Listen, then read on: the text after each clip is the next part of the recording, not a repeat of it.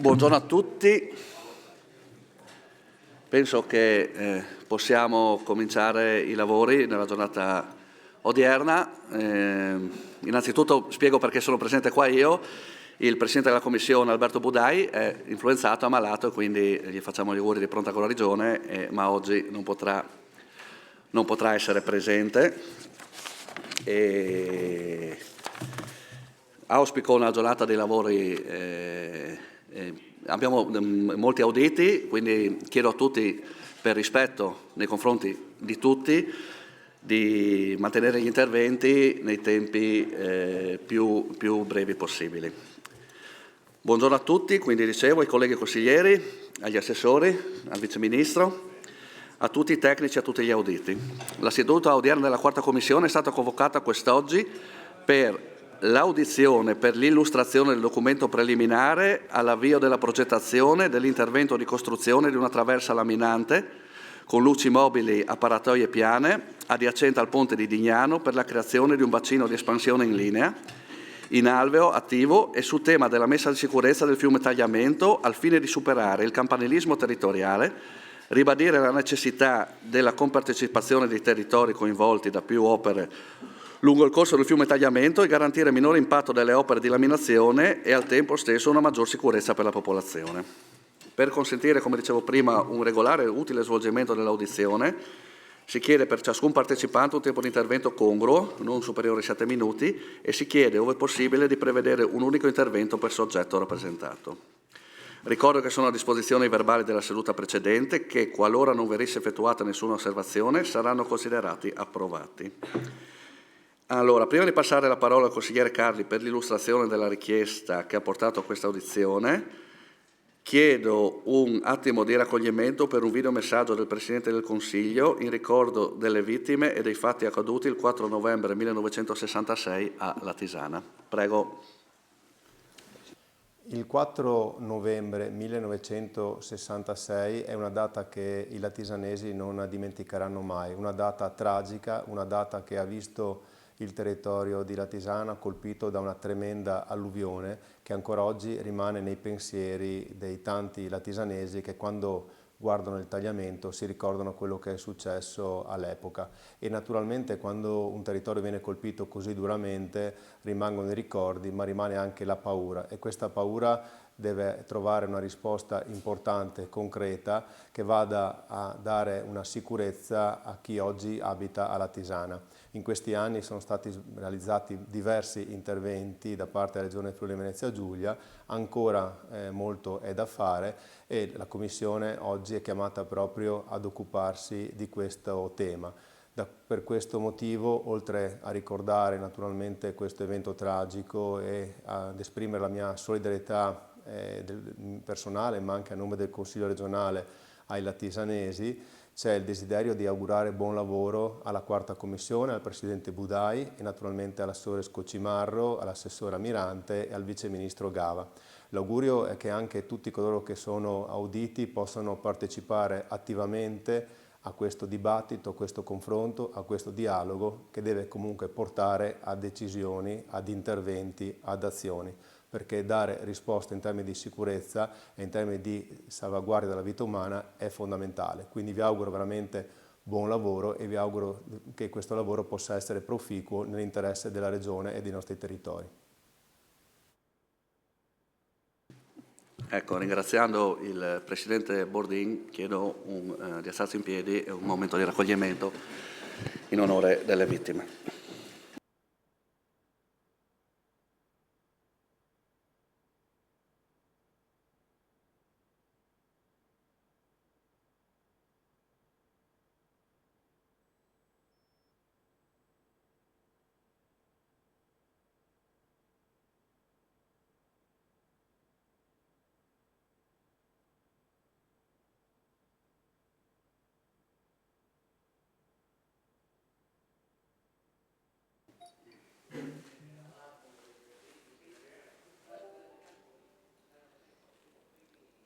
Bene, grazie. Do la Do la parola ora al consigliere Carli che illustrerà i motivi per la richiesta di questa audizione. Grazie. Grazie Presidente. Io credo che idealmente ognuno di noi, osservando questo momento di silenzio, col pensiero sia andato non solo alla tragedia occorsa nella nostra regione ormai 58 anni fa, ma credo che il pensiero di ciò che è accaduto in questi giorni anche in Spagna sia talmente fresco e talmente importante che all'interno di questo minuto di silenzio ognuno di noi abbia voluto pensare ovviamente anche alla condizione delle famiglie, delle vittime proprio di questa, possiamo definirla strage di Valencia. Per cui ecco, volevo sottolineare il fatto che queste tragedie non sono solo un elemento del passato, ma rappresentano anche una tematica purtroppo drammatica anche del nostro tempo. Ed è per questo che è stata richiesta da parte del nostro gruppo consiliare, poi sottoscritta da tutti i vari gruppi di opposizione, questa richiesta di audizione ormai 6 mesi or sono.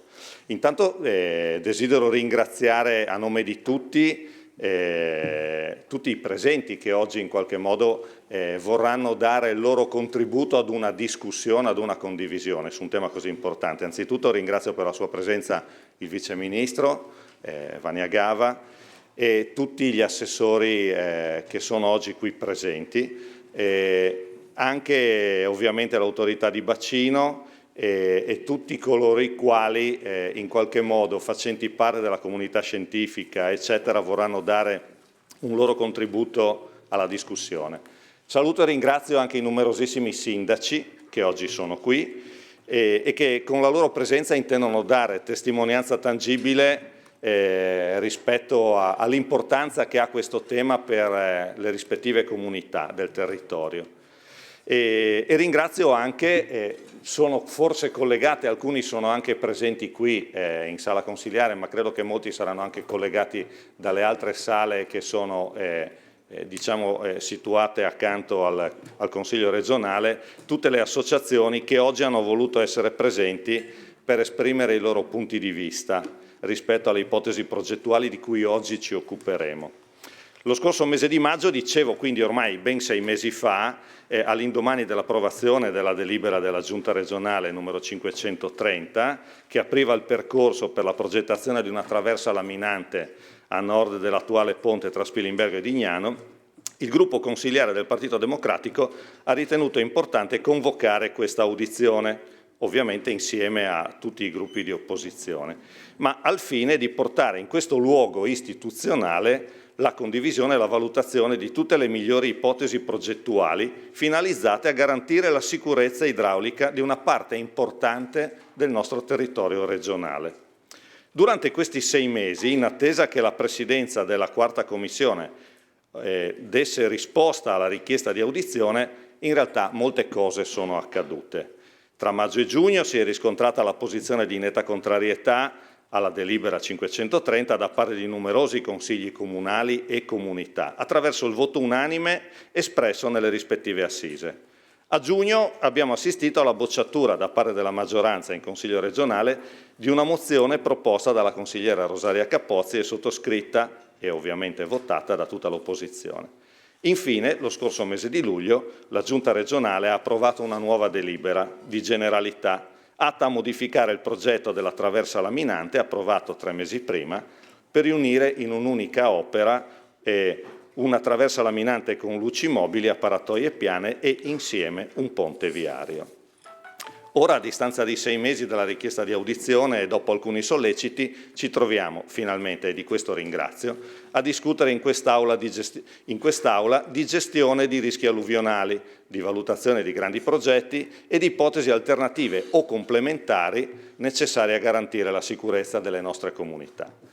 Auspico che questo confronto possa fare tesoro di tutto il bagaglio di conoscenze e competenze accumulate nel tempo attraverso l'esperienza del laboratorio Tagliamento. Oggi è qui presente tra noi e darà il proprio contributo anche l'ingegner Damiano, che elaborò molteplici ipotesi alternative alla mitigazione del rischio idraulico del tagliamento. Mi auguro inoltre che questa audizione non si trasformi in un mero scontro tra posizioni preconcette o peggio ancora tra tifoserie.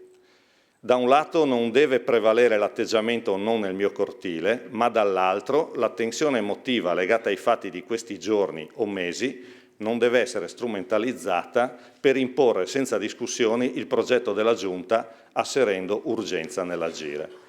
La condivisione poteva e doveva avvenire molto prima, anche alla luce del fatto che la Giunta ha cambiato orientamento almeno 2 volte in questi mesi. In ogni caso, finalmente ci siamo e non dobbiamo sprecare questa occasione di discussione che va interpretata da parte di tutti come utile momento di confronto, volto a fornire indicazioni e suggerimenti a chi avrà l'onere e l'onore di prendere una decisione. Invito pertanto tutti a partecipare responsabilmente a questa audizione con disponibilità all'ascolto reciproco, ad una serena valutazione e alla condivisione. Solo così potremo fare il bene per il futuro delle nostre comunità. Auguro una buona audizione a tutti. Grazie Presidente. Grazie consigliere Carli. Cedo ora la parola all'assessore Scocimarro per la sua introduzione. Grazie Presidente. Mi sposto qui, se no non sentiamo. Prego. Buongiorno a tutti.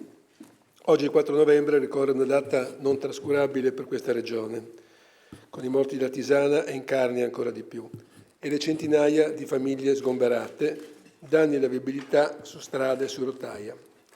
L'acqua di tagliamento e dei suoi affluenti distrusse il Friuli e provocò una ferita indelebile nella memoria di quelle comunità, in particolar modo quella di Latisana, la quale solamente un anno prima aveva visto per lo stesso motivo 11 persone perdere la vita. Credo fosse doveroso partire da questa premessa affinché la memoria e la comprensione di quello che è accaduto preceda ogni discussione in questa sede. Lo vediamo ancora oggi in Emilia-Romagna, quanto il rapporto tra uomo e natura sia fragile, senza spostarci purtroppo all'estero, con le notizie di questi giorni, al quale ad ogni modo il nostro pensiero è rivolto. Situazioni per certi aspetti nelle cause diverse, ma comuni quando si parla di prevenzione. Ecco dunque, per tornare a noi, mi sia consentito fare riferimento ad un altro anniversario. Lo scorso giovedì 31 ottobre a Riva del Cano abbiamo ricordato i 20 anni del primo funzionamento dello scolmatore del torrente Corno. Un'opera di ingegneria idraulica ambientale che ha dato sicurezza, serenità e pianificazione alla zona. Il 31 ottobre 2004, quando entrò in funzione lo scolmatore, c'era una pioggia incessante e aveva aumentato eccessivamente la portata del torrente e con la certezza di portare a valle distruzione e devastazione. Lo scolmatore invece seppe direzionare altrove 3 portate differenti, svolgendo alla perfezione il suo compito. I costi dell'opera sono stati di gran lunga inferiori rispetto a quelli che sarebbero dovuti affrontare per la ricostruzione e sistemazione delle aree interessate dall'esondazione. Prevenire è meglio che curare, sembra una frase banale, ma credo oggi più che mai valga per la nostra discussione, di cui la storia offre un'ottima prospettiva. Possiamo discutere sul PGRA, sul tagliamento, sulle opere, possiamo discutere quanto vogliamo, ma mentre noi cerchiamo una soluzione poggiata sulla condivisione più ampia possibile, la piena centenaria, ricostruita statisticamente dai modelli scientifici, per statistica si avvicina. Non è che questo debba essere motivo per cui si approvano o meno certe soluzioni in base ad allarmismi più o meno privi di fondamento. Ma voglio sottolineare che quello che noi pensiamo possa accadere entro il 2066. In realtà potrebbe essere molto più vicino di quanto pensiamo. Invito perciò a riflettere non sul confronto leale, civile, democratico e argomentato, piuttosto su quanto certe barricate ideologiche e campanilistiche non siano di aiuto alla mitigazione del rischio per il territorio. La delocalizzazione delle infrastrutture di un tessuto sociale e produttivo secolare non è un contributo serio, è semplicemente fantascienza. Non sono io nelle mie funzioni di assessore a determinare la creazione e il funzionamento dei modelli matematici su cui si basano le valutazioni idrauliche, ma in fase di analisi delle stesse è mio dovere umano e politico agire con tempestività. La linea dichiarata e perseguita fino ad ora è un dementalismo dal volto umano. Qualcuno sorride quando dico questo, ma penso che sia la politica più coerente, cioè la coesistenza tra uomo, nel senso di essere umano, ed ecosistema, in cui benessere e prosperità possono declinarsi in un'attenzione all'ambiente circostante. Per fare ciò poniamo in essere tutta una serie di azioni legislative, tecniche, formative e pratiche, in sinergia con enti, istituti di ogni ordine, locali, regionali, nazionali e internazionali, per salvaguardare tanto la natura quanto la vita umana e le infrastrutture. La scienza e la tecnica sono al servizio della collettività, per fornirci dati e strumenti ipotetici e reali in grado di far fronte alle sfide del territorio. Quanto proviene da questa amministrazione non è frutto di illogicità acritica, ma è il risultato di approfonditi studi dei massimi professionisti del settore. Lo dico per ribadire che finché rimaniamo nell'alveo dell'argomentazione sul merito, parliamo la stessa lingua. Quando invece da una parte si valutano proposte e dall'altra si dice lasciamo il tagliamento libero di scorrere, nessuno tocchi il fiume, allora lì si scontrano dialettiche tra il sogno e la realtà. Tutti, io per primo, vorremmo vedere i fiumi scorrere placidi, sempre con la stessa portata, assolutamente non pericolosi, con montagne, prati, campi dei 1000 colori. Ma questa immagine, con tutto l'amore che possiamo provare per la nostra terra, è una cartolina. La realtà invece ci dice che i fenomeni climatici estremi sono sempre più intensi e frequenti. E ancora una volta, ricambiandoci alla nostra regione, non possiamo non citare la tempesta Vaia dell'ottobre 18, la quale aveva visto piogge superiori a quelle del 66. Ma si può dire che abbiamo avuto la fortuna che è venuta prima la tempesta dell'innevamento e con una modulazione temporale di 2 picchi, se no sarebbe stato peggio del 66. Sbaglia chi pensa si trattino pur sempre di fenomeni isolati e imprevedibili. Allora noi dobbiamo aprire gli occhi su quanto sta accadendo e agire prima che sia troppo tardi. Forse con scelte che a certi occhi possono sembrare impopolari, ma quando si parla di sicurezza, di vite umane, va fatto ciò che è giusto, non quello che conviene. Quando portai avanti con fermezza la volontà espressa quasi trasversalmente dalla politica come dei cittadini, tutto il Consiglio regionale, di chiudere l'area a caldo della Ferriera di Servola, non pensavo al voto delle elezioni, ma al bene delle future generazioni. Grazie al lavoro che abbiamo fatto insieme, all'epoca siamo arrivati non alla chiusura in sé, ma a una vera e propria riqualificazione dell'area, con uno sviluppo logistico intermodale del porto. Questo esempio serve per far capire chi oggi parla di diga, mentendo sapendo di mentire, non è una diga, non è una diga. E mente sapendo di giocare con le parole, perché anche in questo caso, come quello appena citato, ci sono tutte le carte in regola per avviare uno sviluppo sostenibile, non con una singola opera, ma con più opere. Opere a scala di bacino idrografico, che affrontano il problema del tagliamento in maniera corale, con soluzioni che vadano anche a riqualificare le aree rurali esistenti. Ecco perché chi è in malafede e parla di mera e banale cementificazione, non vuole vedere come si stia procedendo a un ponte moderno, uno unico, che funga anche da opera di laminazione in caso di necessità, per statistica alcune volte nel secolo, in cui ci sia sopra una nuova viabilità, sia su gomma, pedonale e ciclabile. Tutte queste opere superano di gran lunga le criticità attuali, anche nelle aree in cui non si potrebbe nemmeno battere un chiodo, e invece sono attualmente fulcro di attività pubbliche e private. In tutti i 5 incontri pubblici che abbiamo fatto, nella lettera che ho inviato ai sindaci in sede di Commissione e Consiglio e in ogni occasione disponibile, ho voluto chiarire che le opere di mitigazione del rischio idraulico del tagliamento non sono fine a se stesse, ma possono essere un'opportunità. Nell'era di Varmo sappiamo che il fiume ha una probabilità maggiore di esondare. E allora perché non prevenire e creare lì le condizioni affinché questo avvenga in maniera controllata? Non voglio essere provocatorio né offendere la sensibilità di alcuno, ma è evidente come alcune posizioni fin qui espresse da alcuni comitati e purtroppo anche istituzionali sia riconducibile a quell'acronico NIMBY, che in inglese significa non nel mio cortile. Questa parola indica la protesta da parte di membri di una comunità locale contro la realizzazione di opere pubbliche con impatto rilevante, per esempio le grandi vie di comunicazioni, cave, sviluppi insediativi industriali, termovalorizzatori, discariche, depositi, centrali elettriche simili in un territorio che viene avvertito come vicino ai loro interessi quotidiani, ma che non si opporrebbero alla realizzazione di tali opere se in un altro luogo per loro meno importante. Io ve lo dico, non ho intenzione di mandare la palla in tribuna. Sono qui per tutelare, prima che in ogni campo, ogni azienda, in ogni casa, ogni vita umana con le modalità e gli strumenti che vengono forniti dalla sinergia dei principali esperti.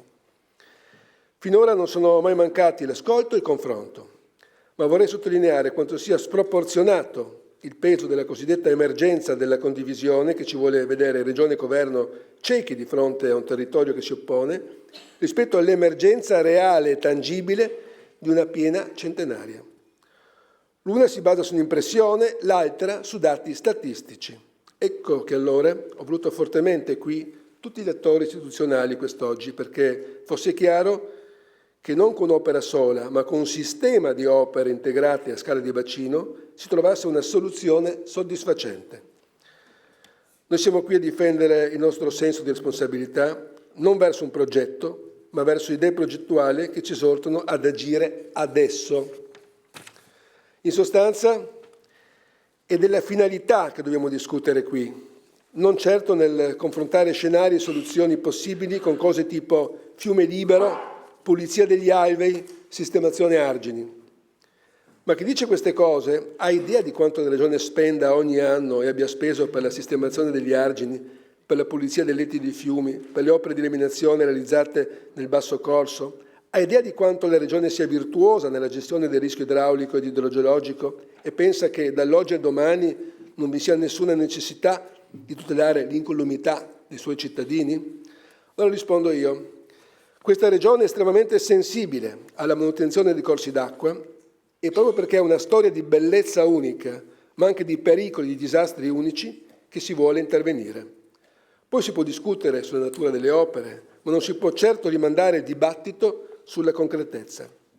Oltre a tutta la coralità di intenti che il dialogo che abbiamo già espresso, ci tengo a ribadire ancora una volta in questa sede che quando verranno individuati i progettisti, perché ancora siamo nella fase progettuale, non siamo ancora arrivati, che sia chiaro, non siamo ancora arrivati alla fase progettuale, si aprirà il confronto tecnico con tutti i comuni interessati dalle opere, trattasi di ponte traversa di laminazione, o di aree di espansione, o di nodi idraulici di ripartizione, o di rinforzi arginali.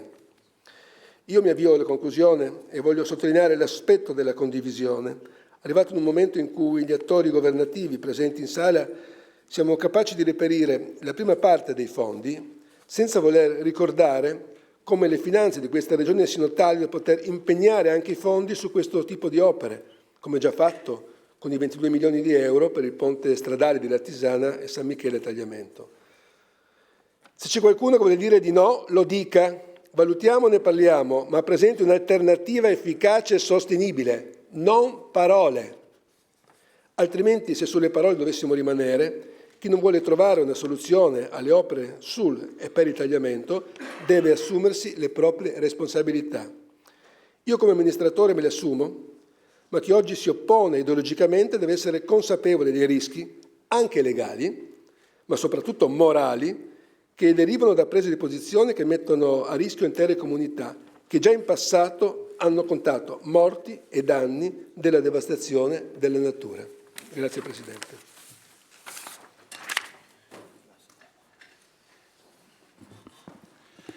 Grazie Assessore. Ora do la parola all'onorevole Vania Gava, Vice Ministro dell'Ambiente e della Sicurezza Energetica della Repubblica Italiana.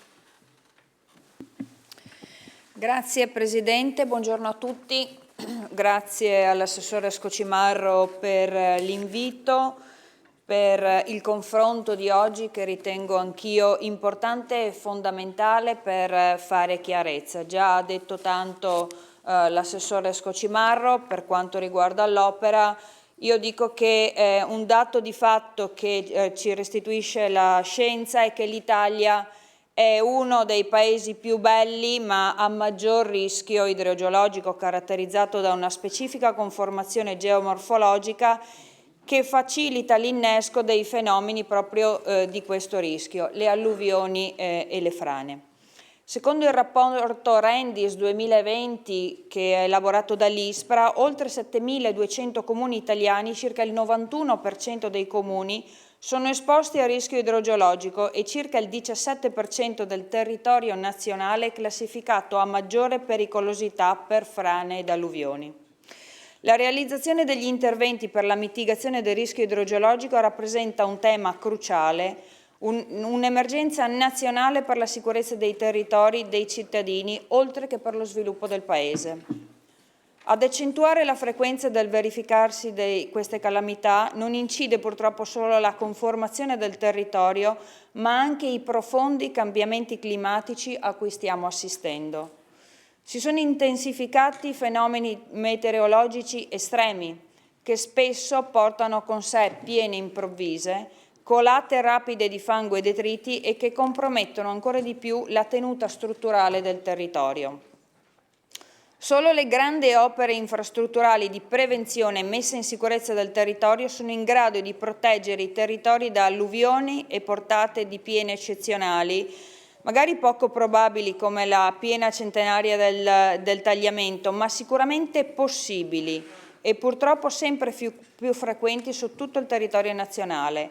Agire quindi in prevenzione è più economico oltretutto che agire per la ricostruzione. Nel novembre 2023, mentre la Regione Toscana registrava ingenti danni in interi comuni travolti da fango a causa dell'esondazione del fiume Bisenzio e di alcuni torrenti secondari, nella Regione Veneto si benediceva l'entrata in funzione del bacino di Caldagno, che aveva protetto dalle piene del Bacchiglione delle zone urbanizzate a nord di Vicenza e nel Padovano. Ugualmente nel maggio 2024 la Regione Lombardia ha registrato 28 milioni di euro di danni derivanti da una violenta alluvione, che sarebbero stati decisamente maggiori se la vasca di laminazione del Seveso non avesse impedito che l'acqua di piena invadesse i quartieri di Niguarda, Cagranda, Istria, Maggiolina e Isola nel centro di Milano. Molto più recenti ricordiamo purtroppo i fatti di Valencia e della Spagna che riguardano questi giorni e queste ore. Lo strumento con cui la scienza, territorio e politica dialogano è rappresentato dalla pianificazione di bacino, attuata e costantemente aggiornata dalle autorità di bacino distrettuale. È in particolare il piano di gestione del rischio di alluvioni, lo strumento operativo di riferimento per la mappatura delle aree a rischio di alluvione e per individuare le misure da attuare per ridurre le conseguenze negative delle alluvioni nei confronti della salute umana, della salvaguardia del territorio, del patrimonio culturale e delle attività economico-sociali. Con l'aggiornamento del PGRA di novembre 2023, l'autorità di bacino distrettuale ha proposto alcuni interventi di mitigazione del rischio nel bacino idrografico del fiume Tagliamento, che comprendono tra le opere infrastrutturali la costruzione di una traversa laminante, la realizzazione di casse di espansione fuori alveo e interventi di adeguamento arginale. Il Ministero dell'Ambiente e della Sicurezza Energetica non entra nel merito delle soluzioni tecniche che la scienza ha individuato, ma è investito del compito istituzionale di assicurare il coordinamento ad ogni livello di pianificazione della difesa del suolo, nonché la programmazione, il finanziamento e il controllo degli interventi in materia di difesa del suolo. Aggiungo, con la massima urgenza e secondo le migliori alternative progettuali. Ai sensi del decreto legge 133 del 2014, Il Ministero è titolare della programmazione del piano degli investimenti di mitigazione del rischio idrogeologico che ha adottato per stralci annuali con un decreto interministeriale MASE Protezione Civile per ogni regione o provincia autonoma, previa intesa con i presidenti delle regioni e delle province autonome interessate agli interventi ammessi a finanziamento nei rispettivi territori.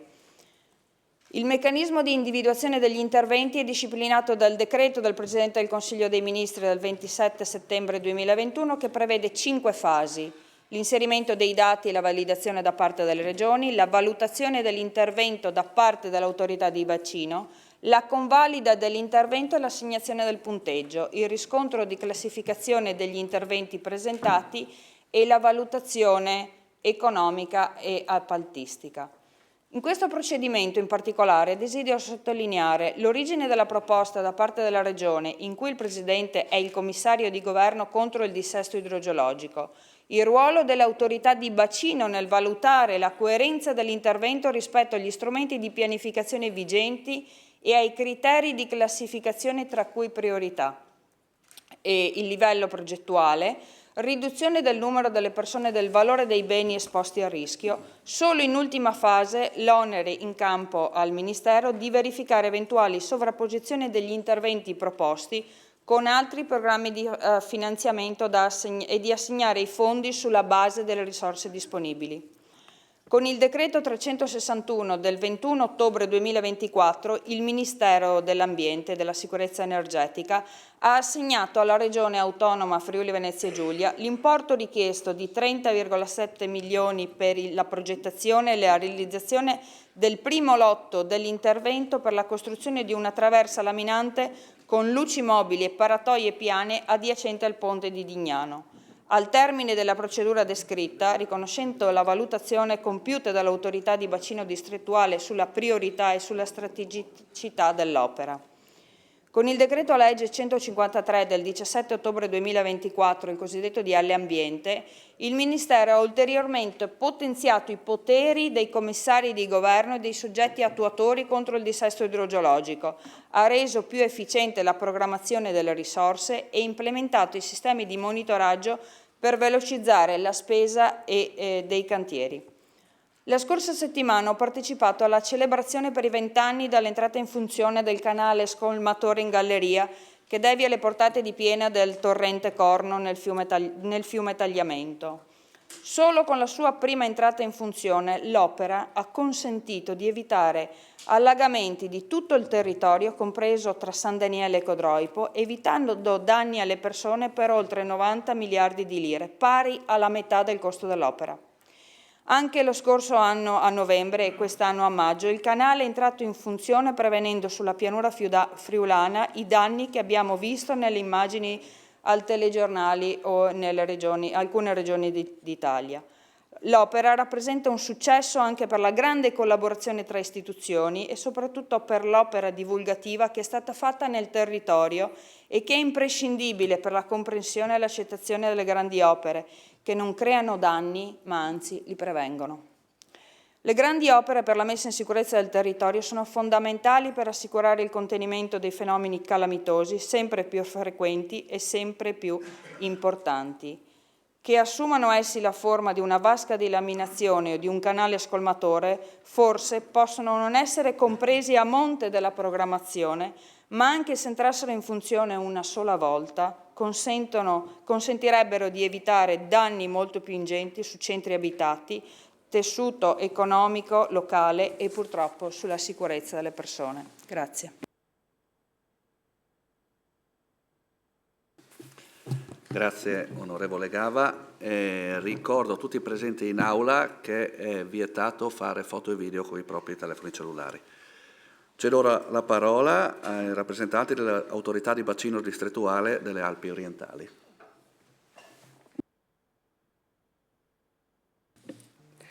Buongiorno, grazie per questa opportunità.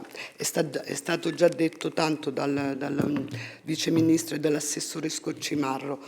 Sono Colaizzi, segretario generale del Distretto delle Alpi Orientali. In merito alle scelte che vengono effettuate in relazione al dissesto idrogeologico e nel caso di specie al rischio alluvionale, l'approccio che l'autorità segue è sempre un approccio integrato, multisettoriale, tenendo in considerazione gli obiettivi e gli interessi differenti che sono in gioco, dalla tutela delle persone, delle attività, dei beni culturali, ma anche della tutela del corpo idrico e della risorsa acqua. Approccio quindi che viene dettato non da volontà o da scelte, ma da norme, da direttive comunitarie, da norme nazionali. Il nostro, restando nel tema del piano gestione rischio alluvioni, è un piano che non è un piano rigido, non dà solo una fotografia del momento, ma è un piano dinamico che si aggiorna di volta in volta anche a seguito e in conseguenza di eventi estremi che modificano inevitabilmente lo scenario di riferimento e per le quali quindi c'è necessità di un aggiornamento. Nel caso della scelta delle misure necessarie si tiene conto quindi delle situazioni di pericolo e di rischio che vi sono sul territorio e si fanno delle scelte. Scelte che nel caso del tagliamento prendono le mosse da diversi anni, a partire già dall'alluvione del 66 e dal laboratorio tagliamento, da cui sono emerse diverse opzioni possibili. Erano state fatte anche soluzioni politiche decise a tavolino senza valutazione di natura tecnica.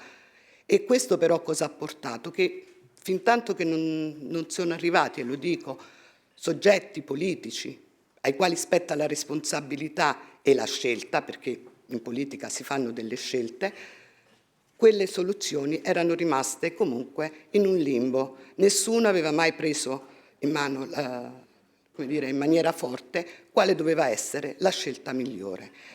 Nel momento in cui abbiamo adottato il piano gestione rischio alluvioni, ma già a valle di numerosi incontri tecnici tenuti tra le due regioni e l'autorità di distretto, si stavano valutando le N opzioni possibili da mettere in campo per trovare una possibile soluzione al rischio che c'è sul tagliamento.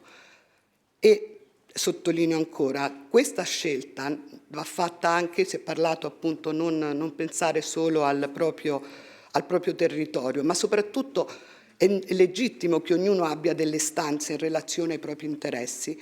Cosa abbiamo fatto invece noi come autorità, come regioni e come Ministero? Siamo stati sopra e abbiamo considerato tutti gli interessi in gioco che verranno valutati e ponderati in occasione della progettazione dell'ipotesi dell'opera che è stata selezionata in relazione anche a che cosa? Alla necessità di garantire la sicurezza a valle, di considerare l'opera che abbia un impatto ambientale più contenuto possibile e di individuare poi anche quelle misure che possono essere messe in campo per mitigare questi impatti.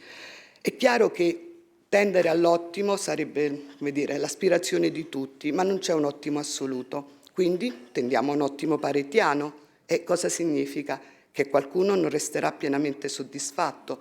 Ma in questo momento le opzioni possibili quali sono? Non facciamo nulla, ci affidiamo al fato. Ci conviene? Non lo so, può essere, se uno ha fede.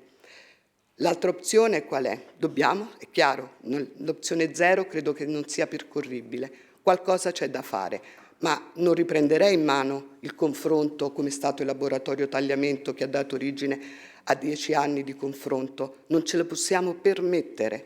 Quello che è stato detto anche dal Vice Ministro, quello che sta accadendo in questi giorni, quello che abbiamo visto da 2 anni a questa parte in Emilia-Romagna e quello che stiamo vedendo in Spagna, non ci consentono di poter perdere tempo, ma bisogna, sulla base di una decisione, che può non piacere ma che va valutata e che oggi stiamo parlando ancora di qualcosa che non ha concretezza perché non c'è, quello che ha detto l'assessore, la progettazione che dovrà procedere secondo quelle che sono le norme e secondo la necessità di un confronto.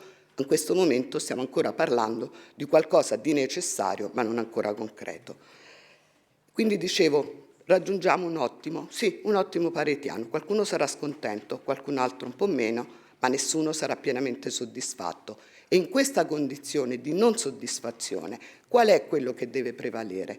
Anche le direttive, quando parlano di necessità di tutela del corpo idrico, di necessità di garantire il minore impatto ambientale, pongono 2 condizioni. La tutela della sicurezza idraulica, che prescinde da qualunque altra considerazione. La seconda opzione, dicevo, l'opzione 0 non è percorribile. La seconda qual è? Fare le opere, quelle necessarie, quelle che sono strategiche. L'altra opzione, delocalizziamo. Tutto? Possiamo permetterci il lusso di spostare intere città oppure opere che sono state realizzate negli anni in situazioni e in luoghi dove non dovevano essere realizzate? Io parto da un principio, da un presupposto, anzi, parlo come autorità di distretto. È l'autorità, chiunque sia stato il segretario precedente o i segretari precedenti, è l'autorità che ne risponde. E i soggetti istituzionali, comuni, ministeri, quando arrivano oggi a prendere una decisione, possono dire altri non l'hanno fatta, ma non si può dire che l'ente, in quanto tale, sia stato, come dire, coscienzioso e responsabile fino in fondo. Quindi quello che si chiede oggi è quello di essere responsabili, consapevoli dell'importanza di quello che c'è da fare e di assumere posizioni non contrastanti o come dire, di chiusura, ma di apertura, e noi siamo qui a dimostrazione che questo confronto non solo non lo temiamo, ma lo vogliamo, però non ritornando indietro a quello che è stato il laboratorio tagliamento. Signori, non ne abbiamo il tempo, perché quello che sta accadendo, e scongiuriamo qualunque cosa che non avvenga anche qui, dovesse mai accadere, avrebbe degli esiti nefasti. Grazie.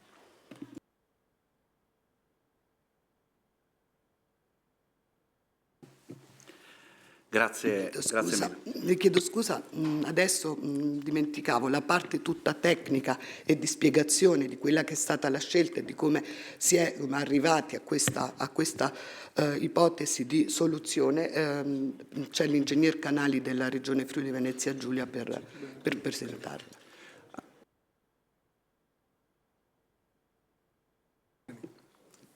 Grazie. Io adesso diciamo che andiamo a cominciare gli interventi tecnici. Comincerei con l'ingegner Giorgio Damiano, che è stato diciamo, è compreso nella richiesta di Carli, e poi passerei la parola all'ingegner Canali, se va bene. Quindi do la parola all'ingegner Giorgio Damiano, componente del laboratorio tagliamento, che ecco, penso sia il signore che sta arrivando. Grazie mille.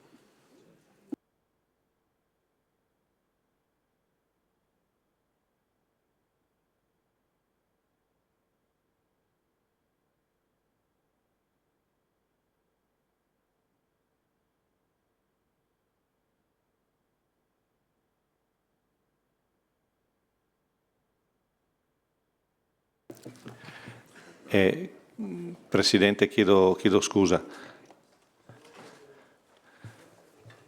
Prego. Sull'ordine dei lavori, sì. Forse sarebbe più importante prima, visto che comunque siamo di fronte ad una valutazione già effettuata dalla Giunta regionale, poter esporre prima quello che è l'esito almeno dell'idea della proposta progettuale da parte della Regione, e poi eventualmente sentire l'ingegner Damiano che a quel punto potrà anche, avvalendosi di quelle che sono le valutazioni della Regione, poter eventualmente controdedurre. Grazie. Quindi chiedo scusa all'ingegnere se non è per mancanza di rispetto che voglia farlo parlare dopo, ma è perché magari potrebbe intervenire con maggiore cognizione di causa rispetto magari all'intervento dell'ingegner Canali o di chi per esso. Grazie. Sì, consigliere Carli, insomma, noi avevamo fatto questo tipo di scaletta, facciamo parlare l'ingegnere Damiano, poi parlerà il tecnico della Regione, poi eventualmente ci saranno delle altre cose da dire. Il tema dell'audizione per noi è capire qual è la proposta progettuale della Giunta. Quella è la base. 5 volte. Assessore, le chiedo scusa, cioè, avete detto che c'è prima una traversa laminante, poi c'è un ponte / traversa laminante, adesso vorremmo capire qual è l'idea, speriamo definitiva, cioè speriamo, l'idea che sta alla base adesso in questo momento della proposta, e poi da questo punto di vista questa idea e questa proposta diventa oggetto di discussione da parte di tutti i presenti. Credo che a livello logico questo sia condivisibile.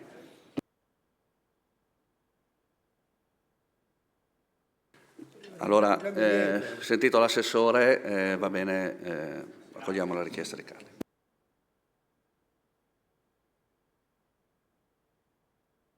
Sì,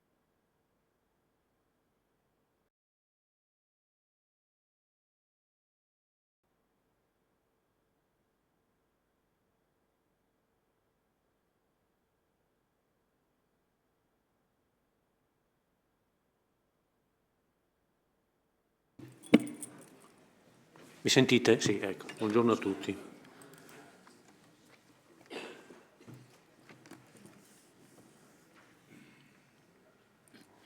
Devo ricaricare la presentazione.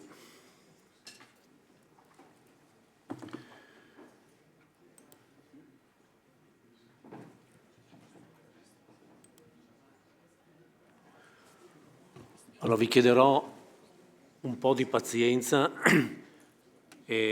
perché io diciamo, farò il coordinatore dell'intervento, poi interverranno anche i colleghi dell'autorità di bacino, l'ingegner Ferri e la dottoressa Moretti, e sarà diviso in 2 blocchi. La prima riteniamo necessario ripercorrere il percorso che avevamo illustrato in questa sede a gennaio, e perché poi tra gennaio e aprile ed aprile oggi sono successe una serie di procedimenti e di approfondimenti che, per portare poi alla comprensione di tutta una serie di tematiche che abbiamo notato sono state oggetto anche di interventi di vario tipo diciamo così, e in varie sedi, ricordando appunto che da aprile adesso sono cambiate anche delle situazioni, e soprattutto cercare di spiegare alcune valutazioni fatte nei mesi e anni scorsi che si ritiene abbiano preso in considerazione tutta una serie di questioni che sono state ultimamente sollevate, e quindi questo non poteva essere assolutamente questa occasione da non perdere per cercare di spiegare meglio tutta una serie di questioni, partendo dal presupposto, parlo in prima persona, che è sempre onere di chi deve spiegare, esprimersi nel miglior modo possibile per agevolare la comprensione, specialmente anche su situazioni che hanno valutazioni di tipo tecnico-scientifico a 360 gradi, quindi non solo nel settore, chiamiamolo ingegneristico, molto articolate. Allora, dobbiamo riprendere un po' di storia, visto che è stata anche citata dall'assessore, dal viceministro e dal segretario generale dell'autorità di bacino.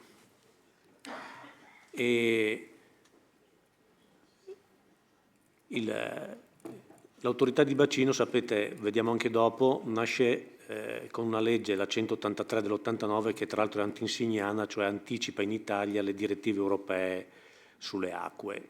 Sul tagliamento viene affrontato con la prima pianificazione, appunto perché il piano di bacino è sostanzialmente un'opera enorme, vengono effettuati i piani stralcio, e tra la fine degli anni 90 e, come vedete, l'inizio degli anni 2000 viene definito quello che è il piano stralcio per la sicurezza idraulica del medio e basso corso del fiume Tagliamento.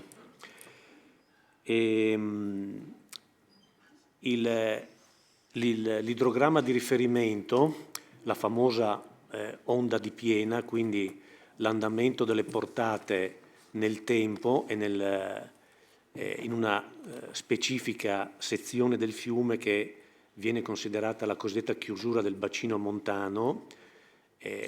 Sostanzialmente l'evento storico del 4 novembre 66 si verificò una precipitazione diffusa su tutto il bacino montano del Tagliamento, circa 2000 km², con un valore medio dell'ordine dei 400 mm. La pioggia che è successa a Valencia in 8 ore, invece qui si verificherà in 36 ore, e generò un'onda di piena che è stata ricostruita. Poi all'epoca qui non c'erano ancora certi tipi di modellizzazione idrologica, che vedremo dopo, per cui dal punto di vista tecnico fu disegnato quella, come viene detta, onda di progetto, su cui il piano doveva dare delle soluzioni. Cercherò di soffermare la vostra attenzione, perché in questi 24 anni il dibattito è molto stato acceso sulle opere di laminazione, e forse non si è, a nostro modesto avviso, concentrata il punto probabilmente su quello che è il punto più nodale della tematica, e cioè la gestione delle portate di piena a valle di Latisana. Ecco, questo ve lo metto già come spunto importante perché lo troverete ricorrente nelle successive presentazioni. Comunque, all'epoca quel piano ipotizzò che il picco dell'onda di piena, poi altri due concetti, vedete che l'onda di piena non è solo un picco, si parla sempre del valore di picco, 4.600, 4.500, 4.000, ma vedete che l'onda di piena ha un picco ma un volume. Tanto per dare un esempio pratico di questi due concetti, se noi abbiamo la vasca da bagno di casa nostra che dentro ha 50 centimetri d'acqua e ha lo scarico di fondo largo 20 centimetri e in giardino abbiamo una piscina ben più grande ma sempre con 50 centimetri d'acqua e lo stesso scarico di fondo di 20 centimetri, quando si toglie il tappo la portata che esce è la stessa, però il volume della vasca da bagno e quello della piscina sono completamente diversi. Questa è la differenza che c'è tra il picco di piena e il volume. Quindi bisogna anche sempre parlare, oltre che del picco, del volume. È fondamentale. E il volume qui dove lo trovate? È sostanzialmente l'area compresa tra il grafico, questo, e questo asse qui. Per cui qua dentro sono le centinaia o le decine di milioni di metri cubi che si propagano nel bacino idrografico. All'epoca le ipotesi furono di abbattere il picco di piena con delle opere di laminazione sul medio corso in modo che alla Tisana arrivassero 4.000 metri cubi al secondo e quindi dovrebbero, poi vedremo dopo il concetto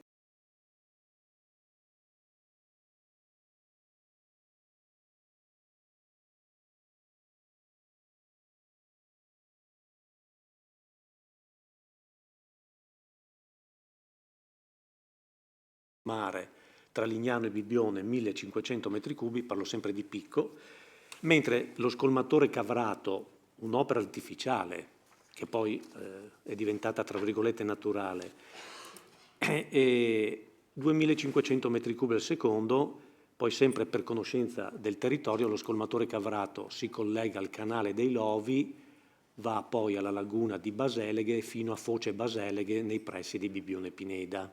Questo è per avere chiaro che bisogna guardare tutto l'ambito di bacino. Poi su questa tematica qui consiglio la lettura di questo libro del 1989 di John McPhee, Il controllo della natura, che racconta, non lo conoscevo però, è una problematica analoga su scala ben maggiore, il bacino del Mississippi, dove la divisione delle portate verso la fine del fiume e il tentativo dell'uomo di governare la natura indirizzando le portate del fiume dove il fiume non voleva andare. E questo è un argomento su cui bisogna riflettere, su cui pensiamo di aver riflettuto. Ecco quindi le opere che erano previste con sostanzialmente delle casse di espansione, poi vedremo questo termine cosa può significare, nella zona all'interno dell'alveo fluviale tra Pinzano e Dignano con un certo tipo di volume. Qua era la priorità degli interventi con la stima dei costi. E quell'opera e quel piano furono oggetto di contestazione presso i tribunali amministrativi. Quando si parla di acque c'è il tribunale, chiamiamolo speciale, delle acque pubbliche, che ebbe varie sentenze che poi si sono sviluppate o prorogate fino alla Cassazione del 2020. E anche per quel motivo, ma non solo, ripercorro la tematica del scusate.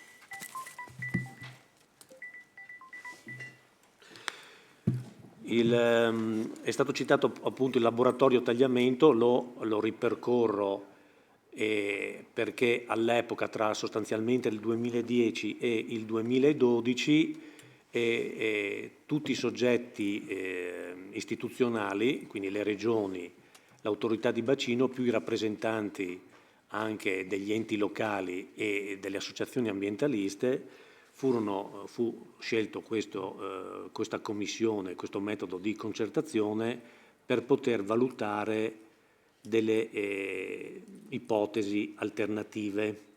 Parlo di ipotesi perché proprio la delibera finale del 2012 sostanzialmente dice che si parla di ipotesi e di idee progettuali e che sarebbe stato necessario in seguito procedere con prima studi di fattibilità e poi eventualmente progetti. Quindi stiamo sempre parlando di valutazioni a livello di ipotesi, di idee progettuali, non di progetti ai sensi della normativa sui lavori pubblici. E qui vedete una serie di valutazioni di alcune opere sul medio corso che furono valutate. E il fatto della necessità già stabilita nel 2012 sostanzialmente di superare l'ipotesi delle casse di espansione sul medio corso che avevano portato a un progetto preliminare che poi appunto ha avuto vicende amministrative che lo misero in seria discussione. Sì. Ah, scusate, mi avvicino, che dicono che non sentono. Ecco. E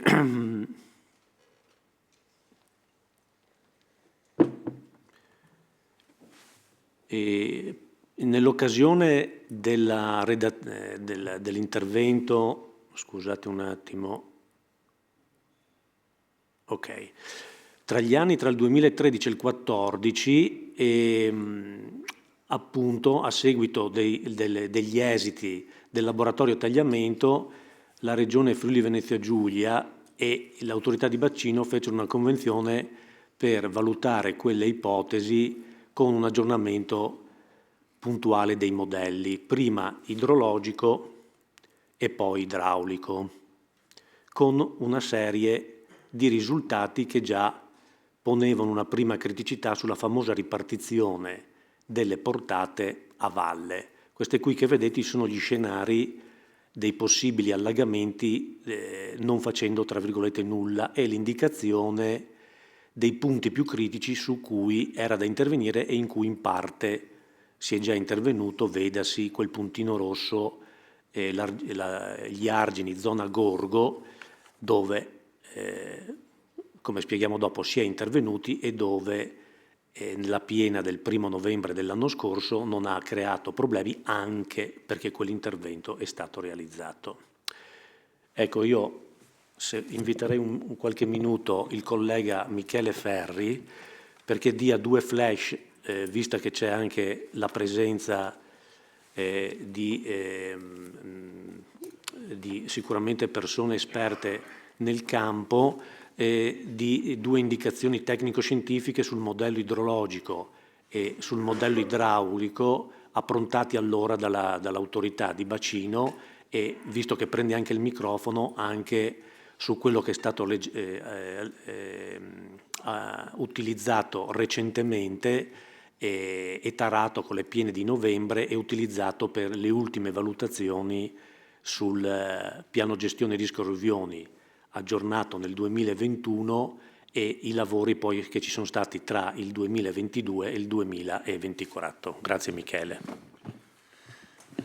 Sì, buongiorno a tutti, mi permetto solo di una precisazione: non tarato ma validato con l'evento adesso spiego, cerco di spiegare brevemente. Ma diciamo che per quanto riguarda il modello idrologico utilizzato è un geomorfoclimatico, quindi da un punto di vista come schema concettuale riprende la teoria geomorfologica, in particolar modo portata avanti e sviluppata dal professor Andrea Rinaldo, di cui sono stato dottore di ricerca e che, ricordo, ha recentemente vinto, ora uso magari il termine non giusto, ma insomma l'equivalente del Nobel per l'acqua. Ma a parte questa referenza, non è questo quello che conta è che quindi se lo schema geomorfologico diciamo rappresenta ha una sua robustezza in quanto fisicamente basato. Per di più noi abbiamo fatto uno sviluppo che lo stesso professor Rinaldo auspicava in un lavoro sul Tirso del 2002, e cioè abbiamo quindi introdotto questa parte del geomorfo climatico, cioè con l'intensità, con il GOH che varia con l'intensità della precipitazione.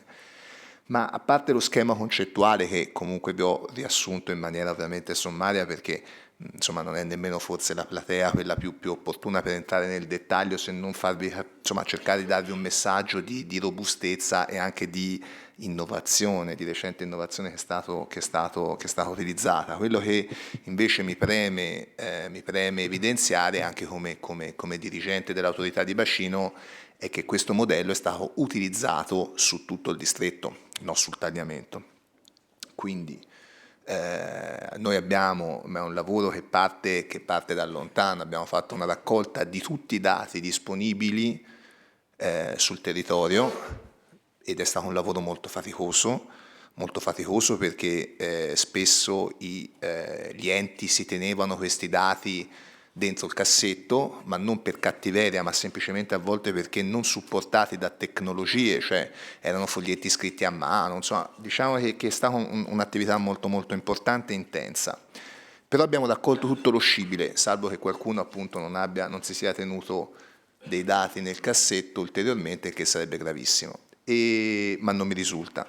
E quindi noi praticamente, prima abbiamo fatto questa raccolta di dati su tutto il distretto, poi abbiamo fatto una taratura del nostro modello su tutto il distretto, siamo andati in comitato tecnico per far,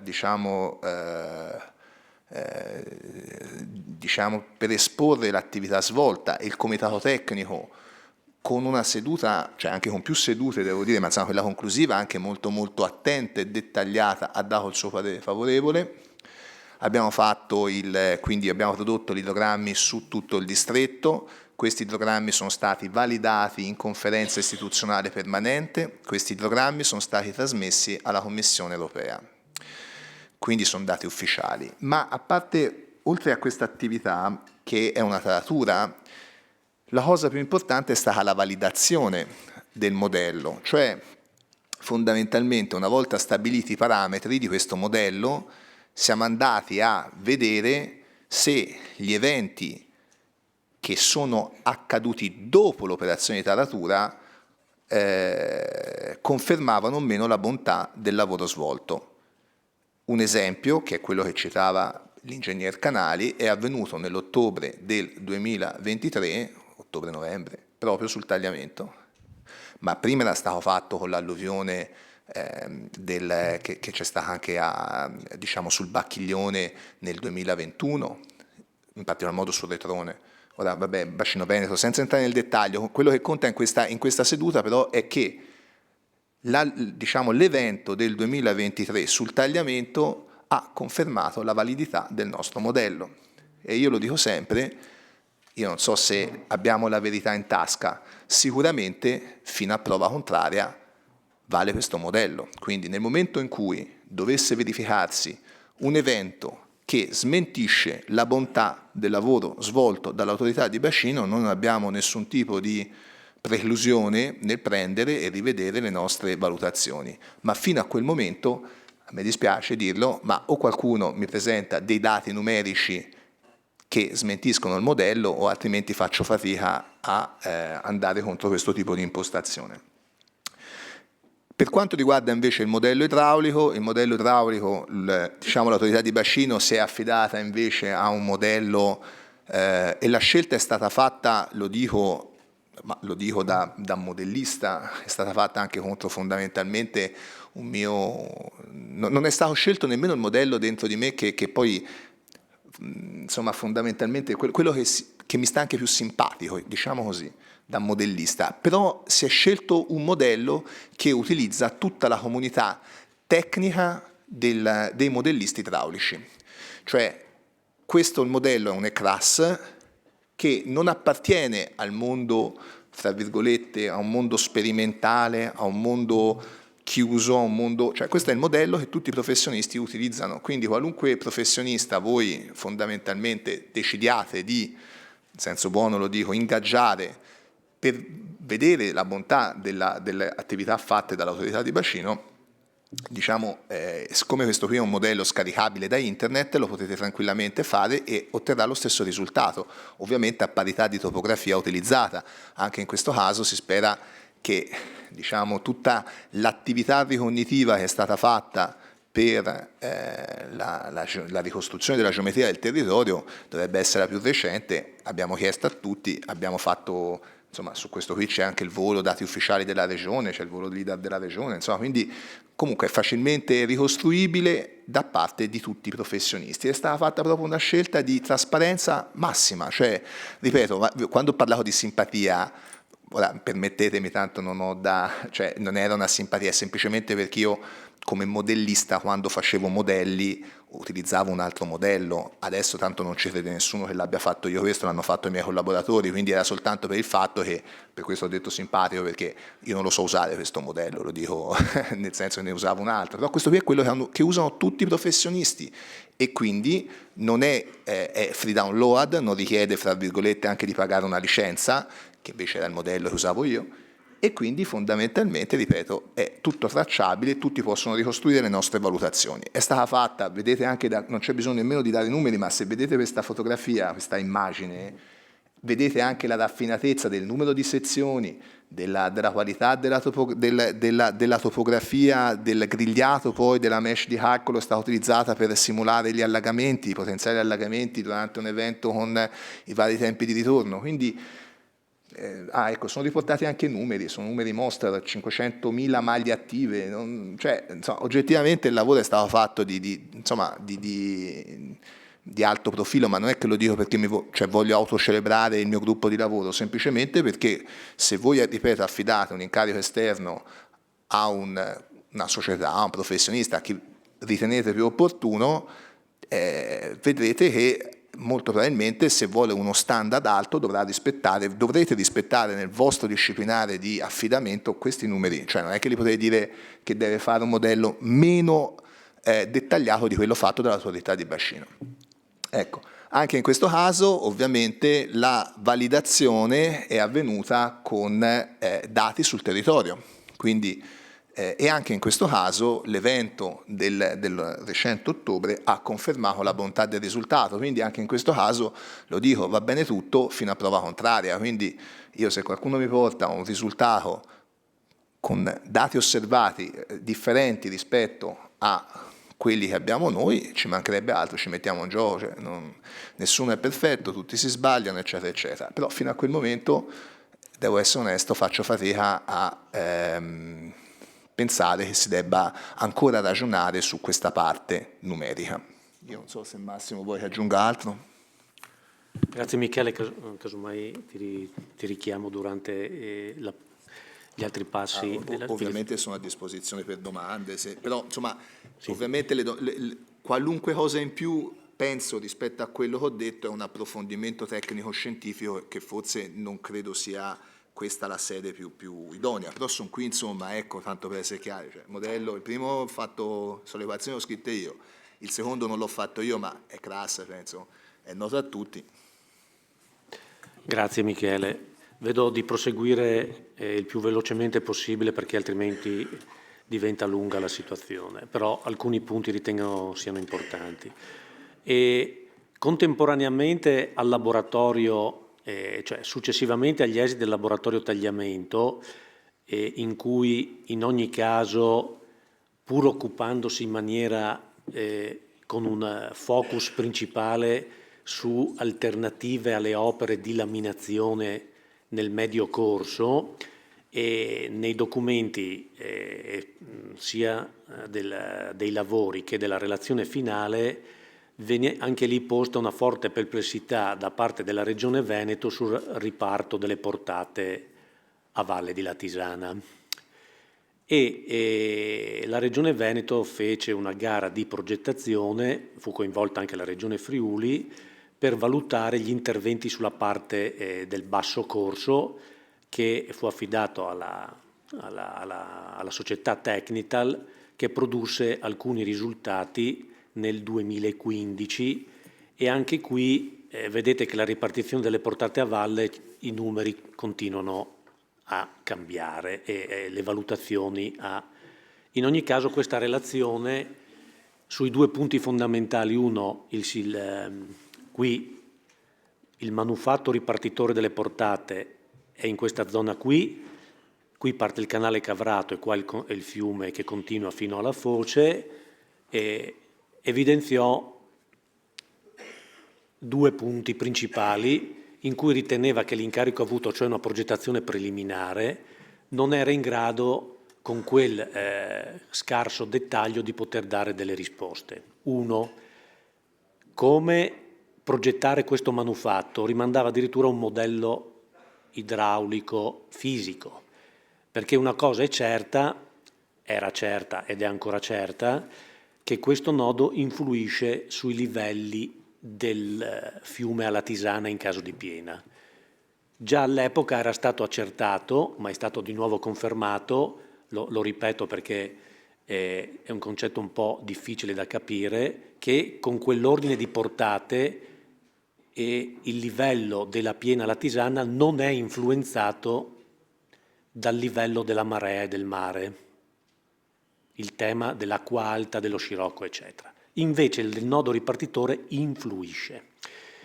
E il problema, che qui l'immagine finisce qui, ma questa portata poi finisce, vediamo, se prima c'era una foto territoriale si capiva meglio, ecco qua, qui vedete che il Cavrato, qua è il canale dei Lovi, la laguna di Baseleghe, questo è Bibbione Pinede, e qua c'è Foce Baseleghe. E anche lo studio technical dice l'impatto delle portate su questo sistema con un grado di progettazione preliminare non è in grado di essere valutato, bisogna andare a valutazioni più specialistiche e più spinte. E quindi adesso abbiamo la sovrapposizione della terza pianificazione. Dico anche perché questo è un problema che è stato affrontato e risolto con un grosso lavoro nel 2021, cioè il piano stralcio di sicurezza idraulica previsto ancora dalle normative dei primi anni 90, dopodiché i piani di assetto idrogeologico fatti in base alle norme nazionali Sarno e Soverato, dico due nomi e non commento neanche, una del 98, la normativa Sarno, e la Soverato del 2000, per cui le autorità di bacino dovevano fare anche quel tipo di pianificazione. Poi l'attuazione delle due direttive europee, la 2000/60, cioè la numero 60 del 2000, e la 2007, sempre numero 60, più specifica, sarebbe una sottodirettiva che riguarda la cosiddetta direttiva alluvioni, che poi è stata recepita dallo Stato italiano col decreto legislativo 49 del 2010, e abbiamo appunto il piano gestione rischio alluvioni, la prima versione del 2016, che è fatta in attuazione di quel decreto legislativo. Ecco qui ci tengo a dire che quel decreto legislativo è stato antisignano, perché a parte che del 2010 è atto una direttiva del 2007, già nella direttiva del 2007 la tematica in base ovviamente agli esiti del panel IPCC dell'ONU, che aveva già decretato sostanzialmente l'incremento degli eventi estremi dovuti al riscaldamento globale, ne tiene conto e quindi impone o pone il fatto di fare scenari con eventi a varia scala di tempo di ritorno. Scusate, una piccola rigressione, cos'è il tempo di ritorno per un evento di piena? È un po', ahimè, visto che la nostra regione ha avuto anche altre esperienze disastrose come il terremoto del 76 e come il grado della scala del terremoto, della scala Richter. Per un'onda di piena è un calcolo statistico che in base a dei dati disponibili più la frequenza è elevata negli anni, quindi più quegli anni sono lunghi, più l'evento è significativo. Quindi quando si osserva un evento e si associa un tempo di ritorno, l'elaborazione statistica dice che mediamente può verificarsi una volta ogni 100 anni e l'evento del 66 è stato valutato di quel grado. La direttiva alluvioni e il decreto legislativo assegna a questi tempi di ritorno statistici una frequenza media, una frequenza bassa al tempo di ritorno di 30 anni e una frequenza rara a tempi di ritorno superiori ai 100 anni. In un primo momento fu definito un tempo di ritorno di 500 anni, poi fu modificato e non fu stabilito il numero, ma nel PGRA già del 2016 l'autorità di bacino identificò in un tempo di ritorno di 300 anni. Poi, come tutti gli scienziati stanno dicendo, questi tempi di ritorno sono in discussione perché sono basati su dati raccolti sistematicamente da quando? Sostanzialmente dagli ultimi 100-120 anni. E quindi si parte da quei dati.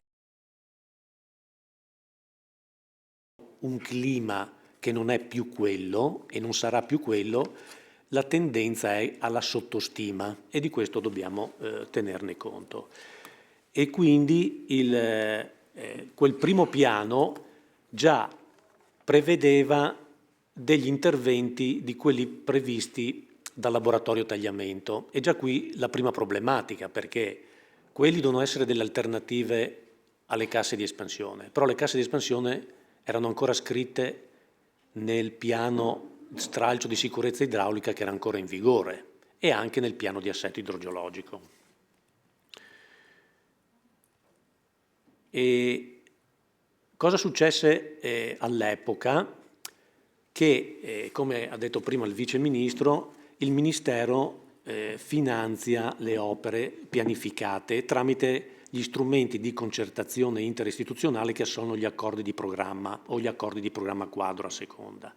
E quindi all'epoca, a seguito degli esiti del laboratorio tagliamento, dello studio technical e del primo PGRA, l'autorità di bacino e le regioni scelsero delle priorità e dove investire i fondi all'epoca disponibili, che vedete riassunti in questa tabellina. Per quanto riguarda la regione Friuli Venezia Giulia, queste attività sostanzialmente sono state tutte fatte.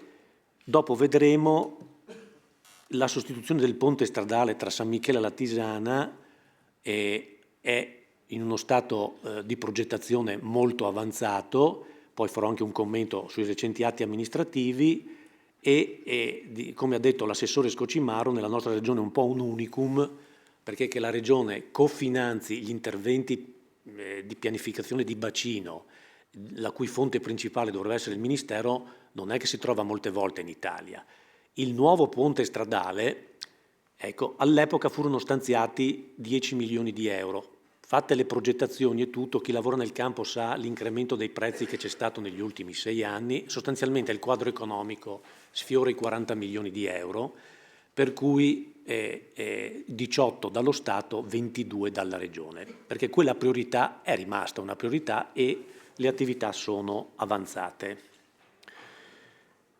Dopodiché, siccome la sicurezza idraulica del tagliamento è all'occhio anche della Protezione Civile nazionale, già prima del Covid la Protezione Civile nazionale stimolò la problematica e propose anche lei un accordo interistituzionale valutando l'avvolgimento di tutti gli enti locali comuni a livello di tutto il bacino, cosa che poi è stata uno dei cardini dell'attività dal 2018 in poi tra l'autorità e la Regione Friuli Venezia Giulia specialmente. Ma questo accordo, questa proposta non andò a buon fine appunto perché i comuni, gli enti locali della zona, chiamiamola collinare, non ritennero opportuno perseguire questo tipo di proposta. Ecco, il Il lavoro che è stato fatto in circa 2 anni e mezzo dall'autorità di bacino e dalle 2 regioni era quello di superare tutte queste stratificazioni pianificatorie dovute alla stratificazione normativa in uno strumento unico. È stato un lavoro molto difficile, sia tecnico che amministrativo, molto complesso perché poi di mezzo sapete tutti cosa è successo a febbraio del 2020, in cui non sono mancati anche confronti molto accesi. Infatti questo strumento che prevede un'adozione e un'approvazione, in fase di adozione le regioni Friuli Venezia Giulia e Veneto votarono contro a quella prima ipotesi, cosa che non era mai successa nei comitati dell'autorità, per poi arrivare a una sintesi nel documento che fu approvato a dicembre 2021 e che prevedeva, come ha detto la segretaria, un certo meccanismo di flessibilità e nell'elenco degli interventi che, ripeto, è programmatorio. Dopo, alla fine di questo primo blocco, verrà fatto un focus sull'iter che è previsto da questo tipo di pianificazione, ovviamente confermata dalla Comunità Europea, per l'aggiornamento dinamico dell'allegato degli interventi proprio dovuto alle necessità mutevoli delle esigenze territoriali o degli approfondimenti tecnico-scientifici. E quindi, e poi adesso mi introduco il fatto della richiesta specifica anche più della giornata, siccome nel PGRA, ma già in quello del 2016, era indicato che il soggetto attuatore delle opere di laminazione sul medio corso è la Regione Friuli Venezia Giulia e ribadito nel PGRA del dicembre 2021, nel 2022 anticipando dei fondi statali, perché anche lo Stato finanzia la progettazione, la Regione ha anticipato dei fondi per iniziare le procedure previste dal Codice degli Appalti per la progettazione delle opere previste di laminazione sul medio corso, che all'epoca erano riportate come l'ipotesi che era stata indicata dal laboratorio tagliamento, cioè un particolare tipo di traversa di laminazione in località di Pinzano. E quindi fu affidato l'incarico per la redazione dell'allora del documento chiamato documento preliminare della progettazione, perché eravamo nel contesto dell'allora Codice degli Appalti 50 del 2016 che prevedeva ancora come regolamento di esecuzione il DPR 207 del 2010 con quel tipo di procedimento che quindi è una fase preliminare alla progettazione e quindi fu iniziato il lavoro per attivare quel documento relativamente a quel tipo di intervento. Contemporaneamente ci fu, come ha detto il segretario generale, il tavolo tecnico istituito direi permanentemente presso l'autorità di bacino con i colleghi della Regione Veneto, soprattutto perché era chiaro a tutti che era rimasta non delineata la gestione delle portate a valle di Latisana. E quindi contemporaneamente furono fatte le attività con tutti gli strumenti che vi ha spiegato il collega Ferri per valutare come rispondere a livello di bacino a tutte le tematiche che erano state evidenziate prima e dopo il laboratorio tagliamento, a cui una risposta tecnico-scientifica puntuale non risultava. In più, una innovazione del PGRA richiesta dalla direttiva europea sono gli interventi non strutturali, e cioè la misura che si collega con le opere di prevenzione e di protezione civile, cioè l'osservatorio dei cittadini, che partì anche quello formalmente nel luglio del 2023. Questa è un'opera, è una procedura detta non strutturale molto importante, perché introduce il concetto di spiegare a tutti che ogni tipo di intervento mitiga il rischio ma non lo annulla, e non lo annullerà mai. Ecco, per cui, come vedete, molte volte la parola messa in sicurezza induce in errore, messa in sicurezza. Parliamo di mitigazione del rischio. E quindi questa è un'attività molto importante in cui tutti i comuni del bacino del tagliamento hanno già aderito, anche del bacino del Livenza, ed è in corso, non mi soffermo molto, perché riguarda anche proprio poi la partecipazione fino al cittadino con le app per la valutazione in tempo reale dell'andamento di una piena e dei suoi rischi. Ma vado avanti veloce su questo.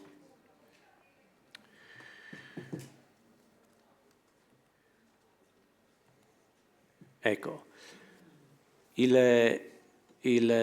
poi diciamo, anch'io, ahimè, o per fortuna, non lo so, mi sono laureato in questa materia, anche il professor Rinaldo è stato mio professore insieme al professor Dal Paos, esattamente 30 anni fa, nel novembre del 1994, per cui io non ho la cultura del collega Ferri sulla modellistica, ma una cosa la so, che tutti i modelli possono essere, sia dal punto di vista della schematizzazione della natura, sia dal punto di vista numerico, i più raffinati possibili, ma se non sono tarati non sono attendibili. Cosa significa tarare? Significa che i parametri che hanno dentro li devo confrontare con eventi realmente accaduti e verificare quali sono i risultati. Quello che ai tempi dell'illuminismo chiamavano il metodo sperimentale. E quindi questo è un aspetto fondamentale, che è imprescindibile. Poi, come si dice, nessuno ha la verità in tasca. Però questo è per vedere che il modello che ha descritto prima Michele, rispetto all'evento del 31 ottobre, 1 novembre del 2003, c'è da dire che attualmente c'è possibilità di fare misure di portata in certe condizioni, con strumentazione che 20 anni fa non c'era.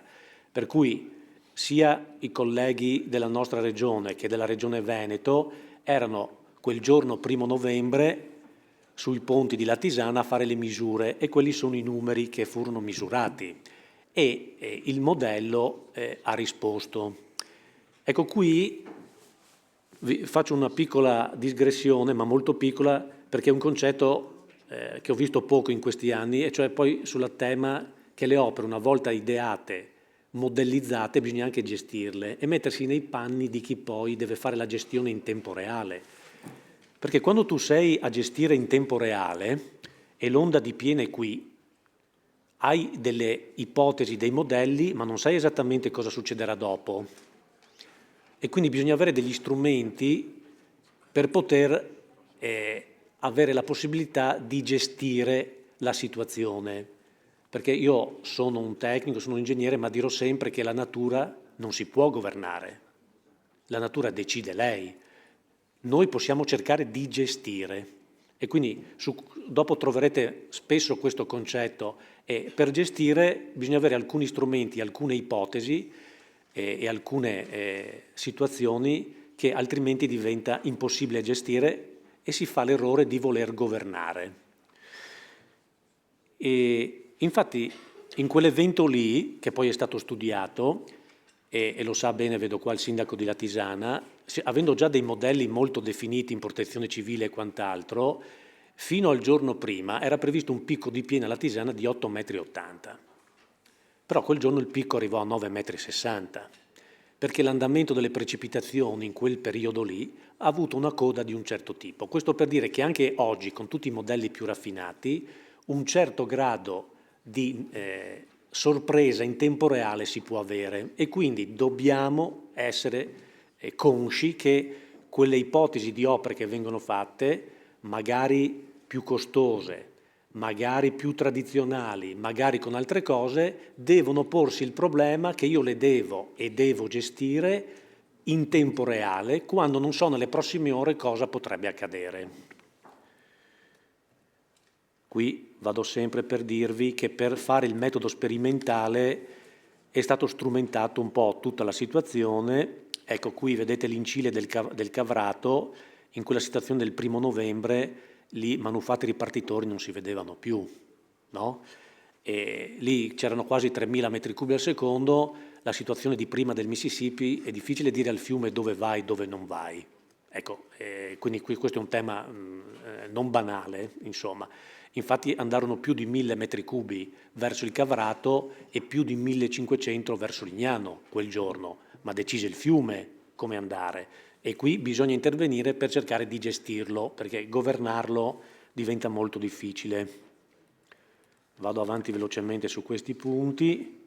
Questo per dire che poi sempre quel modello, e qui ha le ricostruzioni per gli altri due eventi significativi, il Vaia, ecco vedete lì la piena a 2 picchi. Se Vaia non c'era, tra virgolette, questa pausa qui, diciamo, la situazione era più pesante del 66. E io con alcuni colleghi qui presenti, no, non c'è più Amedeo della Protezione Civile, però ricordo benissimo quella notte, quel lunedì notte a mezzanotte del 29 ottobre del 2018, quando io e i miei colleghi universitari dicevamo: ma vedremo mai sui bacini montani della nostra regione l'evento da 1000 millimetri di pioggia e le raffiche di scirocco che arrivano a 200 all'ora? Era quasi per dire, le proiezioni possono... Ecco, io quelle notte li ho visti, non solo io ovviamente, perché a Casera Pradut fece in 48 ore 1000 millimetri e sul Monte Rest ci furono raffiche superiori a 200 km all'ora. Ecco, questa è stata, diciamo così, Vaia. Poi nel novembre 2019, infatti, ripeto, ci fu allerta rossa. Questo per dire, quando ci sono le allerte rosse c'è il massimo dell'allerta, c'è il massimo dell'attivazione della protezione civile, però dopo, quando succedono alcune questioni, diciamo, è difficile programmare. Quindi, a fronte di tutto questo, quale fu l'approccio di quel tavolo che iniziò i lavori subito dopo che ebbe lo strumento? E qual era lo strumento? Un PGRA unico con un sistema dinamico di valutare le opere in base agli approfondimenti e all'evoluzione del sistema climatico. E quindi si iniziò a fare un ragionamento che dovrebbe essere, tra virgolette, in idraulica normale, cioè partire da valle verso monte, ma diciamo ci impegniamo in questo termine. Quindi le portate transitabili senza indurre condizioni di pericolosità, e poi vediamo qual è il concetto di pericolosità, nei tratti terminali verso la foce del Tagliamento e verso Porto Baseleghe. Come le analizziamo? E quindi, una volta capito qual è il numero che può arrivare alla Tisana, vediamo di capire come farlo arrivare e con che approcci.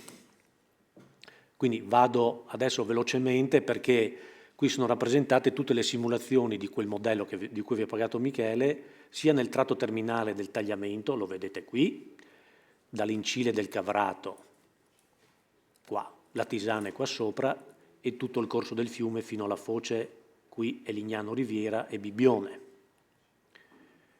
E qua sono le valutazioni che è state fatte, che dopo spieghiamo meglio, con alcuni concetti di pericolosità e di interventi fatti su cui nella nostra regione, devo dire, siamo antisignani, visto che li abbiamo iniziati a fare più di 20 anni fa, la cosiddetta diaframmatura degli argini.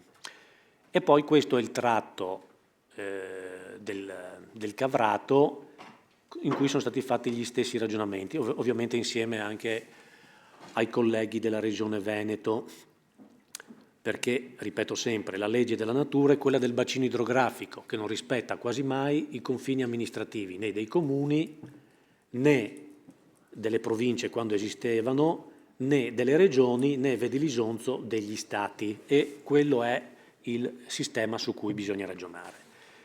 Quindi è stato adottato questo criterio, che un argine diaframmato può far transitare con un certo grado di sicurezza accettabile il cosiddetto franco, cioè l'altezza di sicurezza tra la cima dell'argine e il livello della piena, mezzo metro. Senza diaframmatura la prassi tecnica è che quel franco dovrebbe essere 1 metro. E quindi, tenendo conto degli interventi dove questo ancora non c'è, ma è da fare, che erano quelle tratte prime, le portate esitabili dagli ultimi tratti accettabili dalle foci sono i numeri che vengono lì rappresentati. Per quanto riguarda il Cavrato e la laguna di Baseleghe, come citato anche negli studi allegati dall'autorità di bacino alla relazione finale di questo lavoro di questi anni, ci fu anche uno studio del professor Dal Paus dell'Università di Padova sulla possibilità di che tipo di picchi di piena poteva ricevere la laguna di Baseleghe e la foce Baseleghe, il sistema canale dei Lovi, anche con un modello a fondo mobile per non essere stravolta, e stabilì dei numeri molto simili.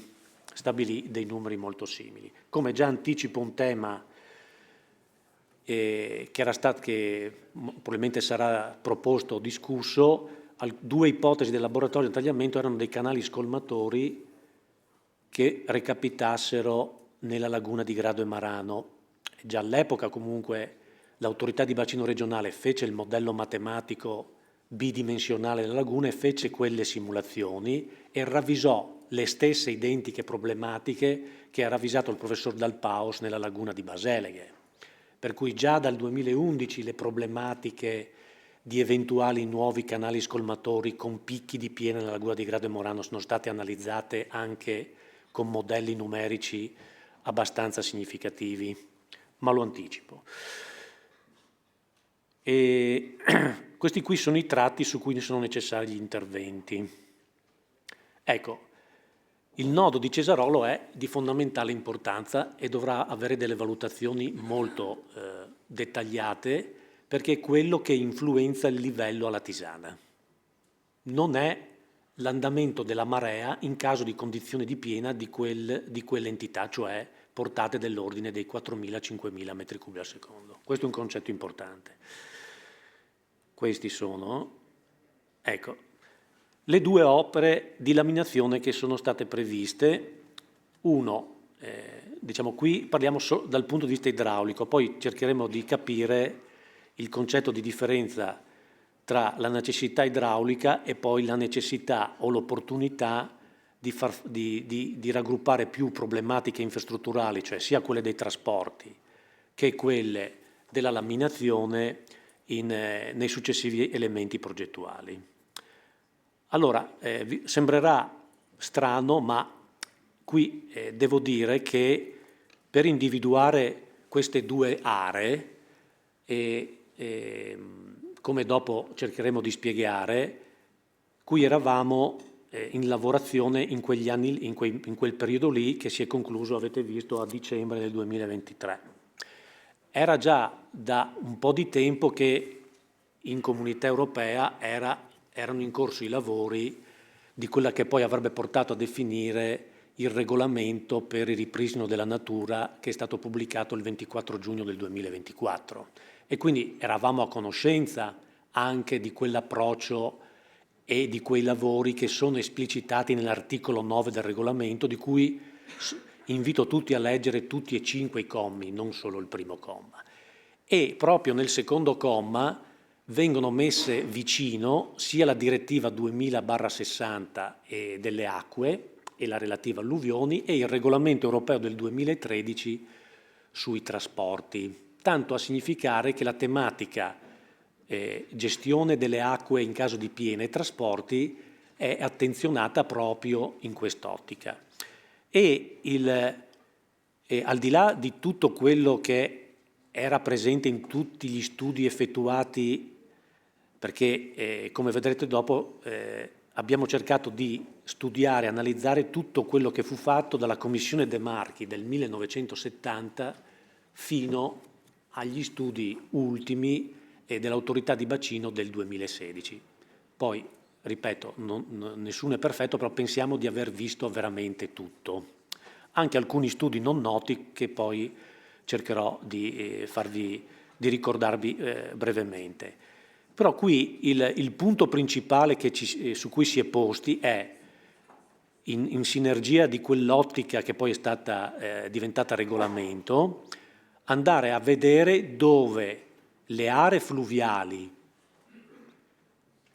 quindi del fiume, erano state interessate dall'attività antropica, diminuendone la capacità o l'espansione in caso di piena, e le aree di pianura dove il fiume è già andato o andrebbe, che è concetto già previsto dalla direttiva 2007 e dal decreto legislativo 49 del 2010, cioè individuare delle aree esterne al corso d'acqua che però in caso di piene sono sempre o sono state interessate dalle esondazioni e potrebbero essere opportunamente utilizzate per gestire certe situazioni.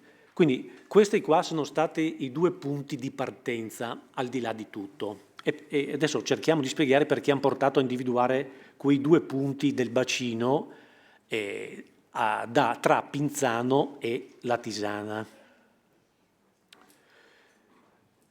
E tra l'altro entro anche qui nel concetto del tipo di opere. Ovviamente più opere sono, meno sono significative, perché meglio si riesce a laminare l'onda di piena in più punti e immagazzinare il volume con entità minori. Però anche qui non si può esagerare, perché poi diventa ingestibile avere troppe opere, se si possono fare, e si cade dal problema o dall'opportunità della gestione a cercare di governare. Non si governa. Troppe opere non si riescono a gestire e quindi già come cercheremo di far spiegare 2 non è così semplice. E qui è stato ipotizzato, rispetto anche alle domande poste in questi mesi, questa è l'ipotesi nella condizione di massima condizione per tarare la potenzialità delle opere. Poi l'aspetto gestionale dovrà tutto essere valutato, quindi funziona prima a monte, poi a valle, con che portate e quant'altro, non sono oggetto di queste valutazioni. Qui era per definire l'entità dei volumi affinché la parte pericolosa dell'onda di piena, perché poi anche questo è un concetto importante, cioè bisogna accumulare quei volumi nello spazio e nel tempo in un certo modo, altrimenti non si abbatte il pericolo di quell'onda di piena. Quindi l'ipotesi nella zona di Dignano è di laminare la piena in quella prima quota, quindi vedete sia concetto del picco che del volume, vasca da bagno, piscina. Questa è la zona, no? Questo qui sono i rilievi, questi qua è il ponte esatto, questi qua sono i pennelli, qui già lo si intuisce, ma lo vedremo meglio dopo, che per realizzare il ponte nel 1923, tra il 20 e il 23, e non solo, fu necessario realizzare tutti dei pennelli, dopo vedremo le foto, sia lato Dignano, Spilimbergo che lato Dignano, che sostanzialmente hanno ridotto l'alveo attivo del tagliamento di 2/3. Vedremo com'era l'alveo attivo nel 1804. Per cui questa è una delle zone tra Pinzano e Dignano in cui l'attività antropica, per n.000 motivi, ha limitato la capacità di espansione del fiume all'interno dell'area fluviale e in certe condizioni. E quindi è uno dei punti in cui il regolamento e le direttive europee mettono la lente di ingrandimento per cercare di partire da lì.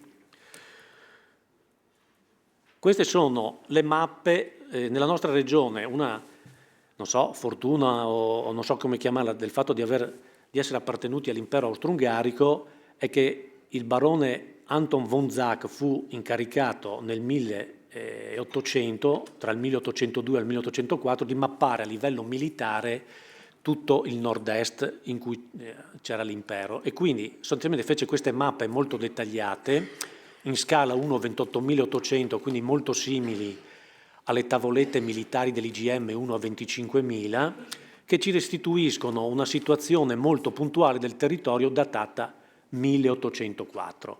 Ecco, qui vedete com'era il tagliamento in quel tratto e sostanzialmente l'alveo attivo con i rami intrecciati e tutte le caratteristiche che conosciamo arrivava fino sotto l'abitato, perché fino sotto la scarpata, che ha una differenza di altezza notevole, che è quasi di 30 metri, e a destra vedete le foto satellitari attuali e si nota sostanzialmente la differenza fluviale di quell'area.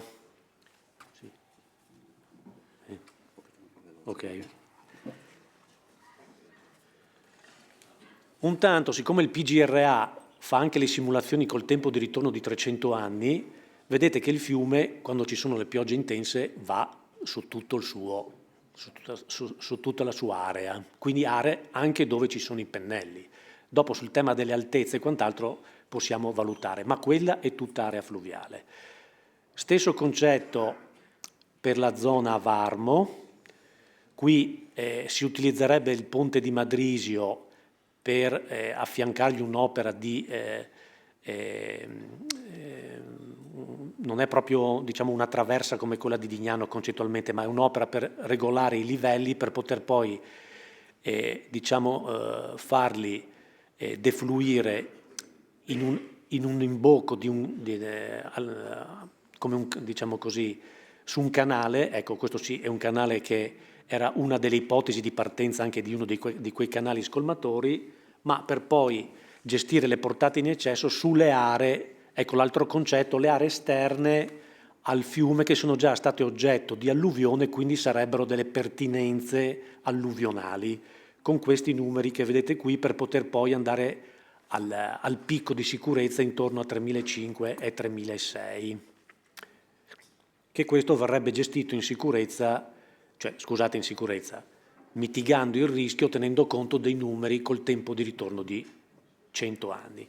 Queste sono sempre le mappe di von Zach del 1804 della zona tra Madrisio e Ronchis, in cui vedete chiaramente come cambia, chiamiamo la pendenza del fiume, perché qui diventa proprio a bassa pendenza rispetto a media pendenza, e quindi è un punto dove cambia pendenza che in caso di piena è una singolarità. E questa è la mappa redatta dopo l'alluvione del 1966, che è negli archivi anche del Consorzio di Bonifica della Bassa Friulana, in cui oltre alle due rotte purtroppo ben note di La Tisanotta e del Parco Gaspari, c'è anche però la rotta di Madrisio, proprio là in quel punto che avete visto prima, e che ha interessato tutta la zona. Ovviamente questa è l'ultima più significativa, poi se facciamo la ricostruzione storica ne troviamo altre a memoria d'uomo, però è l'area in cui sia la direttiva 2000-2007 che il regolamento recente dicono di guardare per. E infatti il PGRA prevede che tutta la zona è a pericolosità idraulica. Qua vado veloce, questo è per dirvi il ponte del 23, inaugurato ad agosto. Nel novembre del 23 ci fu una piena che ne compromise la spalla sinistra, per cui il tema dell'interazione del ponte di Dignano con l'alveo del tagliamento, quello invece che vedete è il ponte di Pinzano che c'era all'epoca in pietra, che la piena del 66 lo destabilizzò completamente, per cui poi fu demolito con gli esplosivi e fu costruito poi quello che c'è attualmente. Questi sono i pennelli costruiti all'epoca contemporaneamente al ponte. Vedete com'era il greto del tagliamento, arrivava fino sotto sostanzialmente la sponda, e per l'epoca erano opere di una certa dimensione, vedete la proporzione con gli operai. Poi avevo fatto vedere già le altre volte altri simili interventi che sono già presenti sul territorio, come le casse di espansione di Sant'Andrat, in cui tra l'altro quell'area di esondazione, siccome negli anni non è stata interessata per una serie di motivi, pur rimanendo di proprietà dei privati dall'agricoltura intensiva, è anche diventata una zona SIC, come la zona SIC è l'area oggetto delle valutazioni in essere. Dopodiché, nella parte finale del fiume ci sono delle singolarità in cui l'attività entropica è intervenuta, e cioè la zona del Parco Zoo e Marina 1, che già adesso hanno delle criticità perché sono in zona fluviale, e quindi in ogni caso è necessario fare delle valutazioni, in ogni caso. Questo infatti vedete è il PGRA alla foce del tagliamento, e quindi sia lato Bibbione che lato Lignano è tutto a pericolosità idraulica, più o meno intensa, perché gialle P2, verde P1, arancione è P3, però sono tutti territori a pericolosità. E quindi questi sono, alla luce di tutti questi ragionamenti, ecco, sull'iter sull'iter della modifica del allegato 3 del PGRA, io do la parola alla collega dell'autorità di bacino perché siccome era stato oggetto di alcune richieste di chiarimenti, oggi cerchiamo di darle. Prego, dottoressa Moretti.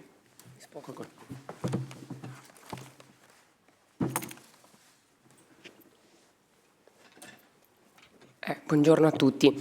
Cercherò di essere super sintetica perché poi credo che si dovrà parlare d'altro. Allora, era soltanto per fare un breve focus sui passaggi procedurali che hanno portato al decreto segretariale 173, con il quale è stato quindi aggiornato l'allegato 3B del PGRA.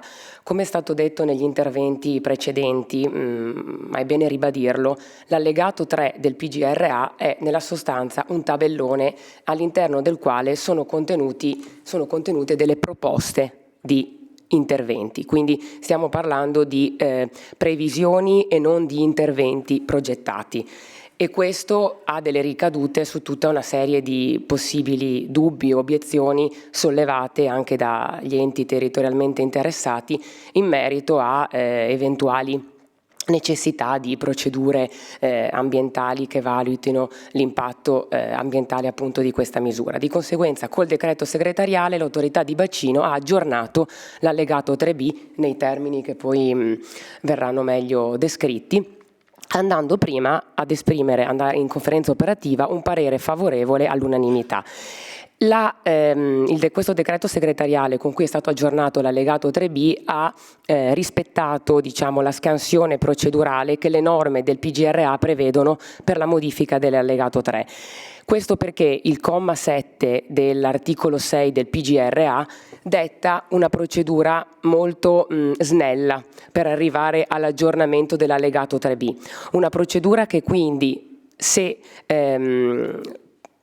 con il parere favorevole della conferenza operativa e una valutazione di coerenza della proposta di intervento con le modalità dell'allegato 2 del PGRA consente di andare direttamente ad emanare un decreto segretariale efficace di aggiornamento di questo allegato 3B, senza ulteriori passaggi procedurali o di tipo provvedimentale, se non la comunicazione che è stata data tra l'altro agli enti territorialmente interessati e alla notizia alla prima seduta utile della conferenza istituzionale permanente dell'avvenuto aggiornamento. Questo perché la ratio di questa procedura è consentire di utilizzare un canale agile che nel caso di mutamenti del contesto ambientale e territoriale di riferimento consenta all'autorità di bacino e alle amministrazioni anche che poi sono direttamente interessate dalla proposta di intervento di arrivare a una modifica dell'allegato 3B che contiene quindi, come è stato già detto ma lo sottolineiamo ancora,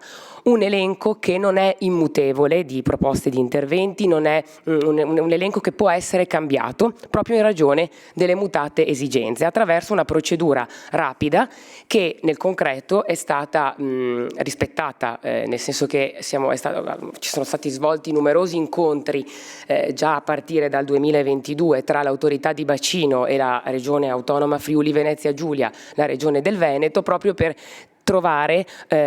stabilire anche un quadro di collaborazione reciproca e di scambio biunivoco di idee sia tecniche che amministrative per arrivare a individuare una soluzione condivisa che consentisse di individuare una proposta di intervento per la messa in sicurezza del basso tagliamento.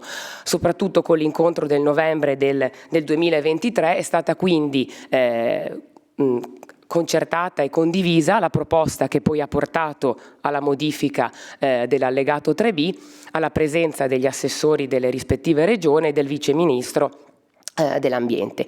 Di qui quindi il passaggio in conferenza operativa che si è espressa con un parere favorevole all'unanimità, con il parere numero 50, e l'emanazione appunto del decreto segretariale. Comunicazione agli enti interessati che l'autorità di bacino ha dato il 28 dicembre del 2023 e comunicazione alla prima seduta utile della conferenza istituzionale permanente. Quindi il fatto che ci sia stato un rispetto della scansione procedurale prevista dalle norme del PGRA dovrebbe scongiurare appunto anche il rischio paventato di possibili contestazioni o azioni nei confronti del decreto segretariale che ha aggiornato questo l'allegato 3B. Decreto segretariale che tra l'altro non si potrebbe neanche considerare autonomamente lesivo degli interessi dei comuni territorialmente interessati. In questo senso anche di recente il Tribunale Superiore delle Acque Pubbliche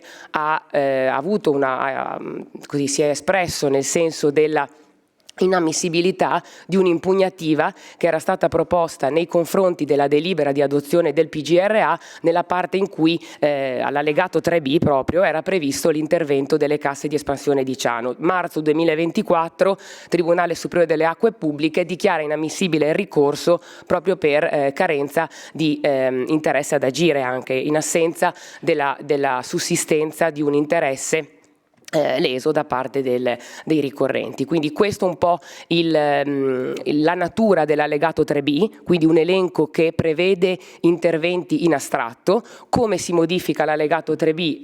L'abbiamo detto, quindi una procedura tendenzialmente snella e rapida, passaggi procedurali che in concreto sono stati tutti rispettati per arrivare all'emanazione del decreto segretariale e quindi necessità successiva di valutare in concreto, in contesti procedimentali a ciò dedicati, se la possibile, il progetto dell'intervento e non la mera previsione di un intervento, perché qui credo sia bene un po' soffermare l'attenzione, l'eventuale progetto dell'intervento che dovrà avere anche un livello di sviluppo non maggiore rispetto al documento preliminare di avvio alla progettazione che è oggetto della DGR della Regione Friuli Venezia Giulia, quindi vedere in concreto se il progettato intervento sarà e quali saranno i possibili impatti e quale sarà l'incidenza in concreto del progetto sulle componenti ambientali in gioco. Questo passaggio sarà doveroso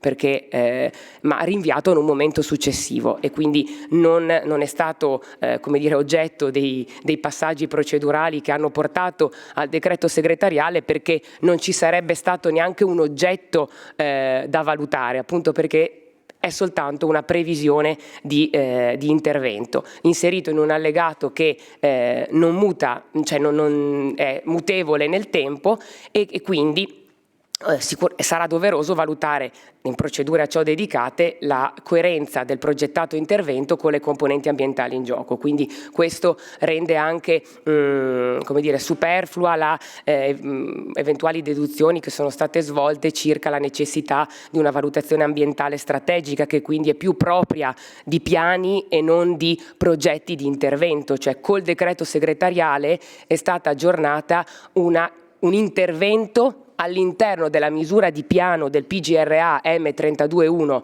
che riguarda la regolazione dei deflussi idrici, che è rimasta immutata. Quindi immutata la misura risulta anche non necessario procedere a una valutazione ambientale strategica del piano. Quindi si potrà semmai e si dovrà valutare la coerenza del progetto dell'intervento progettato con l'ambiente in sede della procedura, ad esempio di valutazione di impatto ambientale, e non solo con l'ambiente insomma inteso in senso lato.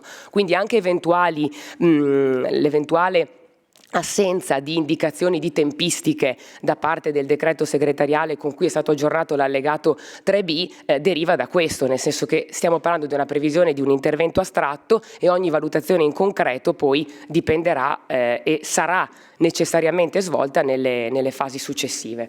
Da ultimo il discorso finanziario, la copertura finanziaria. Okay.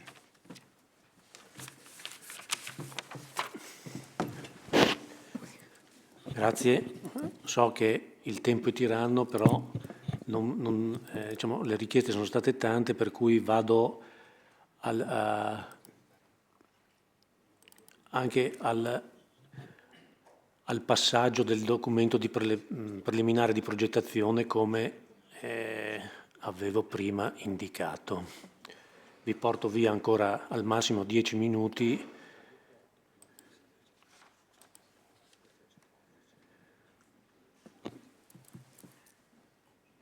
Allora, dobbiamo ricordarci, siamo nell'aprile 2024 e quindi a seguito diciamo, dopo lo vedremo meglio, era già partita da 2 anni un'attività per definire questo documento previsto dal codice e l'operatore economico, la società che era stata incaricata, è stata anche di supporto per tutti i lavori che abbiamo cercato di spiegare qui, perché nelle simulazioni che ha fatto l'autorità di bacino col modello che prima ha spiegato Michele Ferri, sono state inserite le tipologie di opere previste dal punto di vista idraulico e cosiddetto della foronomia idraulica, cioè a Dignano e a Madrisio, per avere gli elementi tecnico-dimensionali affinché fosse definita quella laminazione dell'onda di piena in quei 2 punti, che speriamo di aver capito perché in quei 2 punti. La ratio di quelle 2 aree diciamo, ha a monte quei ragionamenti che abbiamo cercato adesso di spiegare. Ovviamente lì in quel modello sono stati inseriti dei dati, delle ipotesi affinché dal punto di vista idraulico l'effetto sull'onda di piena fosse quello che vi abbiamo rappresentato. Cosa prevedeva allora il codice? Appunto perché chi ha fatto lavori pubblici per tanti anni sa che una volta, per tantissimi anni, fino alla legge Merlmoni, c'era il progetto di massima e poi il progetto esecutivo, poi sono iniziati 3 livelli di progettazione: preliminare, definitivo ed esecutivo, e solo con il 50 c'è un approccio più, chiamiamo sistematico, in cui ci si pone delle valutazioni preliminari prima di partire con la progettazione. E quindi vedete che questo tipo di elaborato prevede di esplicitare una serie di tematiche: lo stato dei luoghi, gli obiettivi, le esigenze e le funzioni, in questo caso evidentemente sono tutte quelle declinate dal PGRA, regole, norme, requisiti tecnici, vincoli territoriali e strumenti di pianificazione, i livelli di progettazione elaborati da redigere, la procedura di scelta del contraente, l'ipotesi di quadro economico.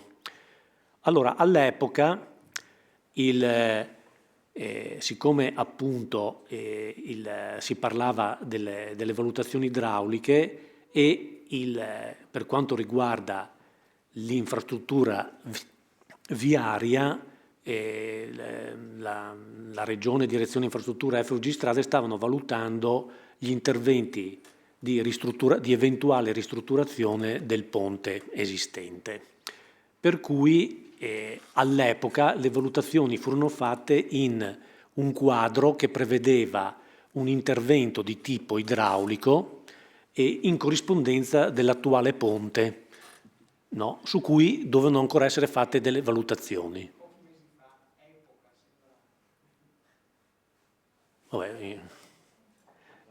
Diciamo, ricordo che queste analisi sono iniziate nel 22, sì, aprile è quando sono finite una prima parte di valutazioni.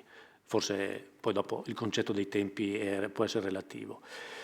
E qui appunto estraggo alcuni contenuti del documento di aprile, che però, ripeto, è frutto di 2 anni di lavoro, iniziando a pensare ad un'opera e poi passando ad un'altra, come poi cercherò di spiegare. E questa qui è la descrizione dell'opera, del ponte di Dignano esistente, che molti, anzi quasi tutti, conoscono, in cui potete vedere la situazione, ripeto, prima. Ecco. E allora, l'ipotesi idraulica, quindi l'area, pensiamo di aver capito perché in quest'area, perché vedete qui l'area fluviale rispetto alla situazione geomorfologica, è chiaro che l'attività, tra virgolette, di colonizzazione antropica è stata significativa. E vedete infatti la sezione del fiume, qui si capisce chiaramente che è praticamente più o meno tutto a quote, poi ci sono le scarpate alte, e questi qui sono i pennelli costruiti che hanno determinato sostanzialmente questa situazione. Ecco, per cui l'ipotesi di intervenire lì per poter utilizzare tutta l'area fluviale del fiume in condizioni di evento significativo. Dopo vediamo quanto significativo e probabilistico. E vedete sulla destra i livelli che possono essere raggiunti di invaso a seconda delle regolazioni che possono essere fatte in quella sezione. Dopodiché in quel documento c'è anche un'analisi dell'uso del suolo e una prima individuazione delle interferenze cosiddette, che in realtà tutte quelle X che vedete lì sono già in area fluviale, per cui già attualmente hanno un grado di rischio di esondazione in certe condizioni, già attualmente.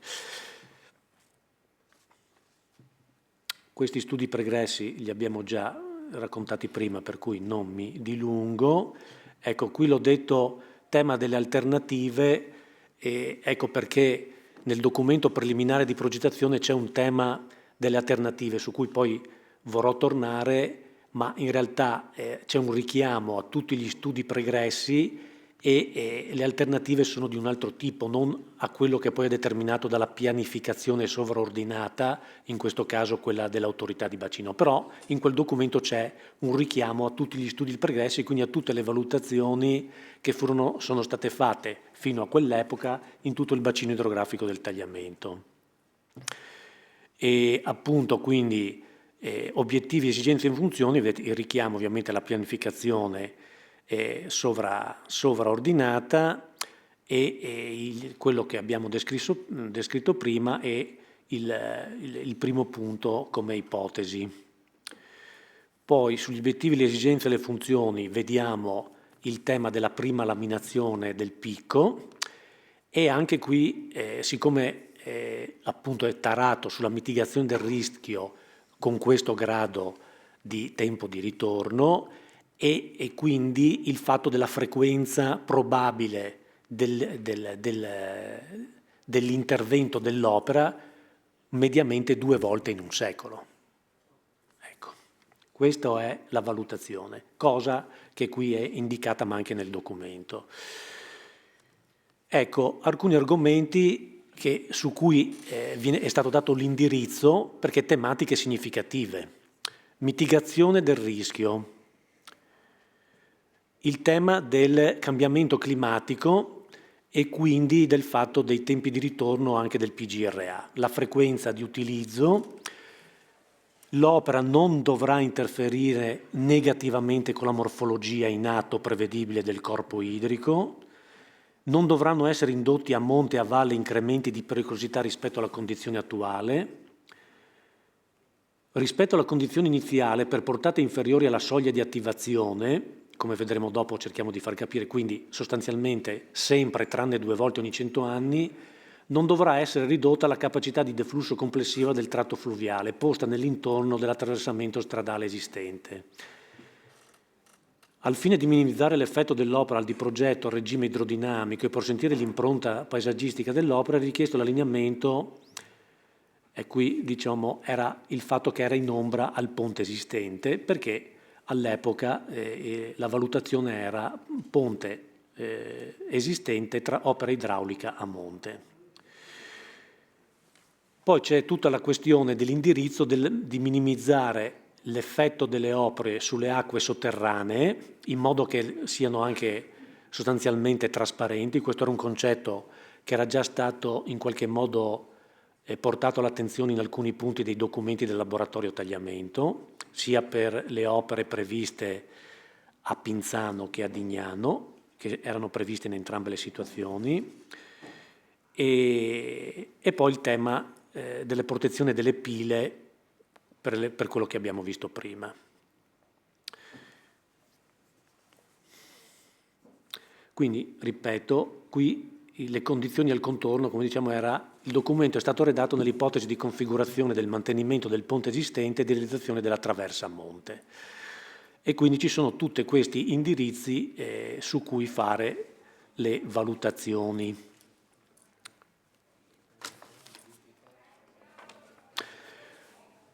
Ecco, l'autorità di bacino nel suo modello ha fatto le valutazioni e per ottenere quella laminazione ha stabilito con le simulazioni che il livello massimo dell'acqua arrivasse a circa quota 105, cioè circa 10,5 metri rispetto al piano medio delle ghiaie, che è una quota 2,5 metri più alta della quota di calpestio del ponte attuale.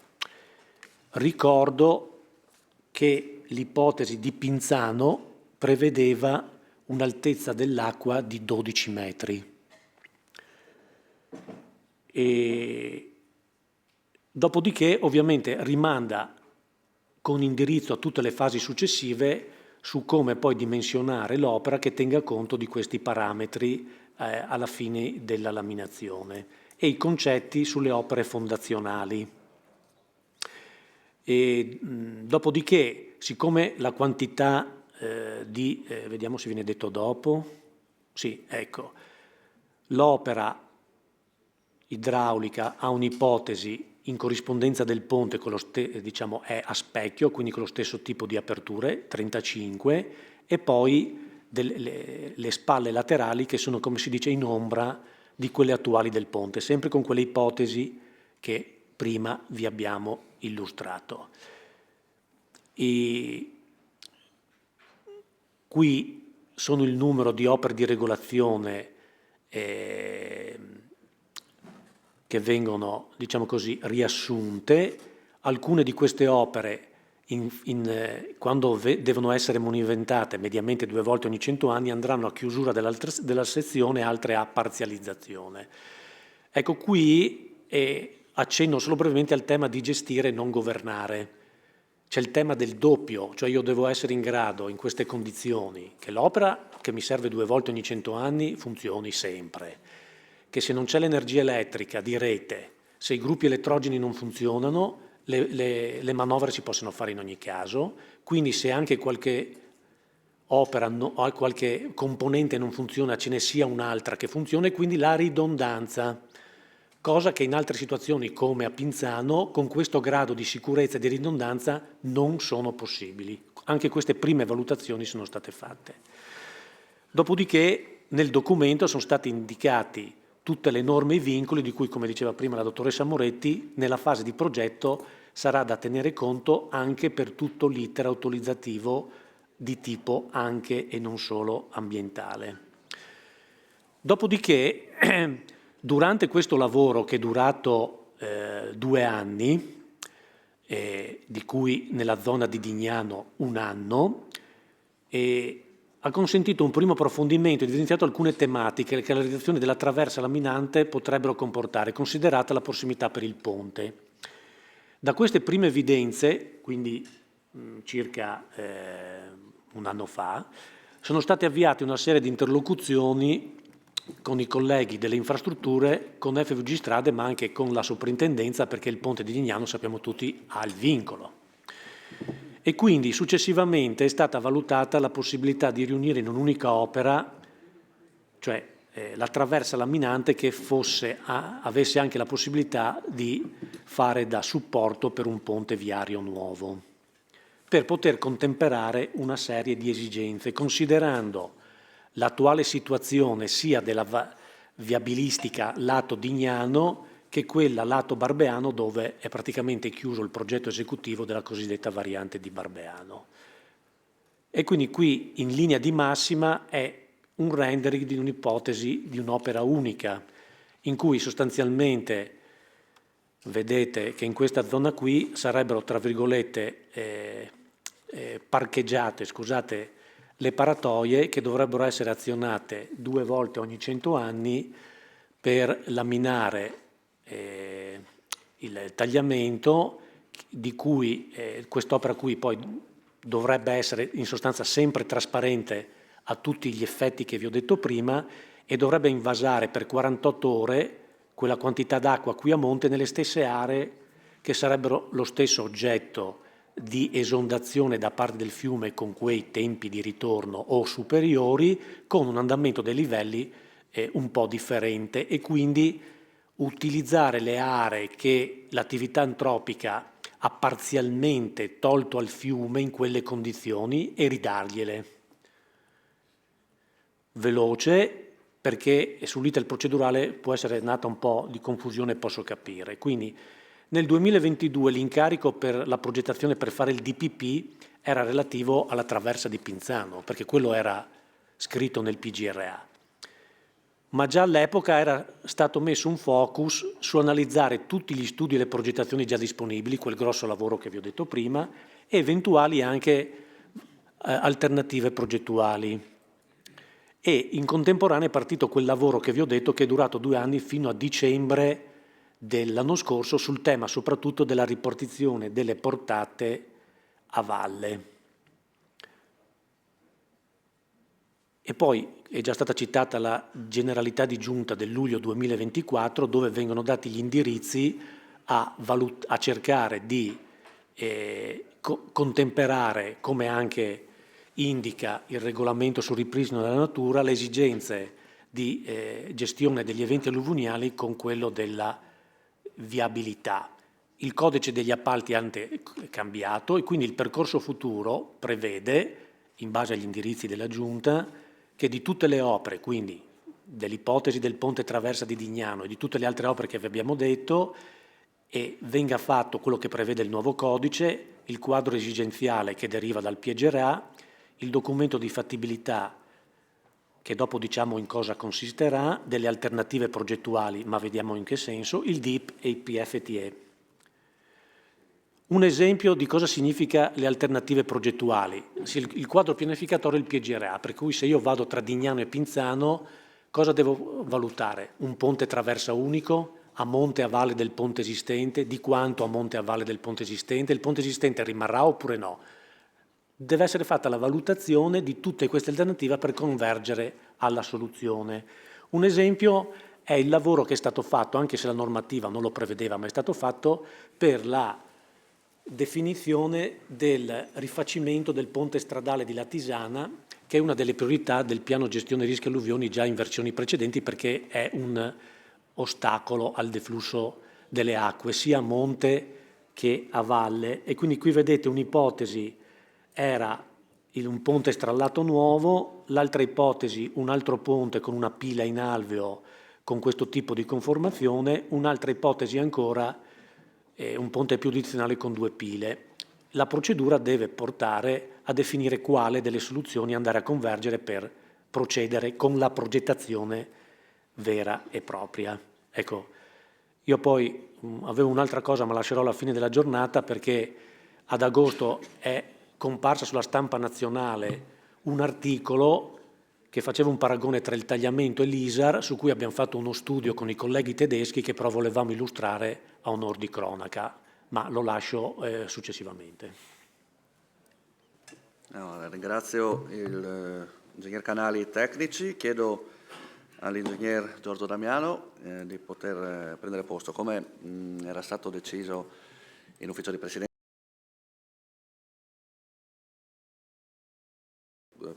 contingentamento dei tempi, perché insomma penso sia interessante per tutti, appunto per tutti noi, sia per i commissari, sia per gli auditi, sia penso che per la Giunta.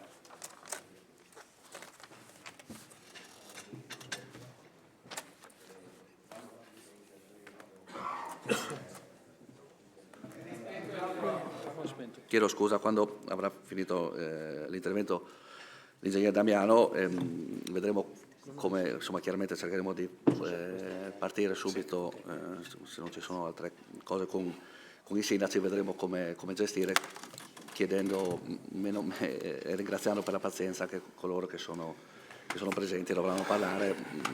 Vedremo come gestire anche l'eventuale pausa, anche in base alle esigenze di tutti. Quindi do la parola all'ingegner Giorgio Damiano quando è pronto.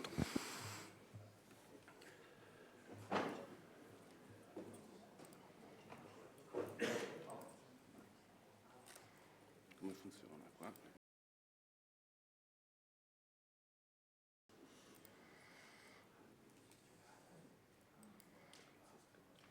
Qua come si fa a chiudere? Un attimo che...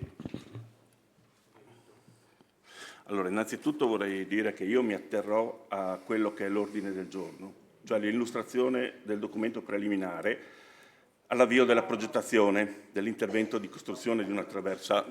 Sì, ho detto mi atterrò a quello che è l'ordine del giorno, cioè in pratica la spiegazione, un po' l'interpretazione del DPP, quello che nell'ultimo passaggio di cui ha parlato l'ingegner Canali.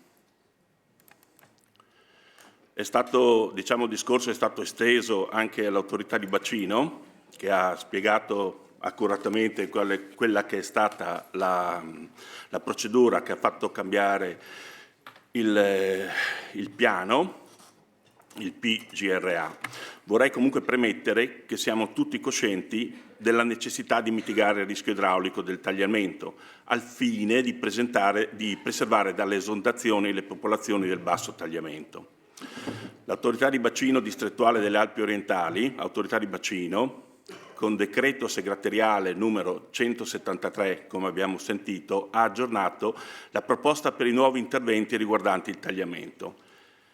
Nello specifico, in luogo della realizzazione di un ponte traversa a Pinzano per la creazione di un bacino di espansione in linea con capacità di invaso pari a 18 milioni di metri cubi, è stata introdotta una nuova opera: la costruzione di una traversa laminante con lucimobili a paratoie piane adiacente al ponte di Dignano per la creazione di un bacino di espansione in linea in alveo attivo. L'autorità di bacino, come abbiamo sentito anche negli interventi precedenti, ha scelto questa nuova opera specificando di aver preso atto del documento di sintesi del laboratorio tagliamento redatto in data 28 settembre 2011. I risultati del processo di valutazione della Commissione Laboratorio Tagliamento, alla quale facevo parte anch'io, sono riportati in questa diapositiva. In pratica sì, è vero che c'era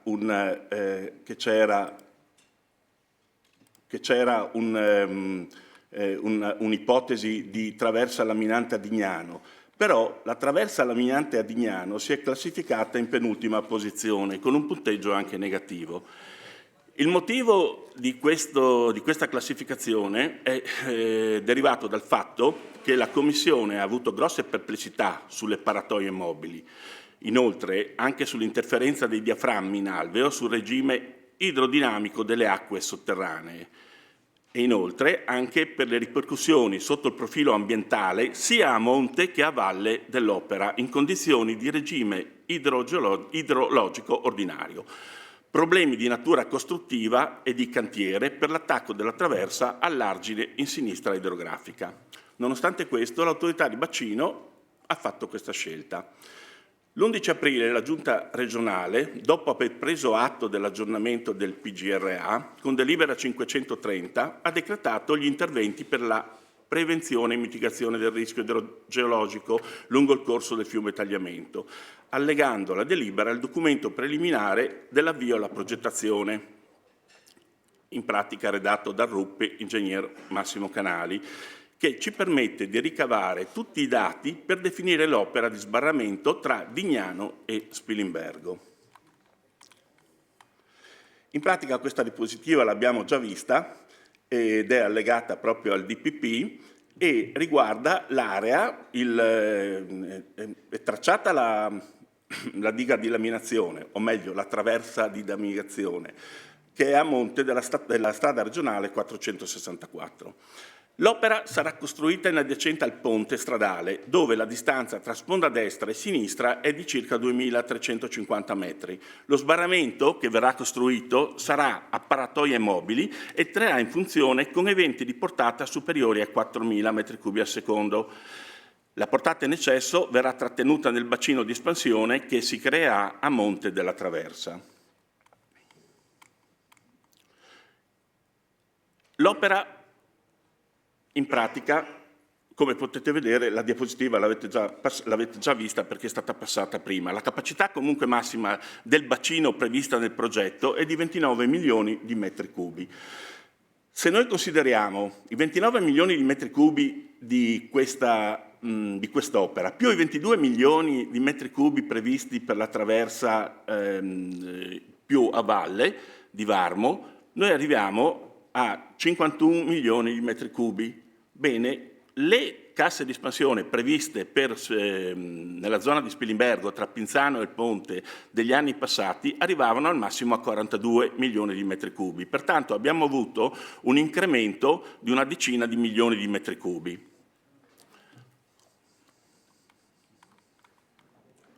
Ecco, anche questa è una diapositiva che avete già visto prima, fa parte del documento preliminare all'avvio della progettazione, è la zona che sarà interessata dall'allagamento.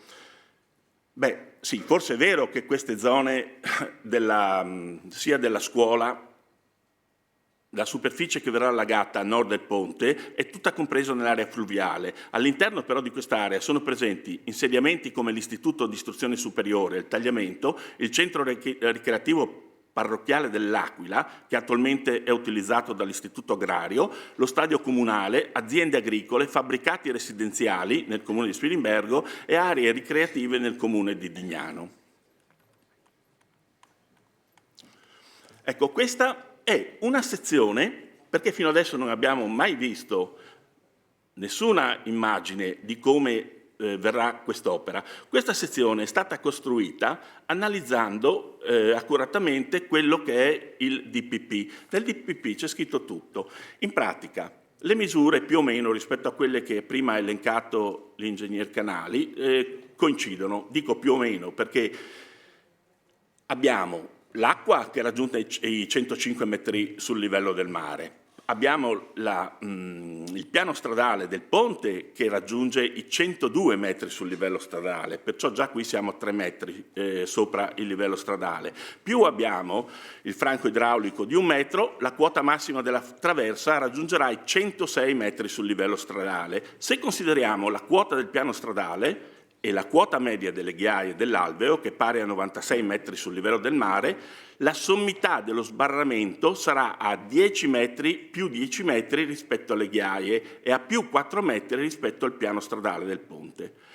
Sopra la quota dello sbarramento è prevista la costruzione di un impalcato sorretto dalle pile della traversa. L'impalcato sarà largo 4 metri, sarà munito di guardraili e parapetti logicamente, sarà connesso alla viabilità esistente attraverso i rilevati arginali e permetterà il collegamento tra la passerella centrale e le sponde del fiume. Se consideriamo l'impalcato e la sua struttura portante, l'opera dal piano delle ghiaie al piano viabile dell'impalcato raggiungerà altezza di 12 metri, quota 108, e sarà più alta di 6 metri rispetto al piano stradale del ponte, senza considerare l'ingombro del guardrail e dei parapetti e dei carri ponte. Sì, perché lì sopra ci sono i carri ponte, perché per muovere le paratoie che sono in acciaio bisogna per forza usare mezzi di questo tipo e dispositivi di questo tipo. Le paratoie saranno in acciaio e complessivamente andranno a coprire le attuali aperture delle 35 arcate, ma non tutte saranno mobili, almeno questo c'è scritto nel DPP. Saranno mobili solo quelle necessarie per riuscire ad arginare, per far passare i 4.000 metri cubi al secondo. Le altre diciamo che saranno elementi fissi, come ad esempio luci sottobattente, o elementi idraulicamente opachi, come rilevati in terra. È evidente, la costruzione di questi elementi fissi, costruiti in corrispondenza delle arcate del ponte, provocherà delle alterazioni del fiume sotto il profilo idraulico e morfologico, sia a monte che a valle della traversa.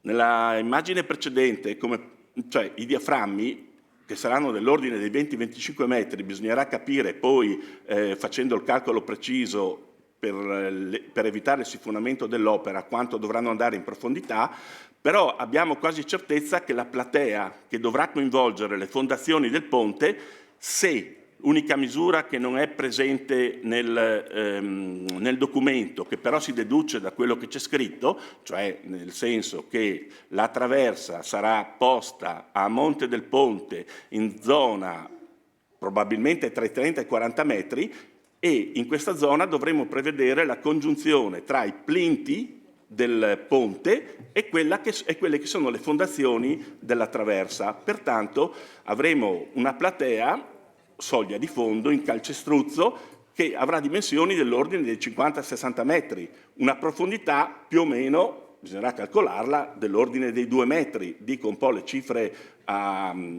senza aver fatto un calcolo preciso. Ecco, questo è l'effetto della nostra traversa vicino al ponte. In questo caso noi stiamo vedendo il ponte a valle e la traversa a monte. E non è inventata. Questa è un'immagine che abbiamo visto prima. La traversa è un'opera di forte impatto sia dal punto di vista paesaggistico sia ambientale, che lascerà segni devastanti sul territorio. Oltre a questo c'è da considerare anche l'impegno economico, sia per la sua costruzione, sono già stati quantificati 200 milioni di euro, ma non credo basteranno, ma soprattutto per la sua manutenzione. Dovranno essere previsti impianti elettrici ridondanti, gruppi elettrogeni di potenza adeguata per muovere le paratoie e per garantire il funzionamento di tutti gli apparati elettromeccanici in tutte le condizioni meteorologiche. Un impegno economico enorme per un'opera destinata ad entrare in funzione probabilmente 1-2 volte ogni 100 anni. Siamo tutti coscienti della necessità di mitigare il rischio idraulico del fiume al fine di preservare dalle esondazioni le popolazioni del basso tagliamento, ma siamo anche convinti che è sbagliato volerlo fare costruendo opere trasversali al fiume.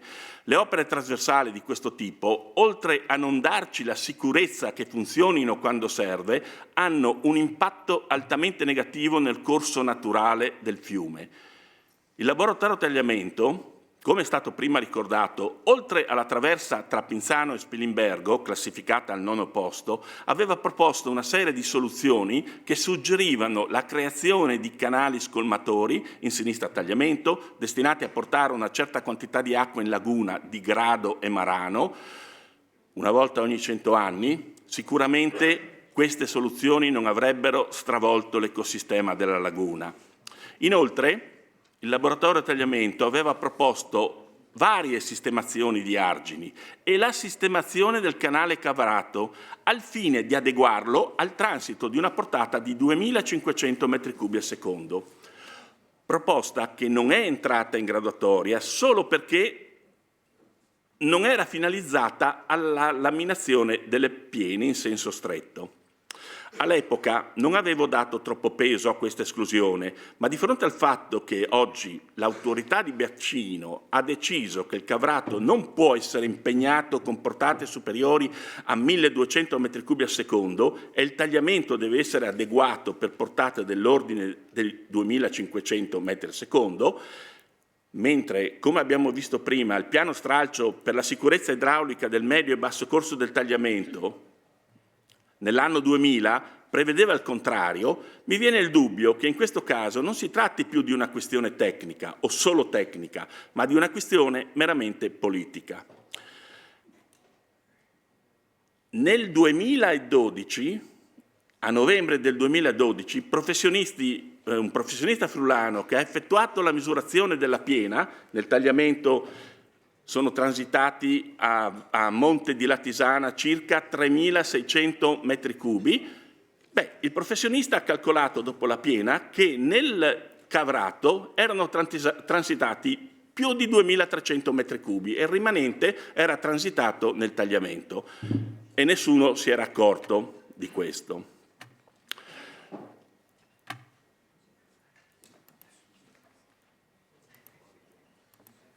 Allora, è chiaro a tutti che c'è la necessità di trovare la soluzione.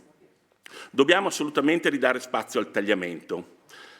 Dobbiamo ripristinare le golene e creare zone dove il fiume possa esondare in maniera controllata, in aree agricole circondate da bassi argini e poste a monte dei centri abitati, da preservare e proteggere, in modo che le piene e l'esondazione creano meno danni possibili. D'altronde questa soluzione, se non sbaglio, è già stata trovata proprio a Madrisio, dove c'è una vasca di espansione di 22 milioni di metri cubi e, almeno da quei pochi grafici che abbiamo potuto consultare, la superficie su cui sarà fatta l'esondazione, avverrà l'esondazione, è dell'ordine dei 20 km quadrati. Più o meno un'altezza di esondazione di acqua all'interno di questa superficie dell'ordine del metro. Grazie.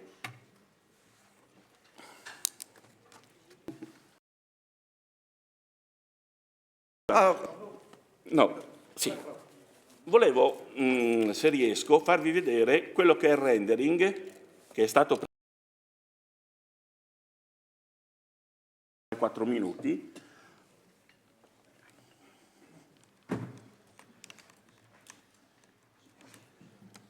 Se riesco a trovare.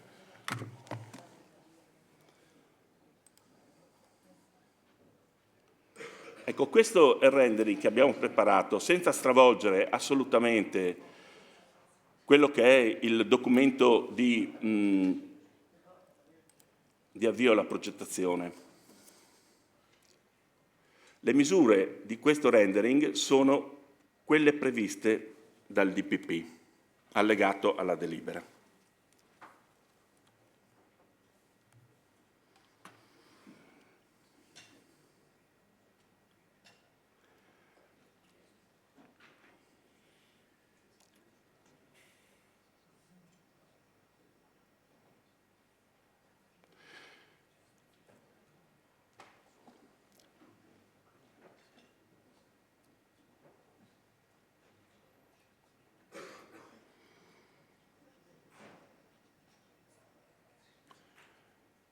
Ecco, qui in pratica stiamo andando in direzione Dignano e questa è certamente è uno schema, non è il rendering del progetto, però diciamo che il DPP è stato fatto molto bene e ci ha dato il permesso di ricostruire quello che è il progetto previsto nel documento di avvio alla progettazione.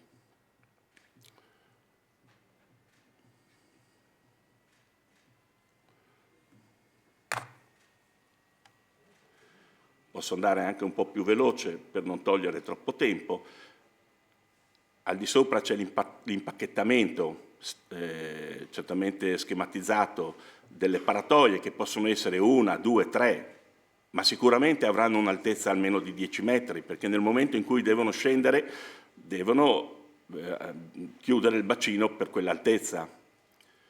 Alcune di queste paratoie, come dicevo prima, probabilmente saranno fisse o fisse con una luce al di sotto e funzioneranno, diciamo, anche nei momenti in cui il tagliamento non è in piena. Inoltre, come sempre scritto nel documento preliminare alla progettazione, probabilmente bisognerà, delle 35 luci, qualcuna deve rimanere chiusa, non può essere aperta, perché non è che possiamo metterci a gestire 35 paratoie mobili.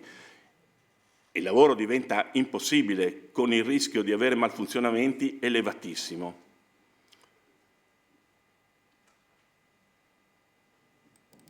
Ecco, nel caso di piena ci troveremo in una condizione di questo tipo. Mi dispiace per il colore dell'acqua che non è venuto come dovrebbe essere, più caffè latte, però un'idea ce l'abbiamo. Al di sopra della paratoia, della traversa, come potete vedere, c'è una strada, però è una strada per la manutenzione. E questa strada, dove finisce il ponte del tagliamento, continua sopra gli argini. Sia per quanto riguarda la traversa, sia per quanto riguarda gli argini, bisognerà fare studi accurati per quella che è la permeabilità e per evitare il sifonamento, e sicuramente dovranno essere previsti dei diaframmi molto profondi per evitare che il sifonamento faccia crollare l'opera. Altra cosa, come diceva lo stesso ingegner Canali, Questo è un bacino che trattiene per 48 ore l'acqua. Bene, una domanda però che mi sono fatto è se anche con questi che vengono definiti eventi meteorologici straordinari dovessimo arrivare con una portata di 5.000 metri cubi al secondo, cioè superiore a quella per cui è stata progettata l'opera, cosa facciamo? La apriamo.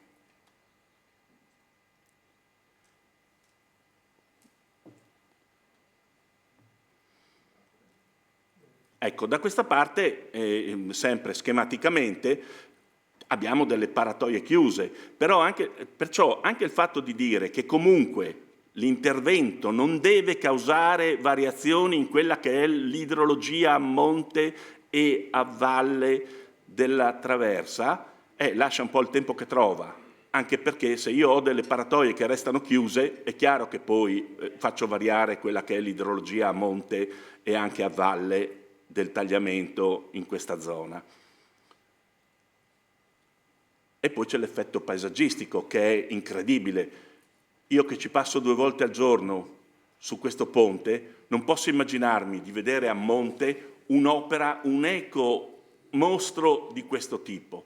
E ripeto, io non sono contro l'intervento per la salvaguardia delle popolazioni del medio tagliamento, io sono a favore, però dico ripensiamoci, mettiamoci attorno a un tavolo in maniera veloce. Sono passati 13 anni dal laboratorio tagliamento, io credo che siano passati troppi anni e questa opera, progettata, anche se l'ingegner Canali dice in 2 anni, eccetera, eccetera, è stata progettata velocemente. Le date sono una appresso all'altra.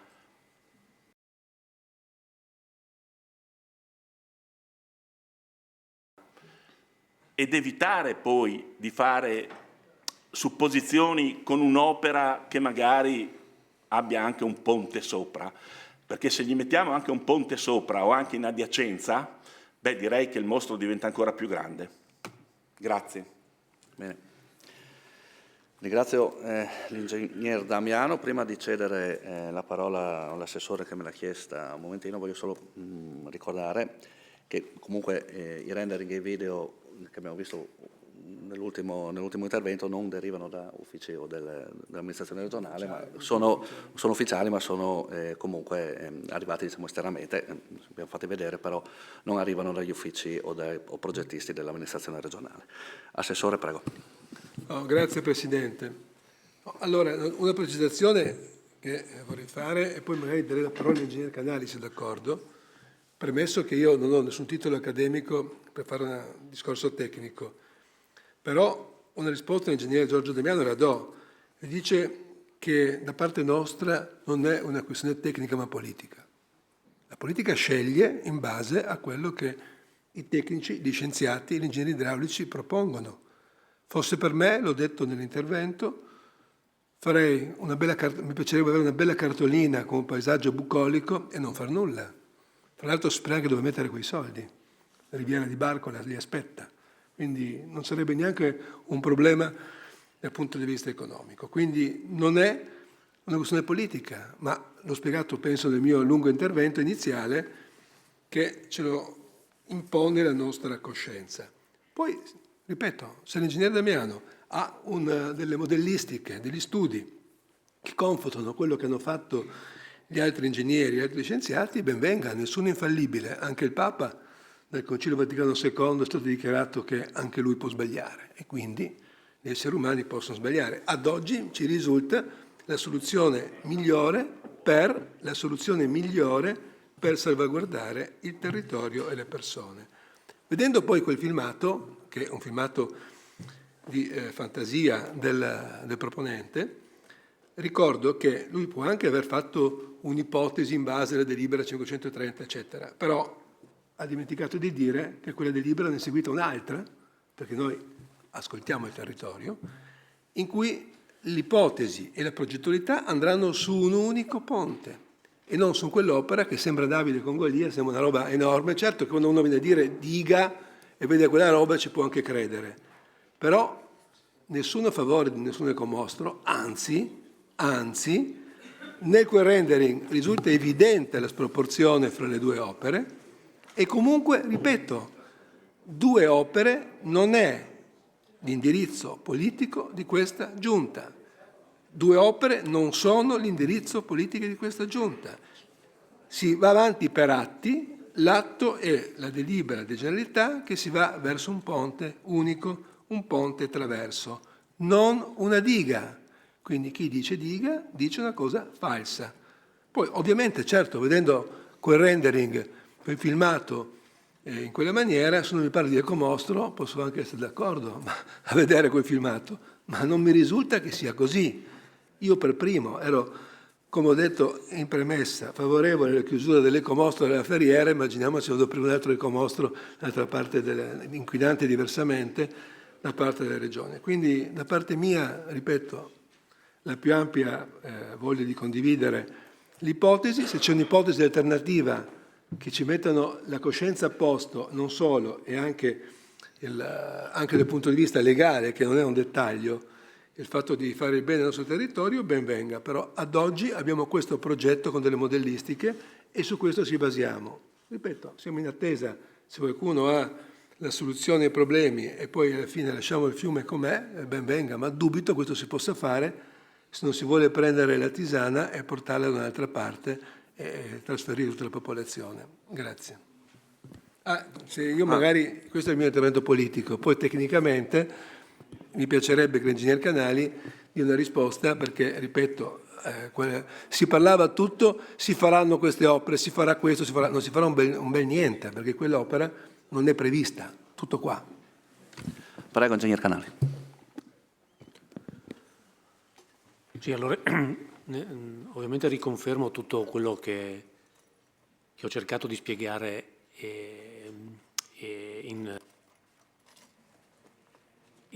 se ci sono anche confronti in eventuali situazioni più limitate, solo tecniche, siamo ovviamente disponibili con l'autorità.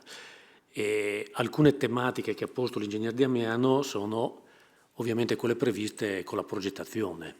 È un documento di indirizzo della progettazione, ringrazio anche per dire che è stato fatto abbastanza bene, e c'è un punto nodale però, se bisogna partire intervenendo dove l'uomo ha sottratto le aree al fiume. Se siamo d'accordo che l'approccio che prevede le direttive europee, anche il regolamento, è questo, da lì bisogna partire.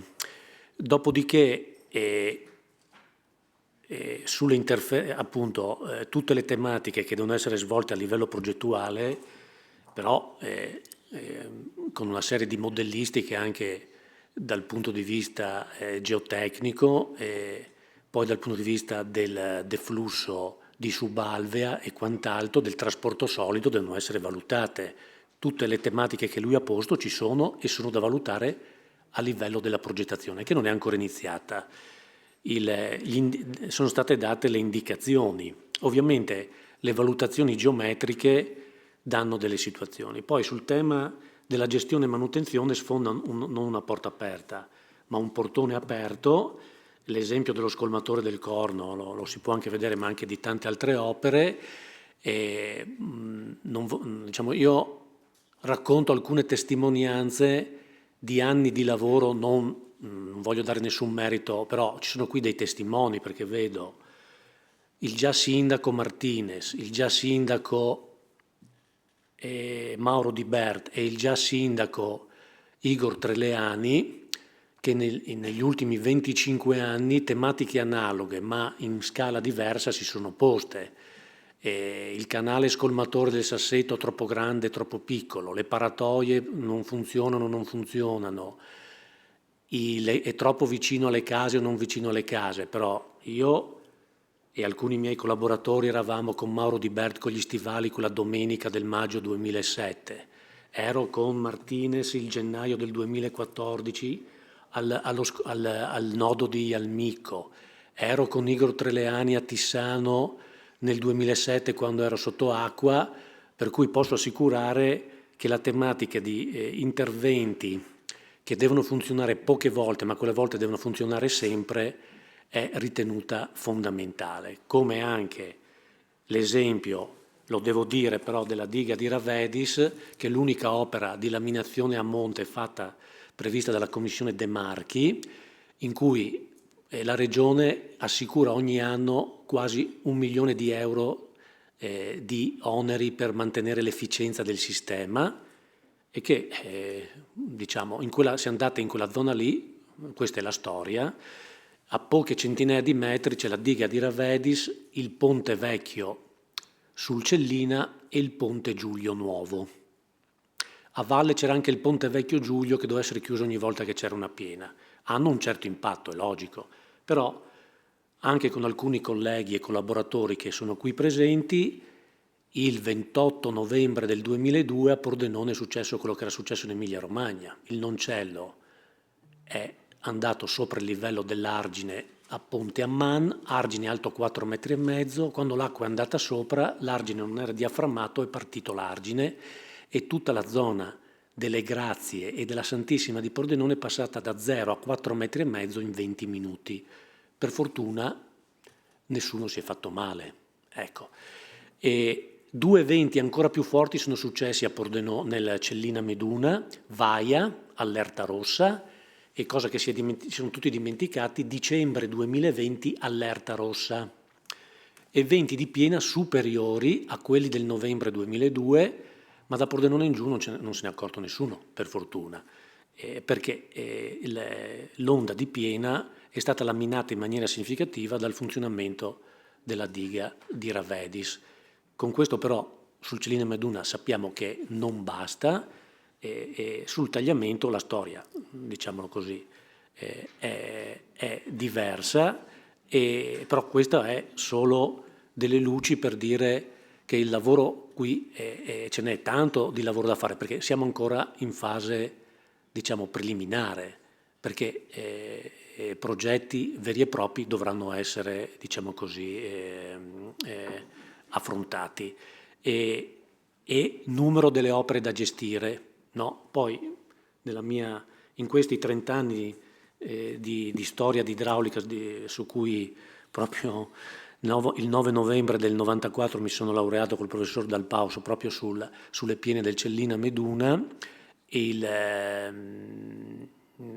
appunto, se una cosa che ho imparato è quella appunto di gestire e non governare. Già avere 2 opere non è banale, averne di più non lo so.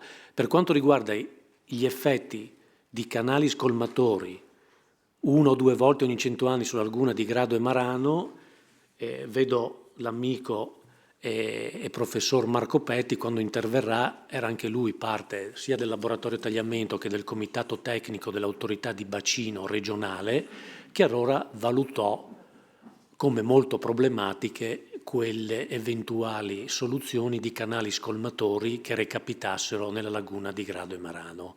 Però, ripeto, sono passati, sono cose che si ritiene, poi dopo anche la direttiva alluvioni pone il tema di non aggravare altri bacini, e quindi anche questa tematica, al di là che in quella situazione furono fatte, da quello che è agli atti, delle analisi abbastanza approfondite che però possono essere riprese, rispiegate e rieditate, come tra l'altro ha fatto l'Università di Padova il professor Dal Paus sulla laguna di Baseleghe, e anche sul tema delle misurazioni delle portate di piena, chi e come. Siamo qua a confrontarci.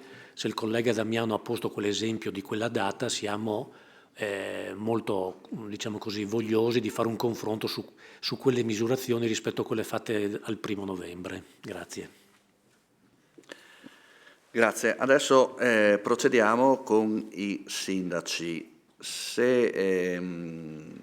Diciamo l'idea è quella di, io qua ho l'elenco di comuni in ordine alfabetico, chiamerò i sindaci, se presenti e se vogliono intervenire lo potranno fare. Noi abbiamo chiesto un intervento di massimo 7 minuti, questo chiaramente per rispetto.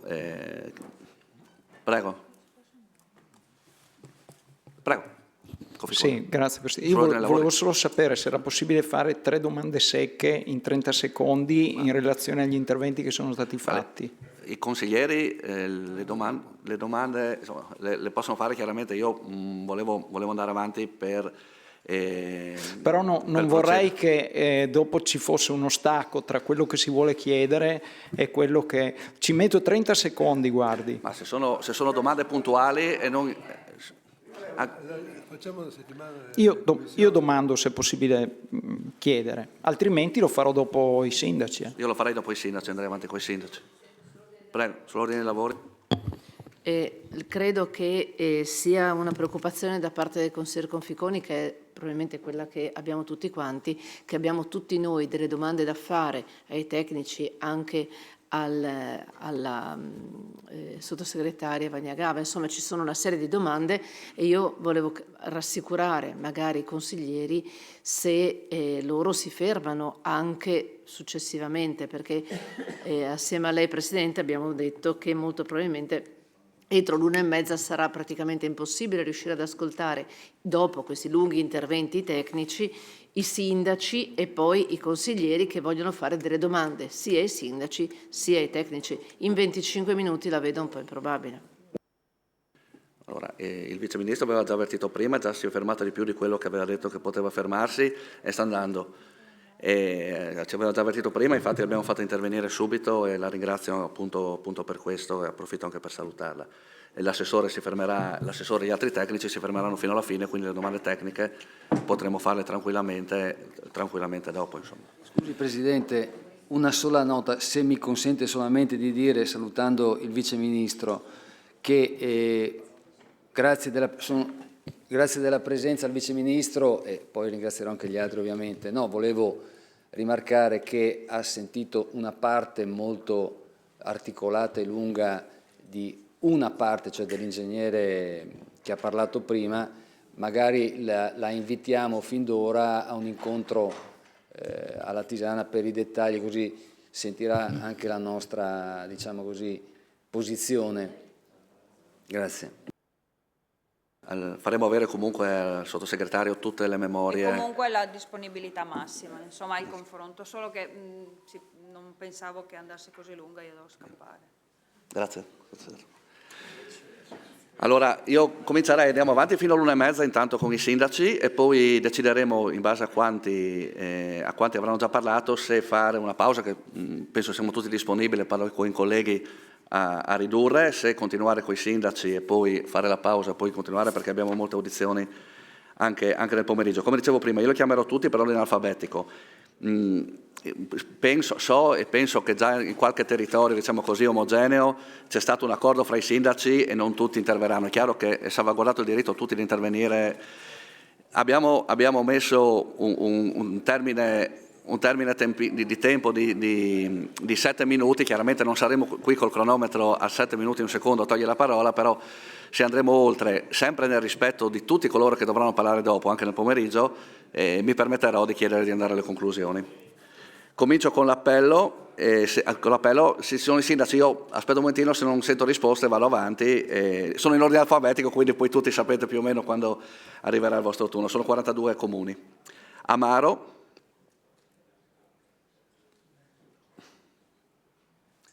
Ampezzo, Bordano, mi pare in videoconferenza, non è collegato, va bene.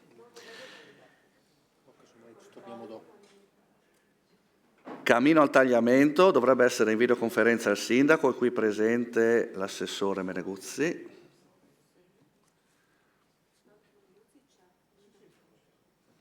Io vado avanti, vedo anche Caorle, però mi pare che non c'era, no? Cavazzo Carnico. Presente. Vuole intervenire? No, per il momento no. Bene, grazie. Codroipo, dovrebbe aver inviato anche una memoria.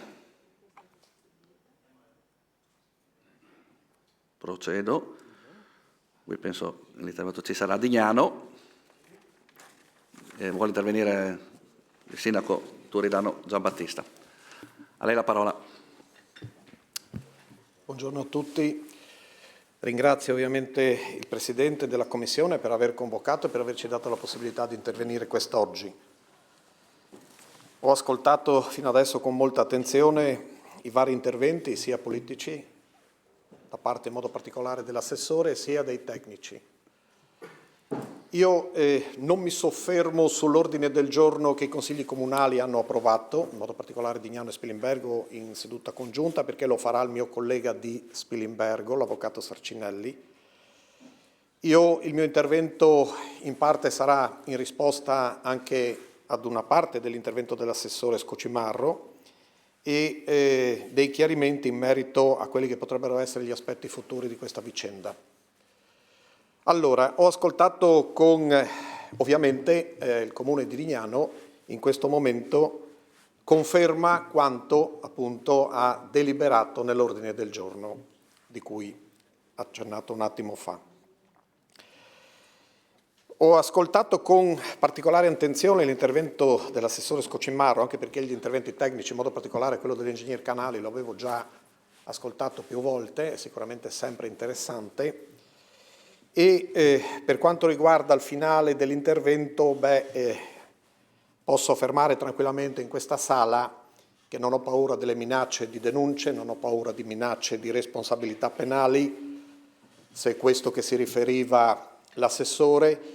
Semmai c'è qualcun altro che deve preoccuparsi delle responsabilità che ha o che ha avuto in realtà.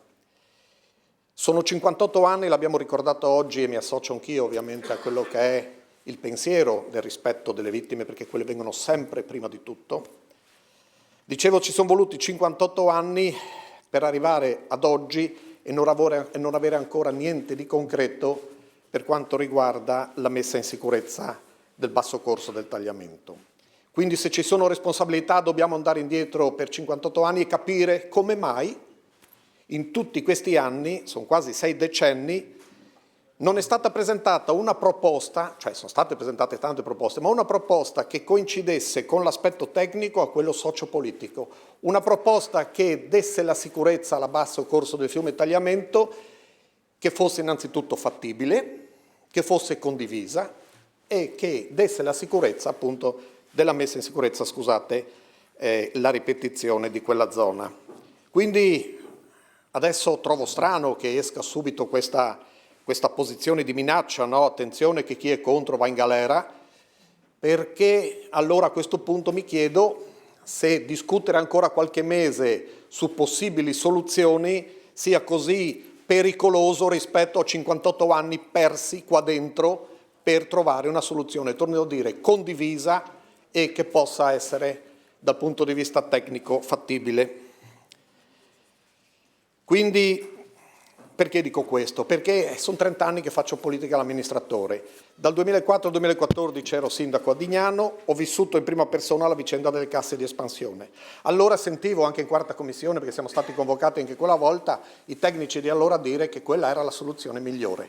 Per poi ascoltarlo anche oggi, che quella soluzione, se fosse stata realizzata, non avrebbe comunque risolto il problema.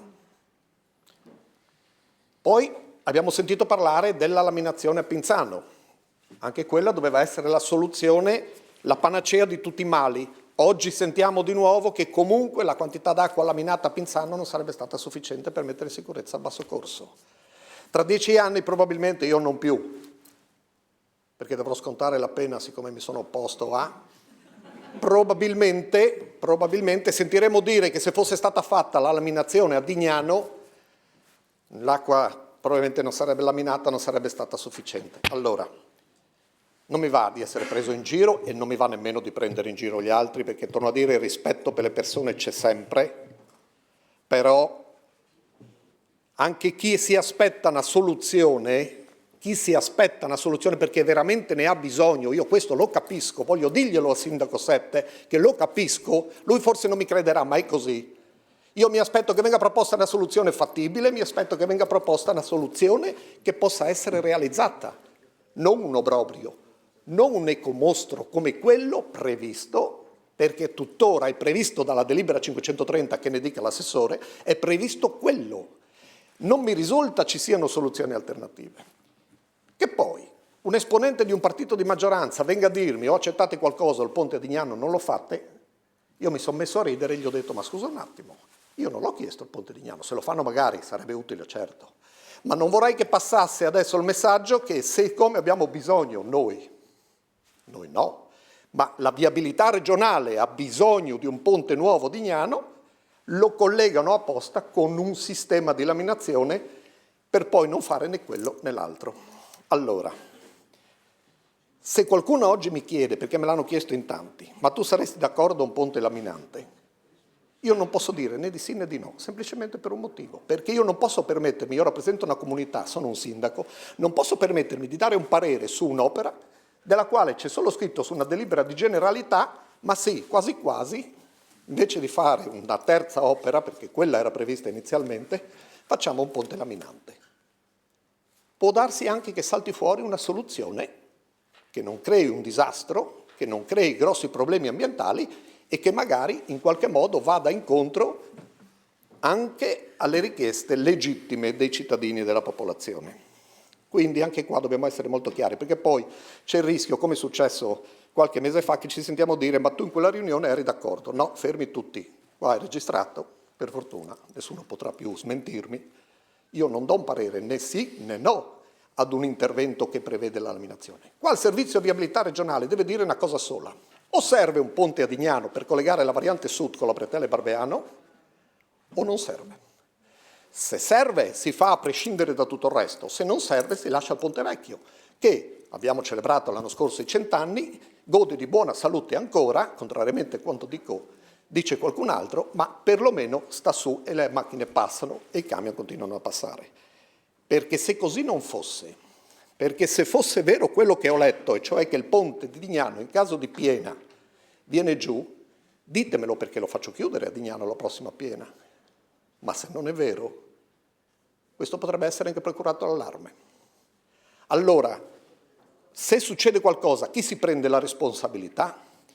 Il ponte di Dignano è vincolato, si può demolire o non si può demolire? Non l'abbiamo ancora capito. Scusatemi il tono della voce, non è che sono... è che, vedete, è una cosa che sto seguendo da tantissimi anni, le vicende del tagliamento. E sentirsi dire che siamo, come si può dire, che ci freghiamo, che non ci interessa i problemi di altri, è una cosa che ci fa male.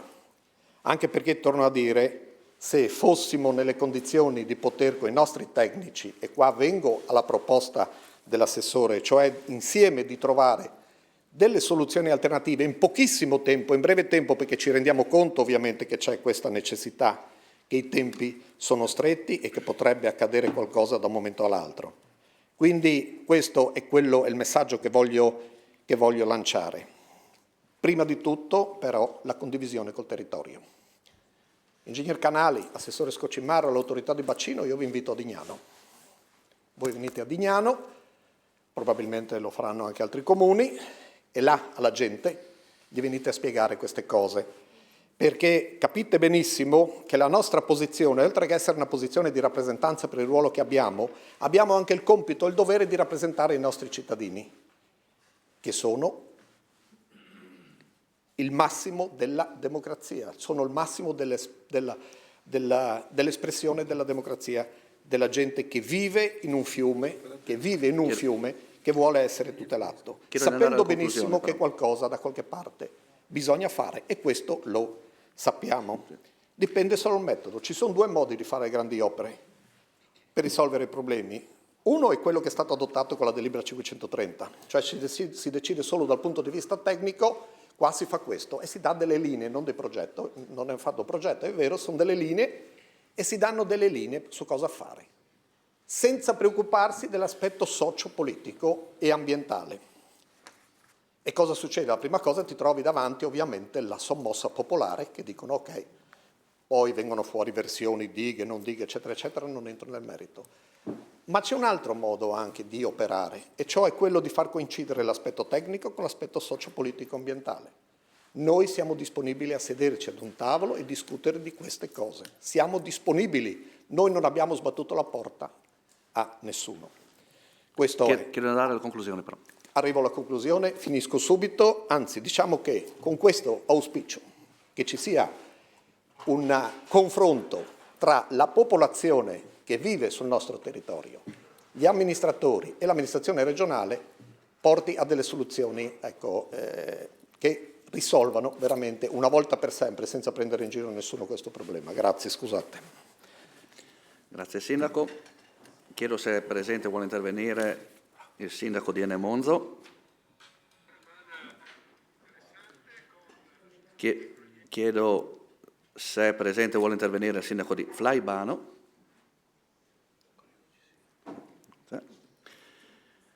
Vedo che è presente, chiedo se vuole intervenire il Sindaco di Forgare nel Friuli. Sono presente, no, adesso lo farò. Va bene, grazie.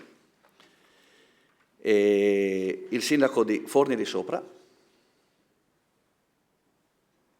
Il Sindaco di Forni di Sotto. Vedo che è presente in videoconferenza e ha già annunciato che vuole intervenire il Sindaco di Gemona del Friuli. Sì, buongiorno, saluto tutti, ovviamente un ringraziamento per l'occasione, mi limito ovviamente, ho seguito diverse vicissitudini insomma, sul tagliamento, chi mi ha preceduto ha parlato di 58 anni da quella terribile alluvione, ci sono tanti anni che se ne discute, è chiaro che le condizioni attuali probabilmente stanno anche facendo sì che tutti i tempi di ritorno legati alle precipitazioni visti fino ad oggi potrebbero venire messi in discussione. Dopo quello che abbiamo visto nella vicina Slovenia, in Belgio, in Germania, in Polonia, in Austria, in Emilia-Romagna per ben 2 volte e anche in altre parti d'Italia, quello che vediamo oggi in Spagna e negli ultimi 5 anni, partendo anche da Vaia da noi, credo che tutto venga messo in discussione e ci siano dei valori probabilmente a cui tempo fa non ci si immaginava nemmeno di poter conoscere. Quindi credo che una soluzione, una risposta a quelle aree a forte rischio debba essere data in qualche modo, delle decisioni debbano essere prese, però è chiaro che queste devono trovare la massima condivisione possibile. Non sempre tutto è possibile e non sempre c'è la possibilità di raggiungere l'unanimità nelle decisioni, però è evidente che una concertazione con i territori vada fatta. Io mi limito in questi pochi minuti solamente ad evidenziare la necessità sì delle opere, ma altresì delle manutenzioni. Già da tempo stiamo sollevando nei comuni di Bordano, Osopo, Trasaghis e Gemona la situazione critica che si è venuta a creare nella parte alta e quindi mi limito a rubare pochi minuti solo parlando di questa. Non è pensabile che il tagliamento venga trattato come il Rio degli Uccelli, il Vegliato, un piccolo torrente, è un fiume che ha portate importanti e ha trasporto solido notevole. Qui si agisce in maniera semplificata con procedure per fino a 20.000 metri cubi da rilievi che abbiamo fatto anche recentemente sul nostro tratto, ripeto, dalla presa di Ospedaletto al ponte dell'autostrada di Osopo. Riteniamo che i metri cubi vadano nell'ordine di 500.000 o 1 milione sopra quello che è la quota dell'alveo. Tenete conto che oggi c'è un margine dalla quota massima dell'alveo alla strada di Trasaghis di poco più di 1 metro in condizioni di asciutto. Qui c'è la necessità di intervenire con manutenzioni forti, immediate, non c'è tempo da perdere ancora e quindi vi chiediamo e vi sollecitiamo, l'abbiamo già fatto in passato, lo facciamo nuovamente perché le comunità sono particolarmente preoccupate e quelli che hanno i capelli bianchi dicono di non aver mai visto il tagliamento in queste condizioni. Quindi agli interventi e alle opere vi chiediamo ovviamente anche misure straordinarie di manutenzione, così come sono necessari anche degli interventi dal punto di vista normativo, perché non è possibile che quando ci siano le concessioni per poter andare ad escavare o per la nidificazione degli uccelli o per misure simili debbano sospendersi le attività. Quindi credo che su questi fiumi la priorità debba essere prima di tutto la sicurezza delle persone, delle popolazioni che vi stanno vicine, sempre nella tutela ovviamente dell'ambiente, ma la priorità deve essere quella della tutela delle persone. Grazie. Grazie al Sindaco di Gemona. C'è qualche rappresentante del Comune di Grado? E se sì, no, non interviene. Benissimo. E vedo che è presente il Sindaco con molti rappresentanti dell'amministrazione comunale di Latisana Lanfranco 7, penso voglia intervenire. Grazie Presidente, saluto tutti e ringrazio anche per questa importante opportunità. È la seconda del 2024, è opportuno anche richiamare quanto emerso nella precedente.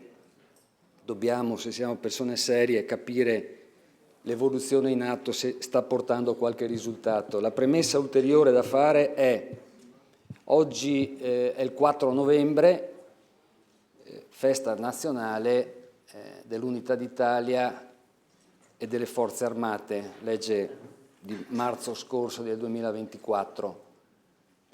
Ecco, noi come cittadini di Latisana onoriamo anche questa scadenza sentendoci parte di una comunità nazionale, di una comunità regionale, quella friulana, e vi dobbiamo dire che a volte ci sentiamo in difficoltà perché veniamo additati, ci sentiamo così visti come antipatici, quelli che creano sempre il problema. Ma cosa gli è venuto in testa 1000 anni fa di costruire la città lì? Potevano farla da un'altra parte, cosa vogliono adesso? Vadano pure sotto.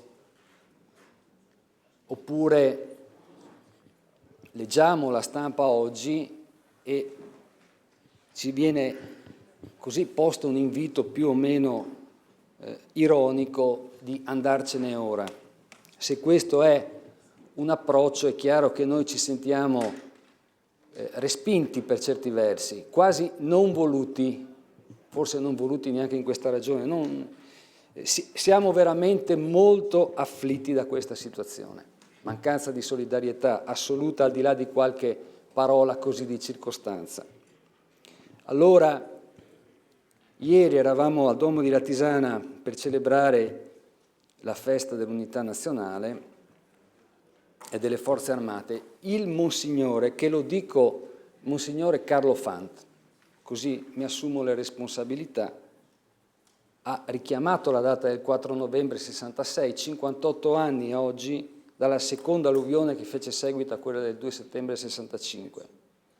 E disse, e mi guardava, che ero in prima fila: la politica in 60 anni non ha fatto nulla.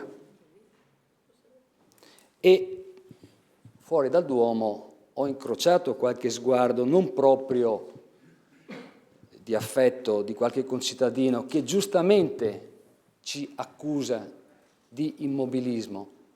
Noi siamo disperati nel cercare in tutti i modi, e dobbiamo farlo senza fare arrabbiare troppo il prossimo, perché altrimenti poi sappiamo le difficoltà, non si risponde al telefono, la mail va dove va. E allora se dico Poles, se dico Bianchini, se dico Olivier, faccio dei nomi non a caso, sono famiglie di latisanesi deceduti. Noi vediamo i loro figli che camminano per Latisana, nelle alluvioni. De Girolami, una famiglia sterminata, 3 morti, cacciatori, un altro morto.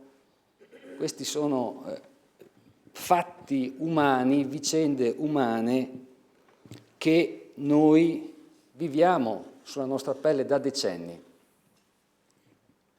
Allora, questa situazione che oggi discutiamo va inquadrata in un percorso che a questo punto dovrebbe, in teoria, dire: finora abbiamo scherzato, incominciamo a trovarci, facciamo sul serio questa volta e troviamo una soluzione. La soluzione era nel PGRA, l'abbiamo sentito prima, era Pinzano. Noi abbiamo acquisito gli atti con tanto di firma del decreto del Presidente del Consiglio dei Ministri. Il 28 dicembre 2022 abbiamo ricevuto via PEC, senza comunicazioni preliminari, la comunicazione dell'intervenuto cambio del PGRA. Non si fa più a Pinzano, si fa a Dignano. Sempre in alveo attivo un manufatto di laminazione.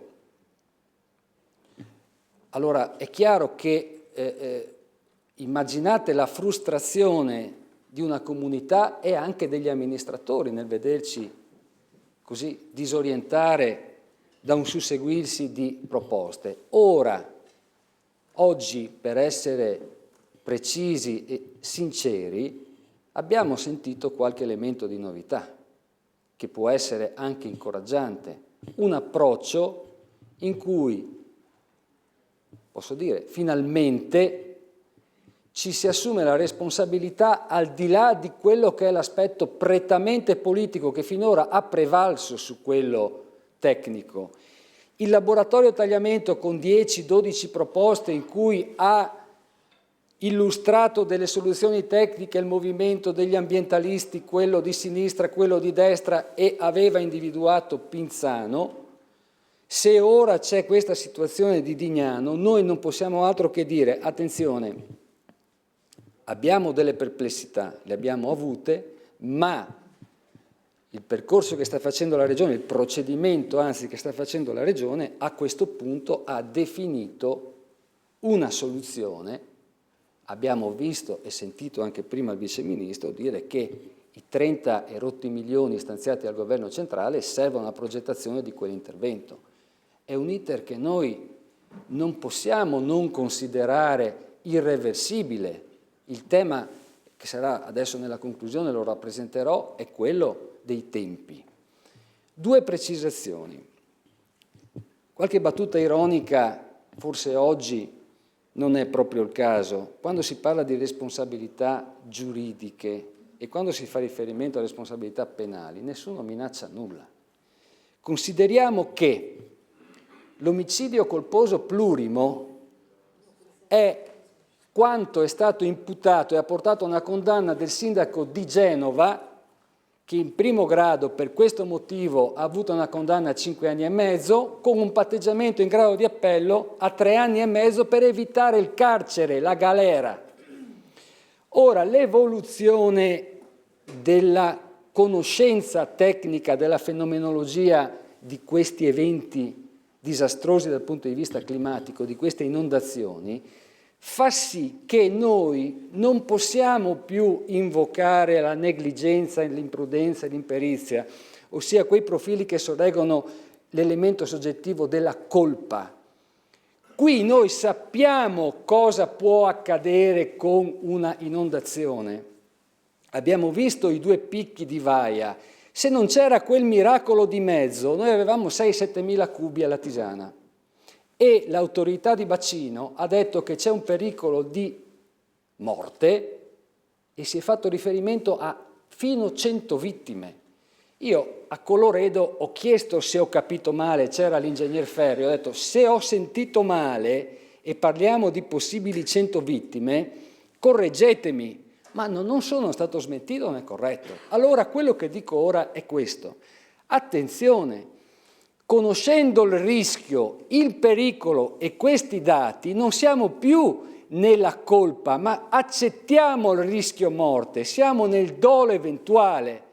Parliamo di gravissime responsabilità che sono ben peggiori di quelle finora conclamate, date dall'evoluzione della conoscenza tecnica e anche dall'evoluzione climatica. Allora qua c'è poco da ridere. Al di là dell'aspetto che poi qualcuno di noi vada in galera, e io non lo auguro a nessuno, la responsabilità morale che soggiace a questi elementi, a questi profili, non possiamo assumercela. Questo è il dato, per cui c'è poco da ridere se io non sarò in galera perché ho detto di no a questa ipotesi di lavoro. Nessuno ha detto quello. Noi dobbiamo essere consapevoli della responsabilità anche penale, ma non è un aspetto di minaccia, è un profilo morale di un dovere che dobbiamo prevenire che accadano questi episodi nell'interesse dei nostri amministrati, dei nostri concittadini. Chi vuol minacciare chi? Parliamo di questo. Poi c'è un altro tema, arriviamo al consenso. Vado alle conclusioni. Al consenso politico e morale che finora ha indubbiamente impedito la definizione di soluzioni serie a questo problema.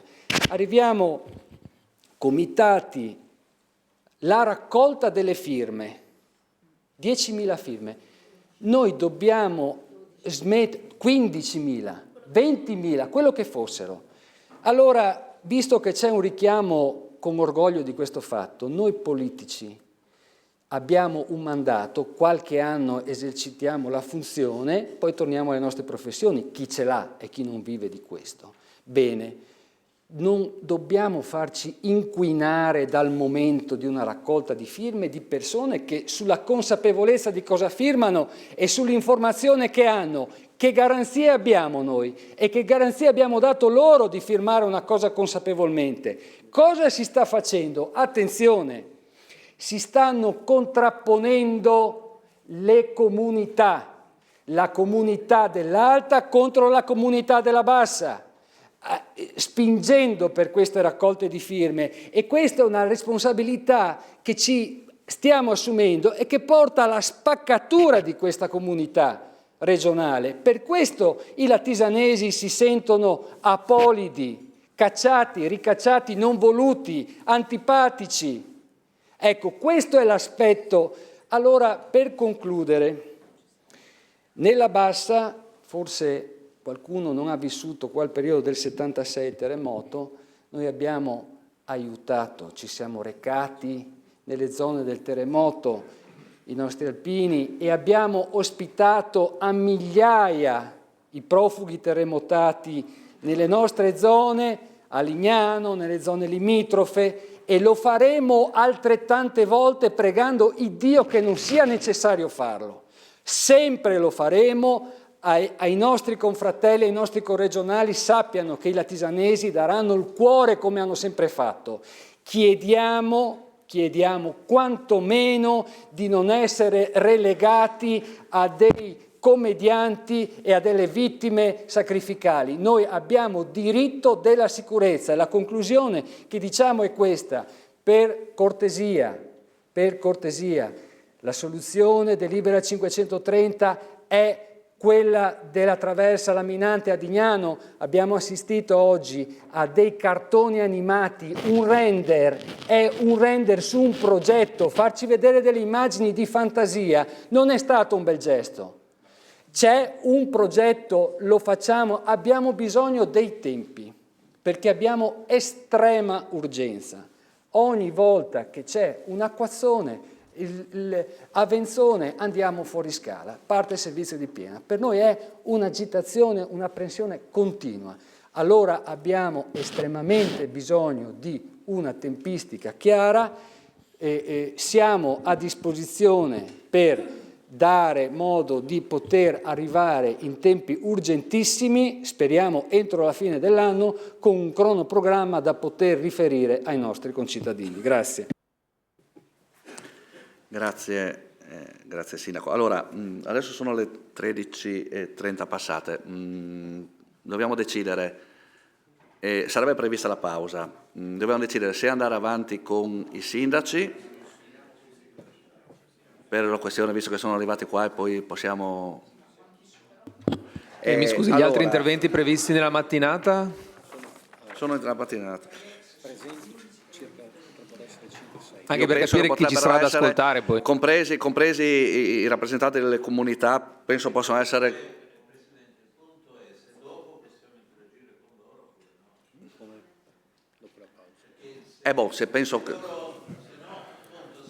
Penso che una parte si fermerà, alcuni si fermeranno, alcuni no, non possono, insomma. Ho capito, però sì. L'ho chiesto. Io li farei intervenire, poi magari se qualcuno vuole interagire con qualche sindaco, magari glielo dica anche personalmente se può fermarsi. Poi penso abbiano avuto degli impegni e erano stati convocati in mattinata, quindi io procederei e poi farei la pausa. Quindi abbiamo sentito la Tisana, ora se vuole intervenire il sindaco di Lignano Sabbiadoro, Laura Giorgi. Sì, buongiorno a tutti. Grazie per questo incontro, saluto tutti i presenti. Io non posso che proseguire e abbracciare le parole che ha espresso il sindaco di Latisana. non solo perché siamo l'ultimo comune alla foce del tagliamento, ma perché dopo 1 anno e mezzo che seguo attentamente tutta questa vicenda, mi spiace veramente tanto dover riscontrare che la solidarietà, e quando si parla di vite umane, sono parole, perché nei fatti riscontro che molti comuni, nella parte alta chiaramente del corso del tagliamento, non manifestano in parole, cioè non manifestano nei fatti ciò che dicono in parole. Il sindaco di Dignano ha detto che gli fa male sentire che non ci interessa cosa accade a valle. Sapesse a noi quanto fa male andare alle sagre di paese, nei banchetti dove vengono raccolte le firme, e tra le motivazioni che si addicono per raccogliere queste firme viene detto: vabbè, sposteranno le case, sposteranno la città, sposteranno le attività produttive. Ma le persone che parlano in questo modo, e sono persone, si rendono conto di cosa dicono? Sì. Allora, io mi chiedo se si rendono conto. Mi chiedo se si rendono conto, perché il problema del tagliamento e di ciò che accade a valle è veramente un problema tangibile. E sembra che non sia così. Sembra che non sia così. Io, sotto un profilo umano, mi fermo da questo punto di vista, perché credo che ci debba essere veramente solidarietà in tutta la regione per cercare una soluzione che non viene trovata da 60 anni. Capisco che sia un argomento difficile, capisco che mettere d'accordo tutti sia difficile e forse in alcuni casi impossibile, ma una soluzione tecnica va trovata. Io non posso entrare più di tanto nel contesto tecnico perché non è competenza mia. Prendiamo atto che il piano è stato cambiato, esprimo preoccupazione per quel che riguarda, come ho già fatto in altri contesti, per quel che riguarda il cambio della portata di acqua tra il Cavrato e la parte della foce del tagliamento che arriva a Lignano, perché viene praticamente raddoppiata, quasi, e da questo punto di vista non ci sono soltanto attività produttive, porti, il parco zoo, che anche prima è stato chiamato, sono state definite singolarità. Singolarità non credo che sia proprio il nome, l'aggettivo adatto per definire queste tipologie di situazioni di fatto, ma ci sono campeggi e ci sono anche c'è tutta un'area residenziale, che è quella di Lignano Riviera. Quindi già un anno fa, in questo periodo, buona parte di questi luoghi sono finiti sott'acqua, con una portata d'acqua di gran lunga inferiore ai 2500 metri cubi al secondo. Ora io mi chiedo, perché neanche oggi ho visto la possibilità di una soluzione per proteggere quelle aree e tutte quelle zone, mi chiedo quando finalmente potremo vederla, forse in fase di progettazione, non lo so, però mi auguro, perché oggi non c'è stata risposta neanche da questo punto di vista, che nel prossimo incontro ci possano essere delle soluzioni. Perché a me, lo dico francamente, stare a discutere su chi ha torto sia ragione tra nord e sud della regione, non è questo l'argomento. Non è questo. L'argomento è mettere in sicurezza i territori, perché non è soltanto la parte bassa del corso del fiume ad avere attività vicine all'alveo. Tutto il corso, anche nella parte alta, ci sono attività, ci sono fabbriche, ci sono industrie, ci sono tutto quello che le comunità hanno sviluppato in questi anni, da nord fino a sud. Non c'è il più virtuoso e il meno virtuoso, non c'è quello, vabbè, spostino la città. Noi non ci siamo mai permessi di dirli per la parte nord del fiume e credo che nessuno si debba permettere di dirlo. Quindi quello che chiedo quello che chiedo per il prossimo incontro sono delle tempistiche e delle soluzioni per le parti che sono esposte a rischio. Grazie. Grazie Sindaco. Lorenzago di Cadore, presente qualcuno? Vuole intervenire qualcuno? No. Maiano. Marano Lagunare. Nemmeno. Morsano al tagliamento. Sì. Non siamo presenti, buongiorno a tutti, ma non facciamo nessun intervento, ci riserviamo di portare a casa quello che abbiamo ascoltato. Grazie mille. Osoppo. Intervenire come Presidente nel... Comunque dopo è previsto anche l'intervento della comunità. Pinzano al tagliamento. Sì, anche noi deleghiamo a Spilimbergo e Dignano, e però ci tengo a sottolinearlo proprio perché non esiste nessun NIMBY e non è stato sufficiente per noi spostare l'intervento da un'altra parte. Grazie. Precenicco. Buongiorno a tutti, farò un intervento velocissimo così recuperiamo anche un po' di tempo. E intanto buongiorno ai convenevoli, li salto. Siamo consapevoli di essere nati nel posto sbagliato, questa è la verità, perché nella storia qualcuno è nato in un posto più fortunato, qualcuno è nato nel posto sbagliato. La mia comunità non è direttamente rivierasca del fiume Tagliamento, noi abbiamo lo Stella con altre problematiche, ma negli anni del 65-66, quando ci sono state le due rotte, siamo finiti sotto, e siamo finiti sotto in alcune zone per oltre 21 giorni, il tempo che le idrovore dell'epoca ci hanno messo per svuotare la nostra zona più bassa. Ed è per questo che sicuramente consapevoli del rischio a cui durante le forti precipitazioni e le sempre più frequenti grandi momenti di criticità, l'area del basso corso del tagliamento è sottoposta, chiediamo si intervenga a tutela della salute e della sicurezza delle persone, a tutela delle attività produttive che non sono insediate solo alla Tisana e Lignano, che sono un forte motore economico, manifatturiero, turistico della nostra regione, ma anche dell'area più interna.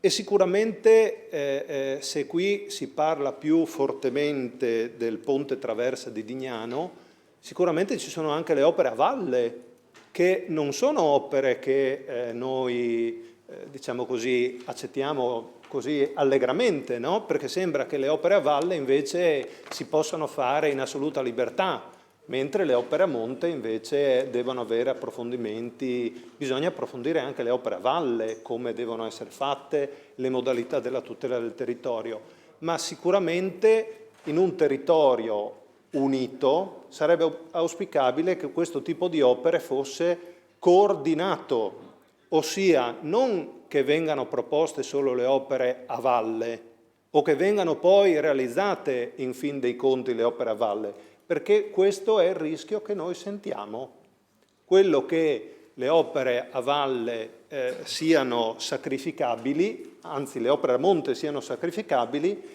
e che le opere invece a valle si possano fare, si debbano fare. Noi chiediamo che ci sia una visione unitaria dell'intervento, perché solo in questa visione unitaria probabilmente abbiamo la sicurezza, o meglio una ragionevole sicurezza, della riuscita degli interventi. Ed è per questo che io non entro nel merito della vicenda ingegneristica, anche di quello che diceva l'ingegner Damiano, perché fa parte di una visione di parte, se vogliamo, della partita vista da Spilimbergo, vista da quell'area.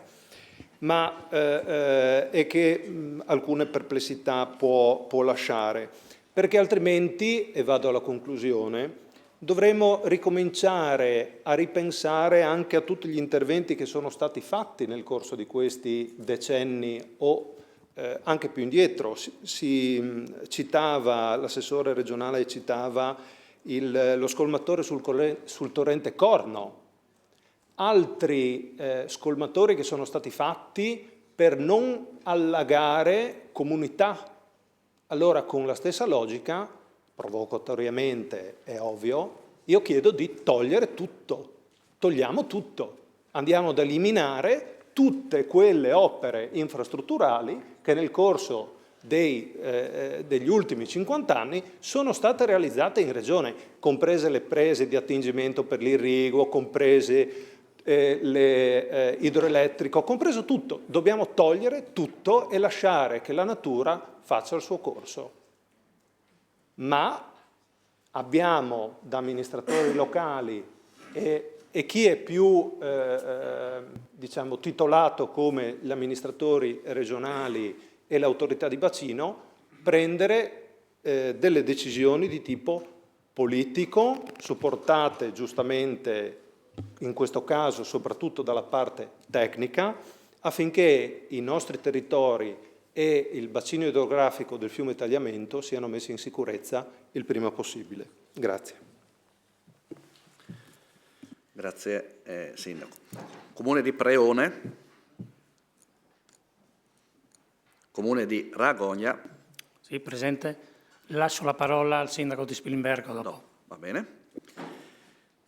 Comune di Ronchi, vedo c'è il Vice Sindaco. Grazie, buongiorno Presidente. Noi non faremo un intervento, però vorrei condividere proprio le parole del Sindaco di Latisana, del Sindaco di Lignano e ovviamente anche del Sindaco di Precenico. Grazie.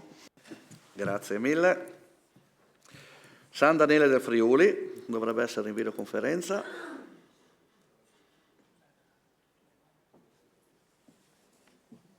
Non sento. No. Procediamo con San Giorgio della Richinvelda.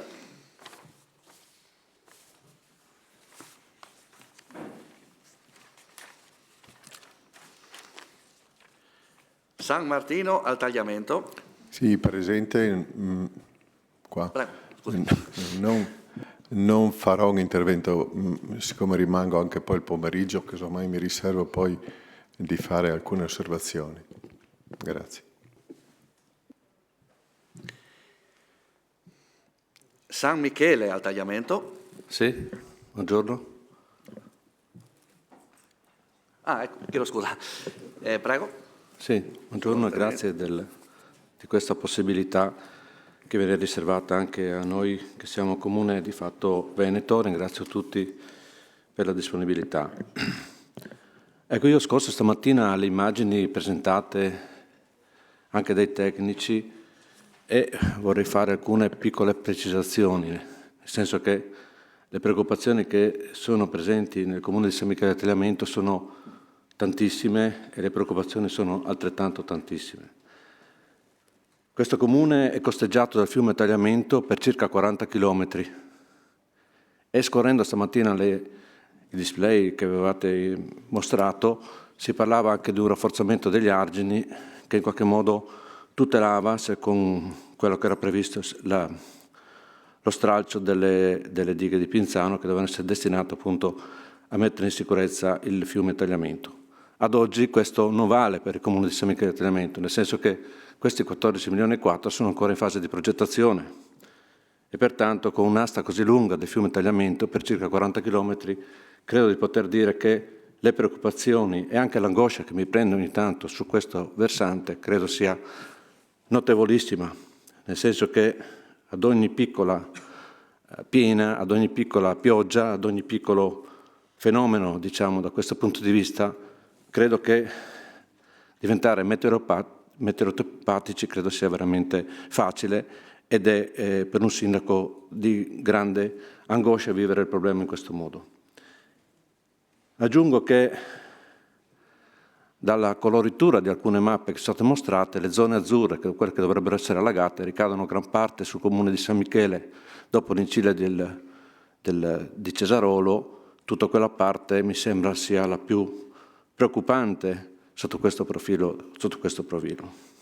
Aggiungo anche altresì che i dati del PGRA hanno in qualche modo indicato in maniera molto più significativa anche rispetto alla regione Friuli Venezia Giulia le zone gialle, quindi quelle in qualche modo pregiudicano di fatto anche la possibilità urbanistica in maniera molto più consistente. Quindi i danni anche dal punto di vista dello sviluppo per il nostro territorio sono notevolissimi, e questo l'ho già riferito anche all'ingegner Ferri e alla dirigente che in qualche modo mi hanno sentito già parlare in questi termini. Quindi San Michele paga un prezzo notevolissimo, e mi sento di dire una piccola battuta, visto che in qualche modo il nostro comune è il comune di Nercio Tracanelli, un comune che in qualche modo della lingua friulana è stato, viene ricordato ancora attraverso la filologica friulana e quant'altro, che in questo caso, mai come in questo caso, il fiume divide, non unisce. Il fiume divide, non unisce. È stato ricordato qui oggi anche 4 novembre, festa della Repubblica, festa dell'Unità Nazionale. Mi pare che siamo ben distanti dai principi che in qualche modo i nostri valorosi hanno combattuto e portavano sicuramente nel cuore, oltre che l'aspetto della unità d'Italia, anche della solidarietà e di una visione complessiva del nostro territorio. Io mi permetto di dire una piccola considerazione personale, come è stato forse fatto dall'amico Lanfranco, ha giuridicamente inquadrato il problema, ma io faccio un altro esempio che è più personale mio. Io ho fatto il sindaco molti anni fa e sono stato scottato da una vicenda che in qualche modo mi aveva colpito dal punto di vista penale su un reato di carattere ambientale. Però in quel momento io avevo la coscienza a posto, scalavo le montagne perché avevo la coscienza a posto. La giustizia non mi faceva paura. La giustizia fa paura quando non si ha la coscienza a posto, perché io quando vado a dormire devo avere la coscienza a posto.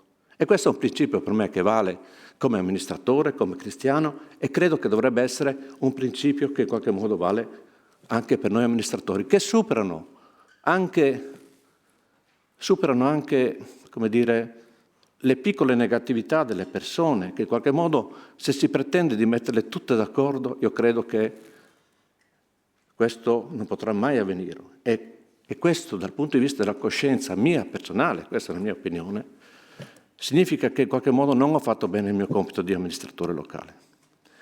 Penso che San Michele paghi un prezzo molto alto per quanto riguarda il deflusso delle acque del fiume Tagliamento. Il Cavrato, quando è stato realizzato 100 anni fa, probabilmente chi avrebbe realizzato un'opera di quella portata? Chi l'avrebbe mai fatto? Con tutte le situazioni di carattere ambientale, si è tagliato un comune in due in quel momento. Chi avrebbe accettato? Ho sentito qui oggi che in qualche modo va ricalibrato il Cavrato. Il Cavrato, e qualcuno dice che non se ne accorge nessuno, perché entra in funzione ogni tanto. In realtà il Cavrato quest'anno sarà entrato in funzione come minimo una decina di volte. E i danni del Cavrato ricadono tutti nella laguna di Baseleghe, che si sta interrando, e quindi con grandi aspetti dal punto di vista ambientale, e credo che non sia giusto che li paghi queste conseguenze esclusivamente il Comune di San Michele Tagliamento. Questo non è accettabile. La solidarietà va misurata con un prezzo che deve essere pagato un po' da tutti. Credo che sia questo il principio che deve sentirci coinvolti emotivamente, giuridicamente e con la nostra coscienza. E quindi uno sforzo a avvicinarsi agli altri deve essere fatto. Non cito neanche Valencia, perché in qualche modo è troppo banale, con tutto il rispetto di quei morti. Ma siamo lì, e dopo 30 anni continuiamo a discutere. Dobbiamo darci delle tempistiche, dobbiamo essere seri, dobbiamo svolgere il nostro compito di amministratori fino in fondo. Questo è l'appello che vi faccio. Ringrazio il sindaco di San Michele al Tagliamento, anche perché è stato nei tempi. Come avete visto prima, se qualcuno ha sforato, ho aspettato molto prima di chiedere di stare nei tempi. Vi do però un piccolo accorgimento tecnico. Quando comincia a lampeggiare il vostro microfono vuol dire che siamo vicini alla fine. Poi, come ho detto, come ho fatto fino adesso, non andiamo a bloccare nessuno e continuiamo a farlo, però insomma può essere un accorgimento tecnico anche per capire che insomma, in quel momento si può andare alla conclusione. L'ho detto adesso perché ho detto subito dopo un sindaco che è stato invece preciso e non ha sforato. San Vito al Tagliamento, c'è presente qualche amministratore? Vuole intervenire? Grazie Presidente, buongiorno a tutti i colleghi, grazie per l'invito. Sono il sindaco, sì. Chiedo scusa, ma avevo scritto che confermava la presenza di un altro amministratore per quello. No, in verità siamo in due. Bene, va bene. Ho portato le truppe al seguito, dato un tema così importante. Chiedo scusa, a lei la parola. Anche per il fatto, mi fa un assist, Presidente, per il fatto che il comune di San Vito Tagliamento è un comune equidistante rispetto ai comuni forse maggiormente interessati. E già questo è uno degli elementi che mi lasciano l'amaro in bocca rispetto al dibattito che ho ascoltato fino adesso. Penso che sia in questo momento un fallimento parziale sentire i territori così divisi a richiamare la solidarietà rispetto ai problemi che stanno vivendo. Questo è un tema dal quale partire che ha riflessi di merito, ma soprattutto ha delle conseguenze del metodo con il quale noi oggi siamo arrivati a questa discussione. Noi penso, come Comune di San Vito Tagliamento, che ha una rappresentatività importante per quanto riguarda anche il rapporto con tutti i comuni rivieraschi, in particolare del Medio Tagliamento, non possiamo non ascoltare la voce, le parole così sentite, così rappresentative di un sentimento popolare come quelle del sindaco di Latisana, come quelle del sindaco di Dignano, come quelle del sindaco di San Michele, tutti coloro che vivono in modo così vivo e viscerale un problema che va affrontato e che va risolto. Credo, con la massima determinazione e con la massima consapevolezza, al di là poi delle valutazioni di carattere giuridico, le responsabilità penali, non penali. Io penso che una regione che vuole essere virtuosa e che è virtuosa, ma lo vuole essere in modo ancora più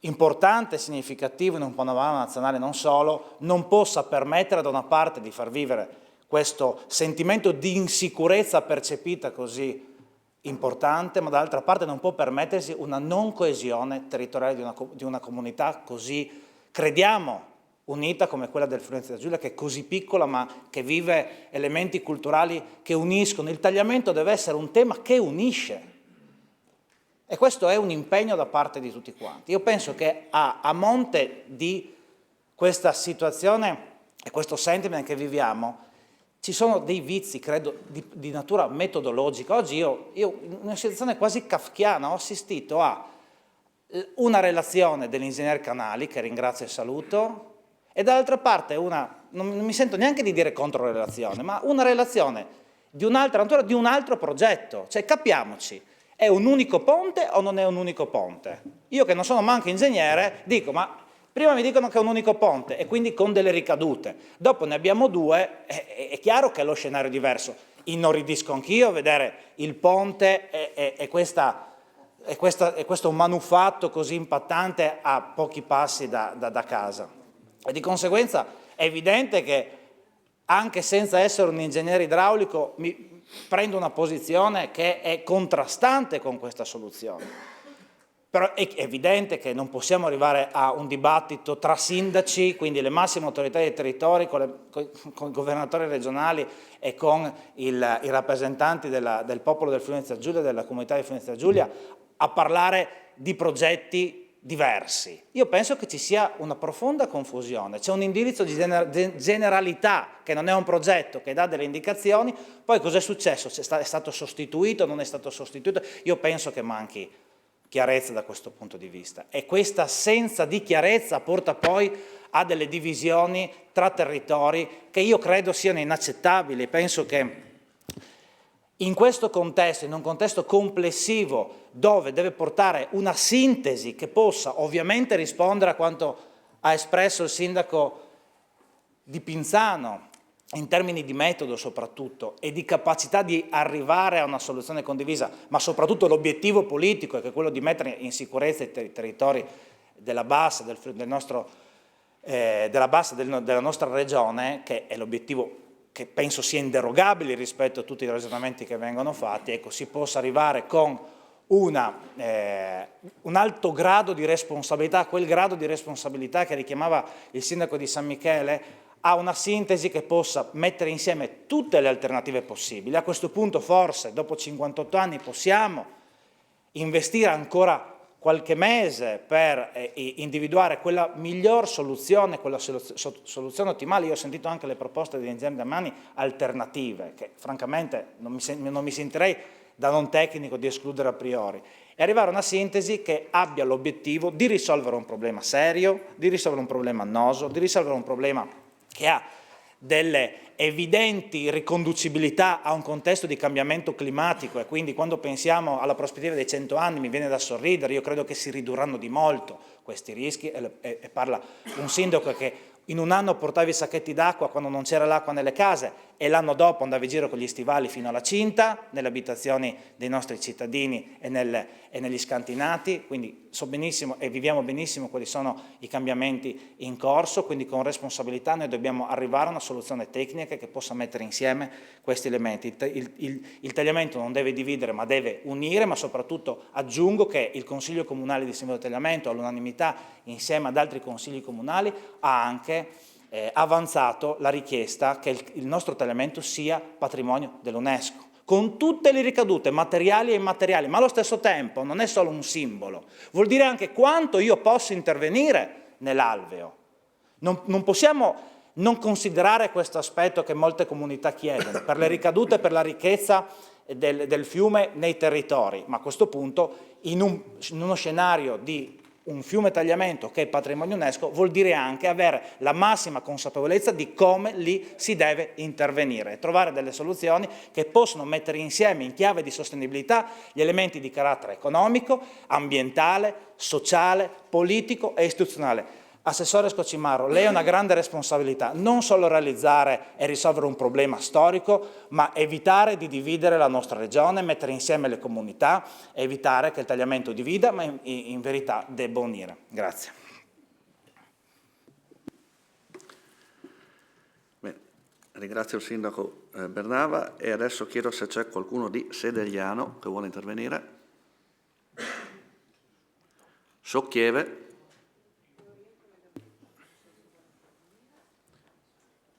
No, Savito? No, già parlato. Spilimbergo, penso. Grazie Presidente, grazie a tutti. Cercherò nei limiti consentiti di portare avanti il compito che in parte mi è stato affidato anche come delegato della comunità di montagna delle Prealpi Friulane Orientali.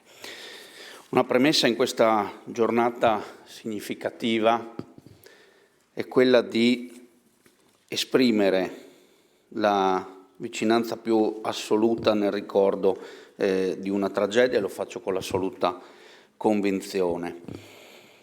Allo stesso modo stigmatizzando alcune espressioni che sarebbero emerse in alcuni momenti, non da parte sicuramente delle amministrazioni e degli amministratori comunali, non sicuramente del sottoscritto e della sua amministrazione. Andrò a ripercorrere un documento, l'ordine del giorno approvato il 17 luglio dai consigli comunali di Spilimbergo e di Gnano, poi votato da altri enti, che ha portato, lo dico come premessa di lettura, diversi esponenti del nostro consiglio comunale, forse quelli di Dignano erano meno evidenti alla conoscenza, ad essere presi a non belle parole dopo l'approvazione.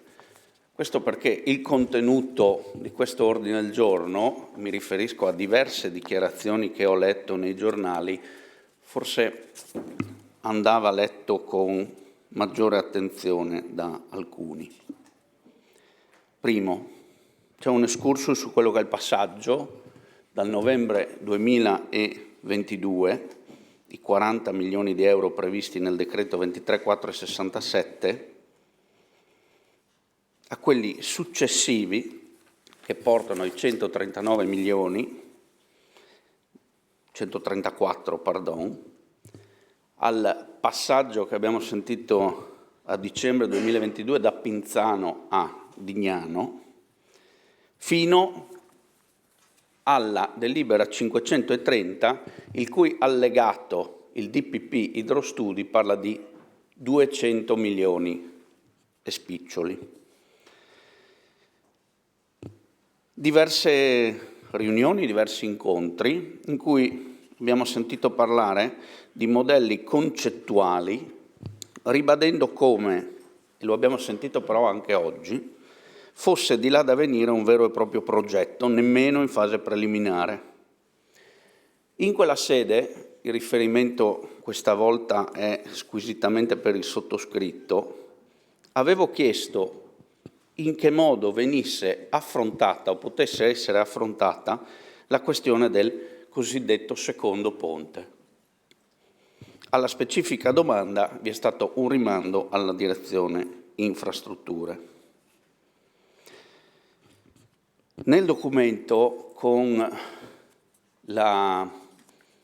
il tentativo di essere il più aderenti possibile al ruolo istituzionale che ci compete, abbiamo sollevato diversi dubbi che sono stati anche plasticamente riportati rispetto alla delibera 530 e all'allegato idrostudi in un video render che ci è stato fornito, che oggi abbiamo parzialmente rivisto. Su quel video render, anche per rispetto di un assessore che compone la mia giunta, e mi rivolgo in particolare all'ingegner Canali, che è sempre disponibile, le chiedo una cortesia. Perda 10 minuti, 15 minuti per spiegare in che modo quel video render è del tutto fuorviante rispetto a quanto ipotizzato nella delibera 530.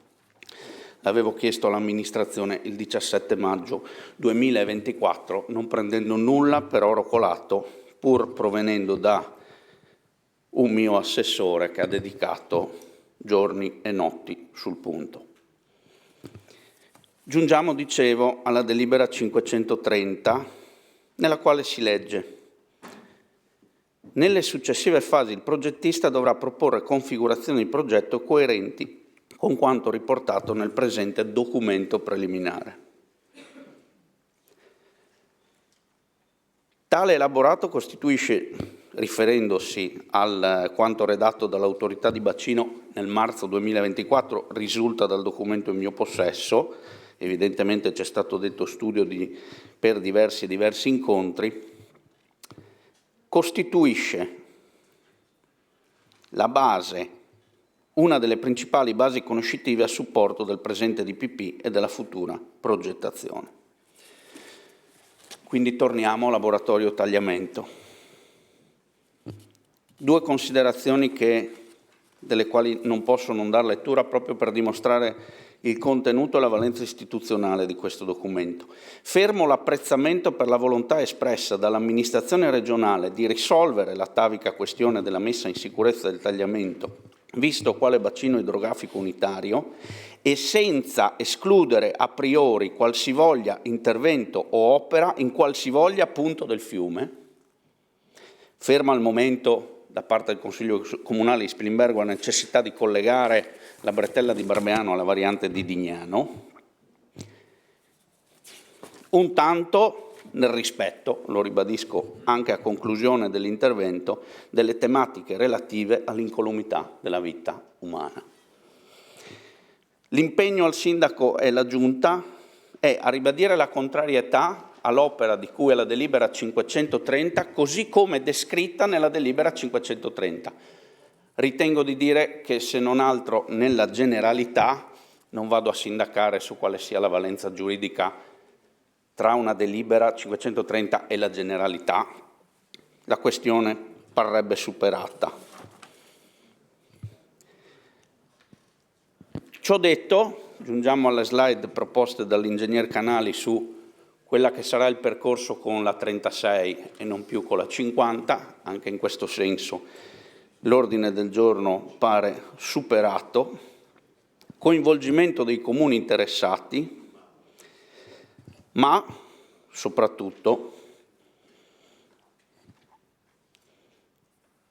la richiesta di diffusione alla società, ai tecnici, alle istituzioni di questa che sarà una nuova visione indicata nella generalità, anche attraverso la costituzione del nuovo gruppo di studio di confronto interdisciplinare.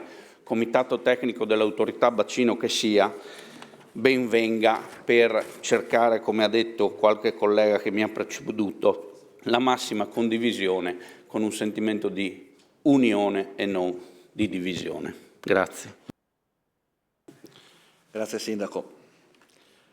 Tolmezzo, qua nell'appunto mi dice che non partecipava, non so se c'è qualcuno, ma penso di no.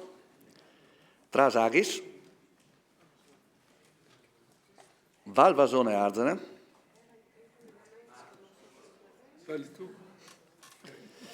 Varmo. Bene, buongiorno a tutti. Sono il vice sindaco di Varmo, per chi non mi conosce, Davide De Candido. Intanto ringrazio della possibilità di intervenire qua oggi. Rigetto immediatamente qualsiasi tipologia di ipotesi sia stata fatta che Varmo non ha voluto collaborare istituzionalmente in questo percorso. Lo dico perché personalmente, dato che rappresento una comunità che anche se è molto piccola conta quasi 3.000 abitanti, sono venuto a conoscenza di questa soluzione che è stata trovata dalla Regione Friuli Venezia Giulia attraverso i giornali e attraverso una PEC. Quindi immaginatevi io, che tra l'altro forse sono anche il più giovane amministratore qua, nonostante abbia quasi 15 anni di amministrazione comunale, io mi ritrovo a entrare nel bar una mattina a leggere il giornale e vedere che è stato cambiato il progetto e praticamente metà del mio comune, attraverso un bacino di quasi 22 km quadrati, hanno detto prima, verrà praticamente sott'acqua e l'altra metà sostanzialmente avrà anche problemi idrogeologici, perché immaginatevi tutta l'acqua che di solito dovrebbe confluire a valle, se si ritrova con questa problematica di far uscire l'acqua dal tagliamento, probabilmente faranno anche molta fatica a far confluire le acque dell'altro comune. E soprattutto poi mi ritrovo anche a dover spiegare tutto questo alle popolazioni. Allora poi istituzionalmente ci siamo subito messi a disposizione, tant'è che sia Canali che Ferri che Scocimaro sono venuti a Varmo, abbiamo parlato assieme a loro, ci siamo tenuti in contatto anche con i nostri comuni più vicini, Precenico, Ronchi, Slatisano, Lignano, con i quali quotidianamente ci sentiamo. Quindi istituzionalmente non abbiamo mai ci siamo messi di traverso. Chiediamo semplicemente che ci siano più occasioni per dibattere di questa problematica, anche perché io è la prima volta che appunto sento i miei colleghi di Spilimbergo, di Dignano e della comunità collinare che avranno anche loro le loro ragioni. Non nego che dal punto di vista tecnico, pur non essendo un tecnico, sottolineo delle grosse perplessità sull'intervento a Varmo, anche perché si tratta di, ripeto, una superficie di quasi 22 km quadrati su 34 km quadrati del comune, quindi a me fa piacere essere, per l'amor di Dio, può anche farci piacere essere il raccoglitore di tutta l'acqua del Friuli per risolvere il problema, però avrei piacere che anche se siamo un comune piccolo e che fino adesso probabilmente era solo un osservatore di questo problema e invece adesso si trova ad essere un protagonista, di essere un po' più coinvolto da parte di tutti. perché poi purtroppo sono io la sentinella del territorio e poi, tra le altre cose, devo anche dar conto ai miei cittadini che abitano e hanno degli insediamenti produttivi all'interno di quelle zone e si trovano magari milioni di euro di investimento che vengono poi buttati al fumo, anche con magari solo con degli articoli che poi alla fine invece sono diventate delle realtà. E quindi continuo a ribadire delle perplessità dal punto di vista tecnico e funzionale dell'opera, non solo da parte mia ma da parte di tutta l'amministrazione comunale. Oggi sono qua con un mio collega assessore, però ci rendiamo disponibili istituzionalmente a dialogare, a collaborare con tutti per la sistemazione del problema, perché nessuno, credo, qua dentro vuole che si ripeta un disastro come quello del 66, ok? Anche perché, tra le altre cose, faccio una piccola sottolineatura, l'ultima, nel 66, mi premurrò di recuperare dei documenti, non è che a Varmo, da che risulta le testimonianze dell'epoca, sia spaccato lì il tagliamento, in realtà, tra virgolette, l'hanno fatto spaccare, permettetemi di dire, quindi non è che ci stiamo riappropriando di terre che erano del fiume. Poi, ripeto, andrò a recuperare anch'io i documenti dell'epoca perché da questa parte si tratta solo e esclusivamente di testimonianze. Quindi grazie ancora e buona giornata a tutti. Allora, grazie al vice sindaco di Varmo. Vuole fare una piccola precisazione? Sì, Presidente, solo per dire una cosa. Ho sentito dire che sono arrivate PEC come fulmine a ciel sereno. Non è così. Tra l'altro la PEC non è inviata dalla Regione, ma dall'autorità di bacino, presieduta dal vice ministro Vagnagava. Quindi questo per la cronaca, non per dividere le responsabilità su progetti condivisi.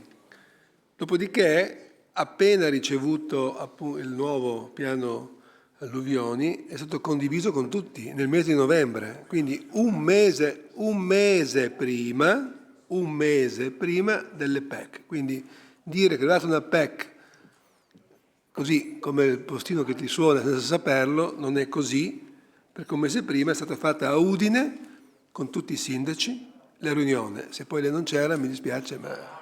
Senta, capito, però c'eravamo e prima è uscito sul giornale e poi siamo stati invitati a Udine. Dai, allora, io rispondo per le convocazioni che faccio io e per... se poi l'intervista sui giornali le fa chi le vuole fare, non si può debitare a me una cosa che ho condiviso con tutti, con 5 riunioni. E comunque la PEC non è un problema, non è un'accusa, è una nota di cronaca, è arrivata un mese dopo la prima illustrazione. Se ho sbagliato qualche data, magari l'autorità di bacino mi autorizza a correggermi, che fra l'altro so devono andare via perché erano previsti che dovevano andare via ben prima delle 2:30. Grazie. Grazie, Assessore. Comune di Venzone. No, chiedo scusa, visto che stiamo andando via e l'assessore ci ha coinvolto, come autorità di distretto non solo abbiamo una procedura prevista dal sistema per l'aggiornamento del piano gestione rischio alluvioni, sia per quanto riguarda le mappe, ovvero quando si hanno nuove conoscenze o vi sono nuove situazioni di dissesto, c'è una procedura e c'è la possibilità di caricare le proposte su Sigma. Se qualcuno ha già soluzioni progettuali o proposte alternative al ponte di Dignano, può, attraverso le procedure previste dall'articolo 6, caricarle con tutta la documentazione e l'autorità la prenderà in considerazione per le valutazioni e il confronto. L'idea di parlarci è sicuramente giusta, faremo tutto quello che si può fare, ma rimettere, lo dico, con le tempistiche è stata sollevata la questione tempistiche sia da parte di tutti, vi rendete conto che siamo n soggetti intorno a un tavolo per decidere nuovamente quale debba essere la soluzione migliore. Ad oggi ritorniamo indietro prima ancora del laboratorio tagliamento. Non ci sottraiamo al confronto, però l'idea di rimettere in discussione, ripeto, una scelta basata su dati e informazioni tecniche aggiornate, modellistiche aggiornate e su cose che non hanno ancora ad oggi dato prova e dimostrazione di essere migliori o basate su soluzioni tecniche alternative, ribadisco, noi abbiamo una procedura. Chi ha già queste soluzioni con modellistiche nuove può assolutamente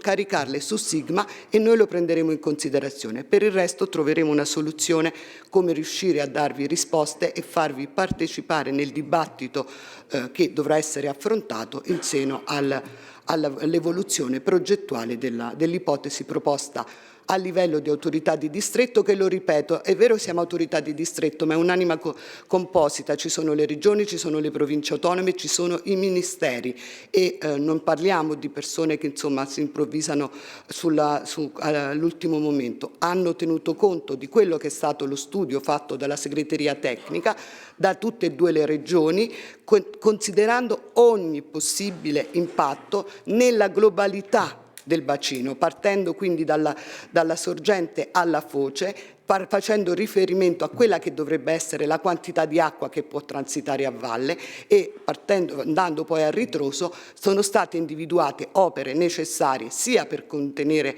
la maggior quantità di acqua a monte sia per dover vedere quali sono le altre opere necessarie e complementari, perché una sola opera non sarebbe sufficiente. Aggiungo anche un'altra cosa, si parla di sicurezza, la sicurezza totale che vi porti a dire che c'è il rischio zero non ve la darà nessuna opera idraulica, quando anche sia dimensionata a livelli esagerati. Non esiste, non è immaginabile, a meno che non decidiamo a questo punto di prosciugare, mettiamola così per assurdo, il corso d'acqua. Abbiamo come autorità, l'ingegner Canali l'ha accennato solo brevemente, una misura non strutturale che l'Osservatorio dei cittadini e l'altro giorno sentendo quello che è successo a Valencia, una misura non strutturale come la nostra può essere assolutamente d'ausilio a governare il rischio residuo, a dare modo ai sindaci di poter aggiornare i piani di protezione civile tenendo conto delle nostre mappe, formare i cittadini su come ci si deve comportare in caso di eventi di piena, informare gli stessi nel momento in cui la piena si sta generando e quindi essere di supporto. Noi l'abbiamo attivata nel basso corso del tagliamento, mi confermi Michele. I comuni, cioè il sindaco del comune San Michele a Tagliamento ha già aderito e ha avuto il semaforo verde.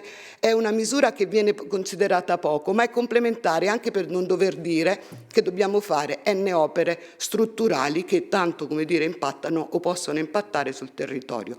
Ripeto, noi in questo momento siamo aperti al dialogo, però signori, se ricominciamo a dire che ognuno deve poter dire quali delle opere del laboratorio tagliamento o rifare il laboratorio tagliamento, mediamente penso che fra 10 anni staremo ancora qui a decidere quali tra quelle possibili siano da farsi. Grazie, scusate. Ringrazio dell'intervento. Sono solo due comuni ancora, comune di Verzegnis e comune di Villa Santina. Per finire la parte diciamo dell'amministrazione, visto che la comunità di montagna delle Prealpi friulane orientali, mi pare abbia già parlato il sindaco di Spilimbergo. La comunità, non vorrei sbagliarmi, ma della Riviera è sempre presidente.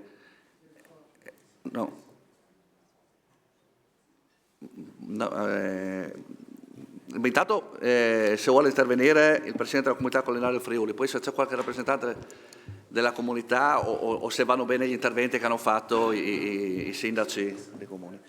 Quindi do la parola a Luigino Bottoni, presidente della comunità collinare del Friuli. Sì, vi ringrazio. Arrivando per ultimo, insomma, siamo tutti un po' stanchi, un po' gli interventi non vorrei che fossero ripetitivi di quello che è già stato detto e quindi non dirò quello che altri colleghi hanno già affermato.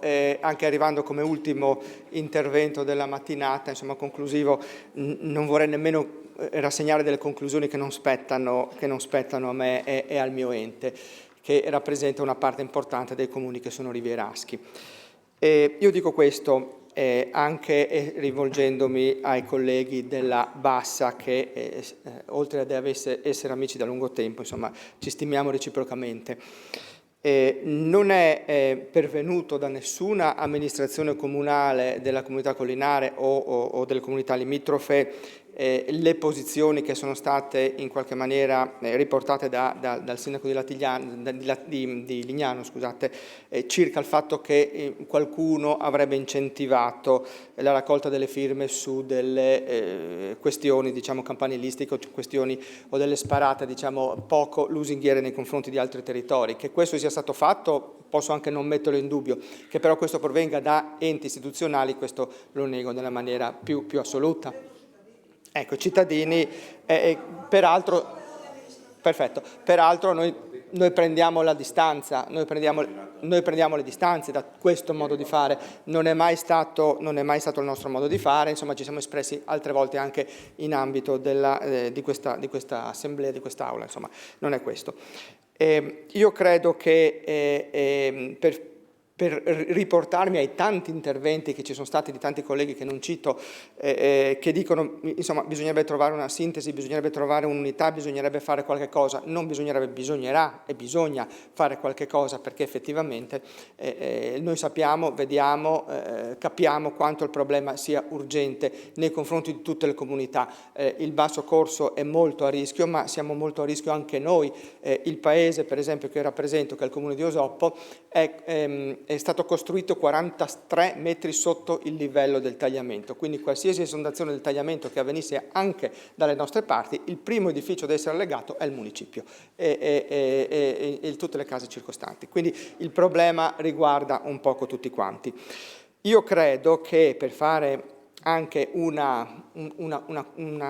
per dare un input positivo e non di contrapposizione territoriale, perché la contrapposizione territoriale non ci porta né a risolvere il problema né a stemperare gli animi né ad essere propositivi.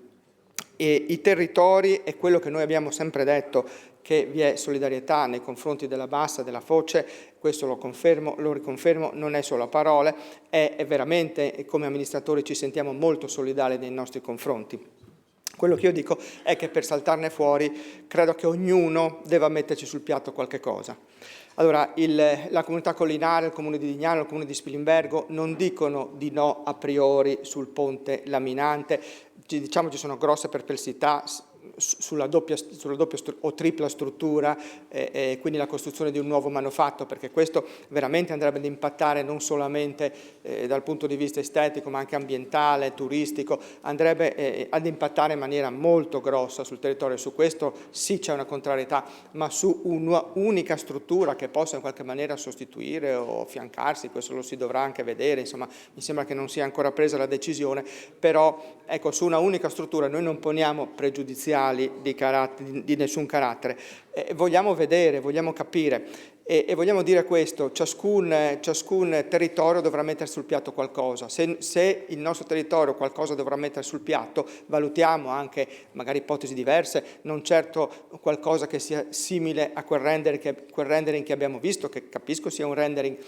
non autorizzato, però su qualche dato insomma anche si basava, quindi non certo una cosa del genere, ma qualche cosa che abbia un diverso impatto, noi lo valutiamo, lo dobbiamo valutare. La nostra considerazione dei cittadini e la nostra consapevolezza di amministratori ce lo dicono che qualcosa dobbiamo fare. Non seguiremo il comitato pedissequamente che magari ci incalza la mattina quando usciamo di casa o quando entriamo in comune, ci aspettano fuori. Fa parte dell'amministrare superare anche queste situazioni, ma fa parte dell'amministrare anche ascoltare coloro che dicono qualche cosa. E se qualcosa bisogna mettere sul piatto, dicevo, noi metteremo la valutazione di un'opera in territorio collinare. Altrettanto credo che lo debba fare anche il comune di Varmo, che abbiamo sentito, o comuni della Bassa, che abbiamo sentito nella loro giusta considerazione di dire c'è un progetto e noi siamo molto critici nel progetto. Ci credo perfettamente, ma anche sono consapevole che se qualcosa mettiamo noi, qualcosa dovrà mettere il comune di Varmo, qualcosa dovrà metterci anche la Bassa, passa. Non voglio dire che cosa, come e quando e perché, ma io credo che affrontiamo, se ci mettiamo tutti su un tavolo e noi diciamo noi ci mettiamo questo, anche a discapito del nostro territorio, noi ci mettiamo questo, anche il lattisanese troverà qualche cosa da mettere sul piatto della bilancia, perché altrimenti non trovo corretto e forse anche insuperabile il fatto che si dica non deve allagarsi la Tisana, siamo d'accordo, per l'amor di Dio, nessuno lo dice, però va bene che si allaghi Lignano o Spilimbergo. Questo non può essere un ragionamento, perché comunque il ponte, la traversa e questo tipo di manufatto porteranno un allagamento più a nord.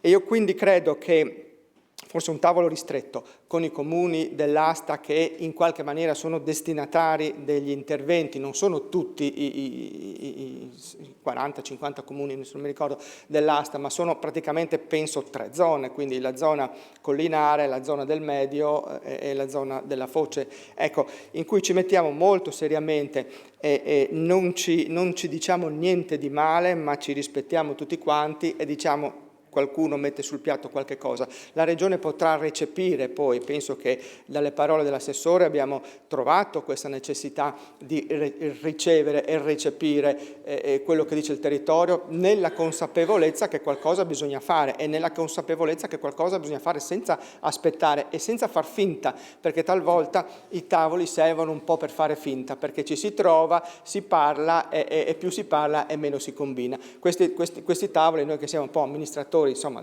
di lunga durata, ne abbiamo frequentati, forse anche partecipati e qualche volta ci abbiamo anche marciato sopra, ma non è questo il momento, non è questo il caso, qui bisogna trovare qualche cosa per concludere.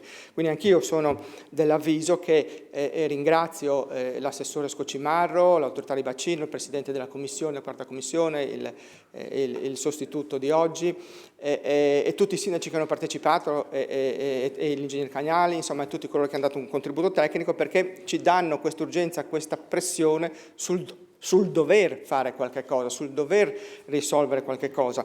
E io credo che magari un prossimo tavolo più ristretto in cui ci mettiamo magari in un ambiente meno formale come questo potrebbe portare qualche passo avanti che abbiamo necessità di fare. Grazie. Ringrazio il Presidente Bottoni. Allora io adesso propongo di fare una pausa di mezz'ora. Poi riprendiamo con il Centro Italiano per la Riqualificazione Fluviale, i rappresentanti della comunità scientifica internazionale. Presidente, chiedo scusa sull'ordine dei lavori. Prego. Vorrei capire quando sarà possibile fare non interventi di carattere politico, ma almeno domande da parte dei consiglieri. L'autorità se n'è già andata e quindi le domande gliele faremo per posta. Perché altrimenti rischiamo di non avere nemmeno un ritorno rispetto ad alcuni quesiti che si sono venuti a creare. Se va bene, chiedo magari ai sindaci e quelli che possono, se possono fermarmi, se va bene alla ripresa potremo fare un giro di domande puntuali. Va bene?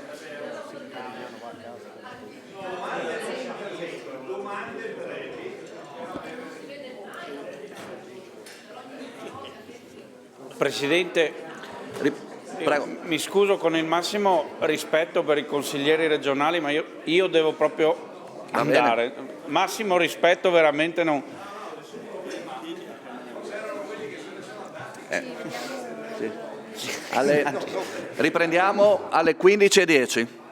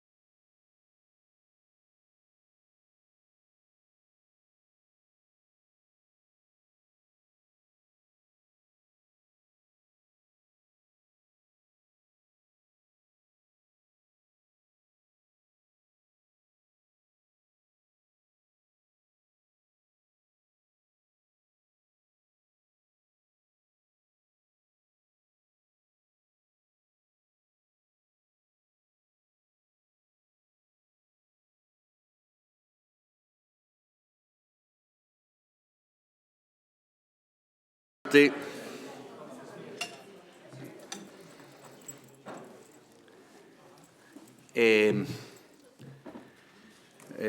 Riprendiamo scusandoci con gli auditi che sono arrivati, con gli auditi che dovevano parlare stamattina, dai quali cominceremo, e con quelli che sono arrivati nel pomeriggio in un orario precedente, ma i lavori si sono protratti.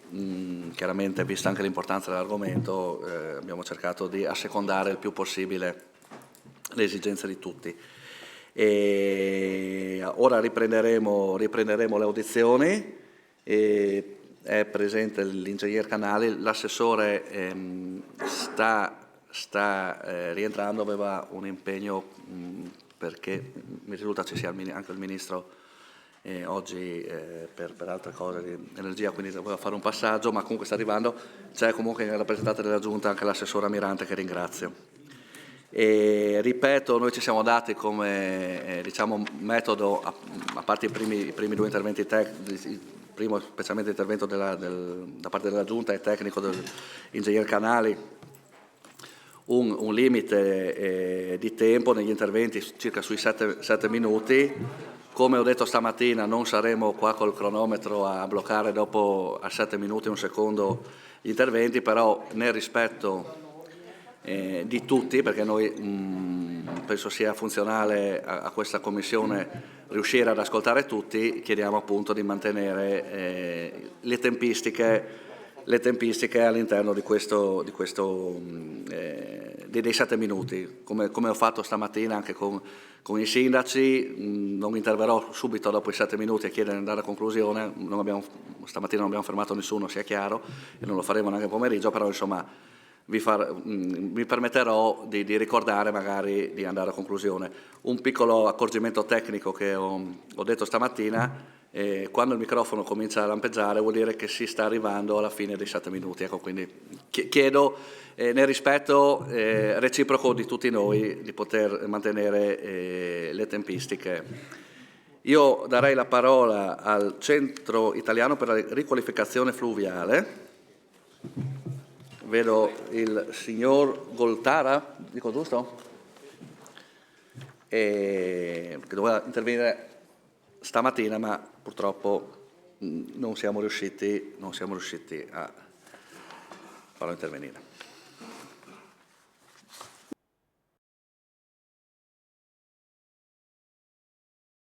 Tutti, intanto che si aprono le slide, intanto ringrazio i sindaci che si sono fermati e anche l'ingegner Canali. Mi dispiace che l'autorità di bacino non abbia ritenuto di fermarsi, anche che il vice ministro purtroppo non ci sia. Per chi non ci conosce, io sono il direttore del Centro Italiano per la Riqualificazione Fluviale. È un'associazione tecnica di tecnici, buongiorno, che da 25 anni si occupa di gestione dei corsi d'acqua. E in quanto tecnici abbiamo promosso una petizione su questo tema, che certo non è nuovo nemmeno per noi, perché da quando esistiamo sostanzialmente che abbiamo interagito sulla questione del tagliamento. Una petizione rivolta solo alla comunità tecnico-scientifica, che ha ricevuto l'adesione di oltre 800 ricercatori ed esperti da 35 paesi. Questa sia il documento che la lista delle adesioni è stata depositata agli atti e quindi è disponibile anche online. Come vedrete non si tratta di una lista di pericolosi estremisti ambientalisti, stiamo parlando di professori emeriti di buona parte dei principali centri di ricerca mondiali che si occupano di corsi d'acqua, non sono nemmeno esperti solo di questioni ecologiche, ma ingegneri, professori di idrologia, di idraulica, di gestione del rischio, eccetera. Cosa sostiene, cosa chiede questa petizione? Allora, innanzitutto mette in evidenza che il tagliamento è un ecosistema fluviale unico, quindi le decisioni che sono prese sul tagliamento non hanno nulla a che vedere con quelle che prendiamo su altri corsi d'acqua. È un ecosistema unico perché forse è l'ultimo grande corso d'acqua alpino e uno degli ultimi in Europa a canali intrecciati che ancora si comporta in modo quasi naturale in un ampio tratto. È ancora una caratteristica che è una caratteristica fondamentale dei corsi d'acqua naturali, cioè la connettività. La connettività cosa vuol dire? Che i sedimenti si possono ancora spostare da monte a valle, la fauna si può spostare in tutte le direzioni, c'è ancora spazio, un fiume che ha ancora spazio per inondare, per erodere, per cambiare nel tempo. La connettività è un elemento fondamentale, tanto fondamentale che è centrale in buona parte delle norme europee che hanno a che fare con la gestione dei corsi d'acqua, non ultimo l'ultimo regolamento per il ripristino della natura, a cui alla connettività dedica un articolo ad hoc, come è stato ricordato dall'ingegner Canali, e chiede quindi il ripristino ovunque possibile della connettività fluviale. Ingegner Canali, la rassicuro che abbiamo letto anche gli altri commi dell'articolo 9 e da nessuna parte si parla di realizzare nuove opere, nuovi sbarramenti. Semplicemente si chiarisce che la normativa non richiede certo di rimuovere qualsiasi opera esistente, ma si occupa solo delle opere esistenti. Lo dico perché diversi gruppi politici per mesi hanno detto colossali sciocchezze sui contenuti di questa normativa. La normativa chiede a tutti i paesi quindi un obbligo normativo anche per la Regione Friuli Venezia Giulia, per l'autorità di bacino distrettuale, così come già richiesto da altre normative, assicurare il più possibile la connettività. E questo perché un corso d'acqua che mantiene la connettività dà alle comunità dei servizi ecosistemici di enorme valore anche economico. Questo dicono gli studi a supporto di questa normativa. Connettività che ci spiace dover dire, nonostante sia un obiettivo fondamentale per legge, non sta riscuotendo l'interesse dovuto, quindi anche l'autorità di bacino distrettuale non ci pare che stia facendo molto per ripristinarla, idem da parte della Regione. In altri invece paesi europei i corsi d'acqua, canali intrecciati sono riconosciuti come degli elementi veramente unici e molto importanti per i territori, ribadisco anche economicamente, e questo fa sì che ci siano delle linee guida apposta su come gestire i corsi d'acqua a canali intrecciati che spiegano perché sono diversi dagli altri e vanno mantenuti il più possibile. E in queste linee guida, non a caso, il riferimento a come funzionano e come dovrebbero funzionare questi corsi d'acqua è il tagliamento. Questa immagine del tagliamento è presa proprio dalle linee guida che dicono in Francia come vanno gestiti queste tipologie di corsi d'acqua. Si stanno investendo risorse per riqualificare questi corsi d'acqua e cercare di portarli in estrema sintesi più vicini a quello che è il tagliamento oggi. Sono colleghi ingegneri, anch'io sono ingegnere, che addirittura hanno stampato il tagliamento a tutta parete per averlo sempre presente quando si occupano di progettazioni in ambito fluviale. Questa connettività, che abbiamo detto è l'elemento chiave per cui il tagliamento è così speciale, viene proprio messa in discussione quando si fanno opere strutturali, sia trasversali che laterali. Allora io sono d'accordo con l'assessore Scocimarro che quest'opera non è una diga, sono un ingegnere, so la differenza da una diga, però è anche comprensibile che nelle denominazioni locali questi oggetti che già esistono, quindi qua non sto facendo vedere interventi inventati o cartoni animati come si è detto questa mattina, ma sono opere che esistono per avere un'idea di cosa siano le casse in linea dove già ci sono, okay? Nei territori in cui già ci sono. E questi sono degli esempi, questo è il fiume Panaro, come vedete, certo non è una diga, ma ci assomiglia e quindi ci sta, insomma, che semplificando qualcuno la possa chiamare diga. Questa è la cassellina sul Parma, la vedete in azione con tutta la quantità di materiale di legname che è accumulato a monte durante un evento, ma anche in altri, quelle sono quelle della regione Emilia-Romagna, ce ne sono anche altrove, queste sul Volturno, e come vedete sono tutte opere estremamente ponderose che richiedono, al di là delle immagini un po' idilliche che abbiamo visto questa mattina, estesi interventi di stabilizzazione, di artificializzazione, di cementificazione del fondo, perché possano funzionare e resistere nel tempo. Ma anche quelle più recenti, di cui la Regione Veneto è molto orgogliosa, come vedete, sono comunque interventi estremamente artificiali, okay? Non possiamo immaginarcele trasparenti, pur essendo fatte queste, come questa del Muson di Sassi, in un contesto già estremamente artificializzato, ben diverso da quello del tagliamento, okay? Però immaginiamocele alla scala del tagliamento. Ecco, questo per dire insomma che altrove l'importanza di valutare alternative diverse, in particolare nei corsi d'acqua a canali intrecciati, è molto presente e molto sentita. E Quindi non viene considerato un ambiente di questo tipo come un ambiente da cartolina irrealizzabile, al contrario, viene considerato una ricchezza per il territorio e quindi si fa tutto il possibile per mantenerla. Quindi la seconda richiesta, diciamo, contenuta all'interno di questa petizione è proprio legata a valutare anche altre alternative. E quando posso ridere che la dottoressa Colaizzi questa mattina parlasse di valutazione integrata a livello progettuale, quando abbiamo già deciso il tipo di opera e a quel punto facciamo una valutazione integrata, ma non dobbiamo decidere se le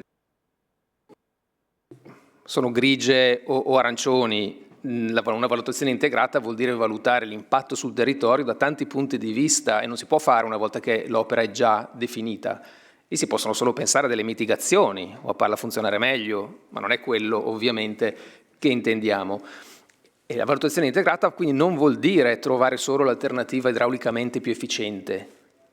Può anche essere che ci sia un'alternativa strutturale legata a una cassa in linea che sia quella che idraulicamente, ma questa è solo una, è uno dei criteri di valutazione. Vanno fatte delle valutazioni che tengano in conto la ricchezza del territorio, quanto il tagliamento offre a questo territorio, tutti i servizi ecosistemici, non solo in piena, ma in tutte le altre condizioni. E soprattutto restituendo spazio al fiume. Queste valutazioni, a nostro avviso, sono parte integrante degli obblighi di chi pianifica. Non possiamo dire che le abbiamo già fatte, perché non è vero, non sono state fatte valutazioni di questo tipo. Quindi io mi chiedo, ad esempio, alternative che prevedono l'arretramento di argini, recupero di aree di laminazione più diffuse. Magari non saranno tanto efficienti quanto una cassa, ma chi le ha fatte queste valutazioni? Abbiamo valutato a quanto possono contribuire, dove si possono fare? Non mi sembra. Idem la delocalizzazione. È impensabile al giorno d'oggi non valutare anche delle alternative di delocalizzazione. Tutti i paesi europei stanno ragionandoci, quelli più seri almeno nell'ambito degli interventi di adattamento al cambiamento climatico, e l'arretramento di difese, sia in ambito fluviale che costiero, è un tema di discussione. Quindi non è pensabile scartare a priori la delocalizzazione, e soprattutto in un contesto di questo tipo. Cioè, immaginatevi come se noi dicessimo per adattarci al cambiamento climatico dobbiamo costruire dei serbatoi per raccogliere l'acqua piovana. E quindi, visto che il posto migliore lo facciamo al posto della Cappella Sistina oppure di Palazzo Ducale a Venezia, perché lì è il posto migliore e quindi decidiamo e lo facciamo lì. Ecco, immaginatevi che il tagliamento sia la Cappella Sistina dei fiumi europei. Quindi il paradigma secondo noi deve essere invertito, assumendo che questo tratto di tagliamento deve essere conservato il più possibile perché è una ricchezza enorme per il territorio non solo friulano ma mondiale. Facciamo tutto il possibile per mitigare il rischio in altri modi. È una cosa che è già stata toccata in parte questa mattina, ma è molto importante sottolineare, è che non stiamo parlando di un conflitto tra ambiente e messa in sicurezza. Perché le opere previste, come tutte le altre alternative, non mettono in sicurezza niente, non mettono in sicurezza, sono solo delle opere che possono mitigare un po' il rischio.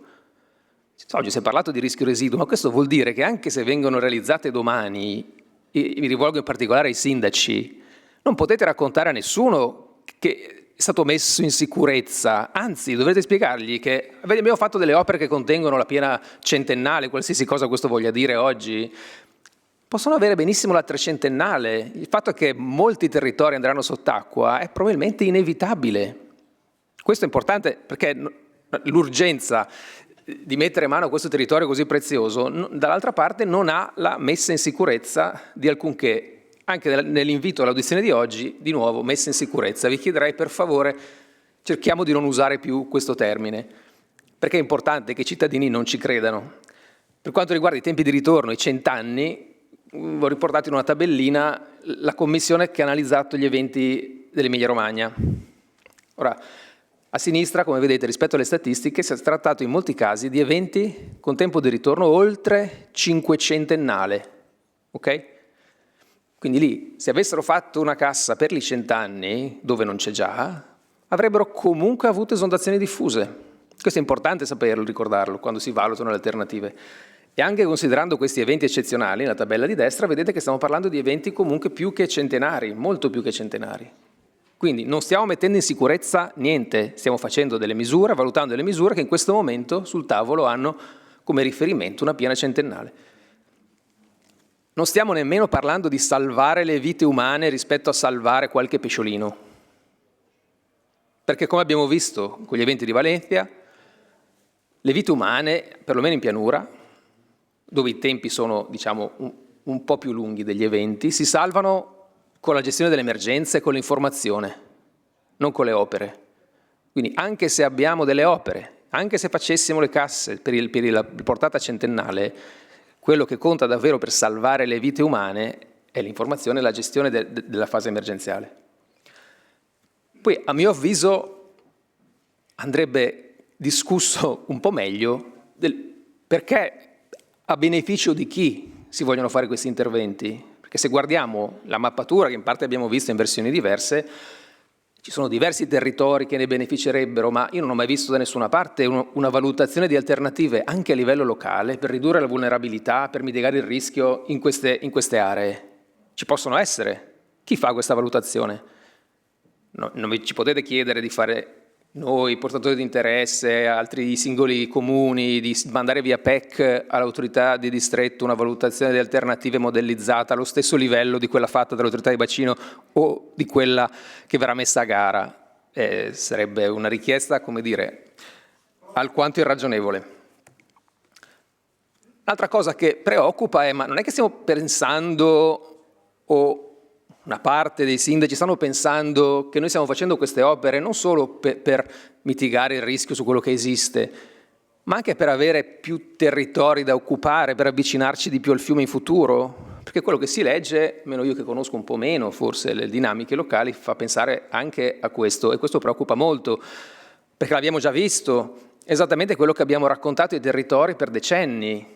Cioè territori che avevano pianure inondabili, inondate molto di frequente, la gente lo sapeva, pertanto poco occupate, e quindi quando c'erano questi eventi frequenti il danno era limitato. Realizzo un'opera che riduce la frequenza di esondazione e racconta i territori che li ho messi in sicurezza. E quindi si può occupare territorio e avvicinarci al fiume, ma l'evento che supera l'opera c'è sempre. E quindi io ho fatto opere e come effetto ho avuto che ho aumentato il rischio. Questo è quello che è successo in ampie parti d'Italia. Non vorrei che ci ritrovassimo nella stessa situazione. Faccio delle opere che sono improrogabili, imprescindibili e mi ritrovo fra 10 anni che il rischio è aumentato. Altra richiesta è quello che sì, chiaro, bisogna proteggere un ecosistema unico, ribadisco unico, ma ci sono anche dei problemi da risolvere, sono obblighi normativi. Cosa sta facendo la Regione? Cosa sta facendo l'autorità di bacino distrettuale per migliorare lo stato dei corpi idrici? Perché anche il tagliamento qualche problema ce l'ha. Sono grossi problemi, ad esempio, del trazione idrologica. Dove sono le azioni per migliorare lo stato dei corpi idrici? Perché noi fatichiamo molto a vederle, ma sono un obbligo, tanto quanto la riduzione del rischio e la gestione del rischio per i territori. E poi l'ultima richiesta ovvia, è fatta da tutti oggi, che venga assicurata un'ampia partecipazione. Chiaro che in questo caso specifico il dibattito pubblico dal punto di vista normativo non era obbligatorio, ma per un contesto di questo tipo, unico in Europa, sembra incredibile che non ci sia in questa fase in cui appunto le alternative non sono davvero state valutate come dovrebbero, che non ci sia un dibattito pubblico veramente aperto. E sicuramente quello che possiamo dire è che qualsiasi decisione verrà presa su questo territorio avrà una grandissima visibilità a scala internazionale.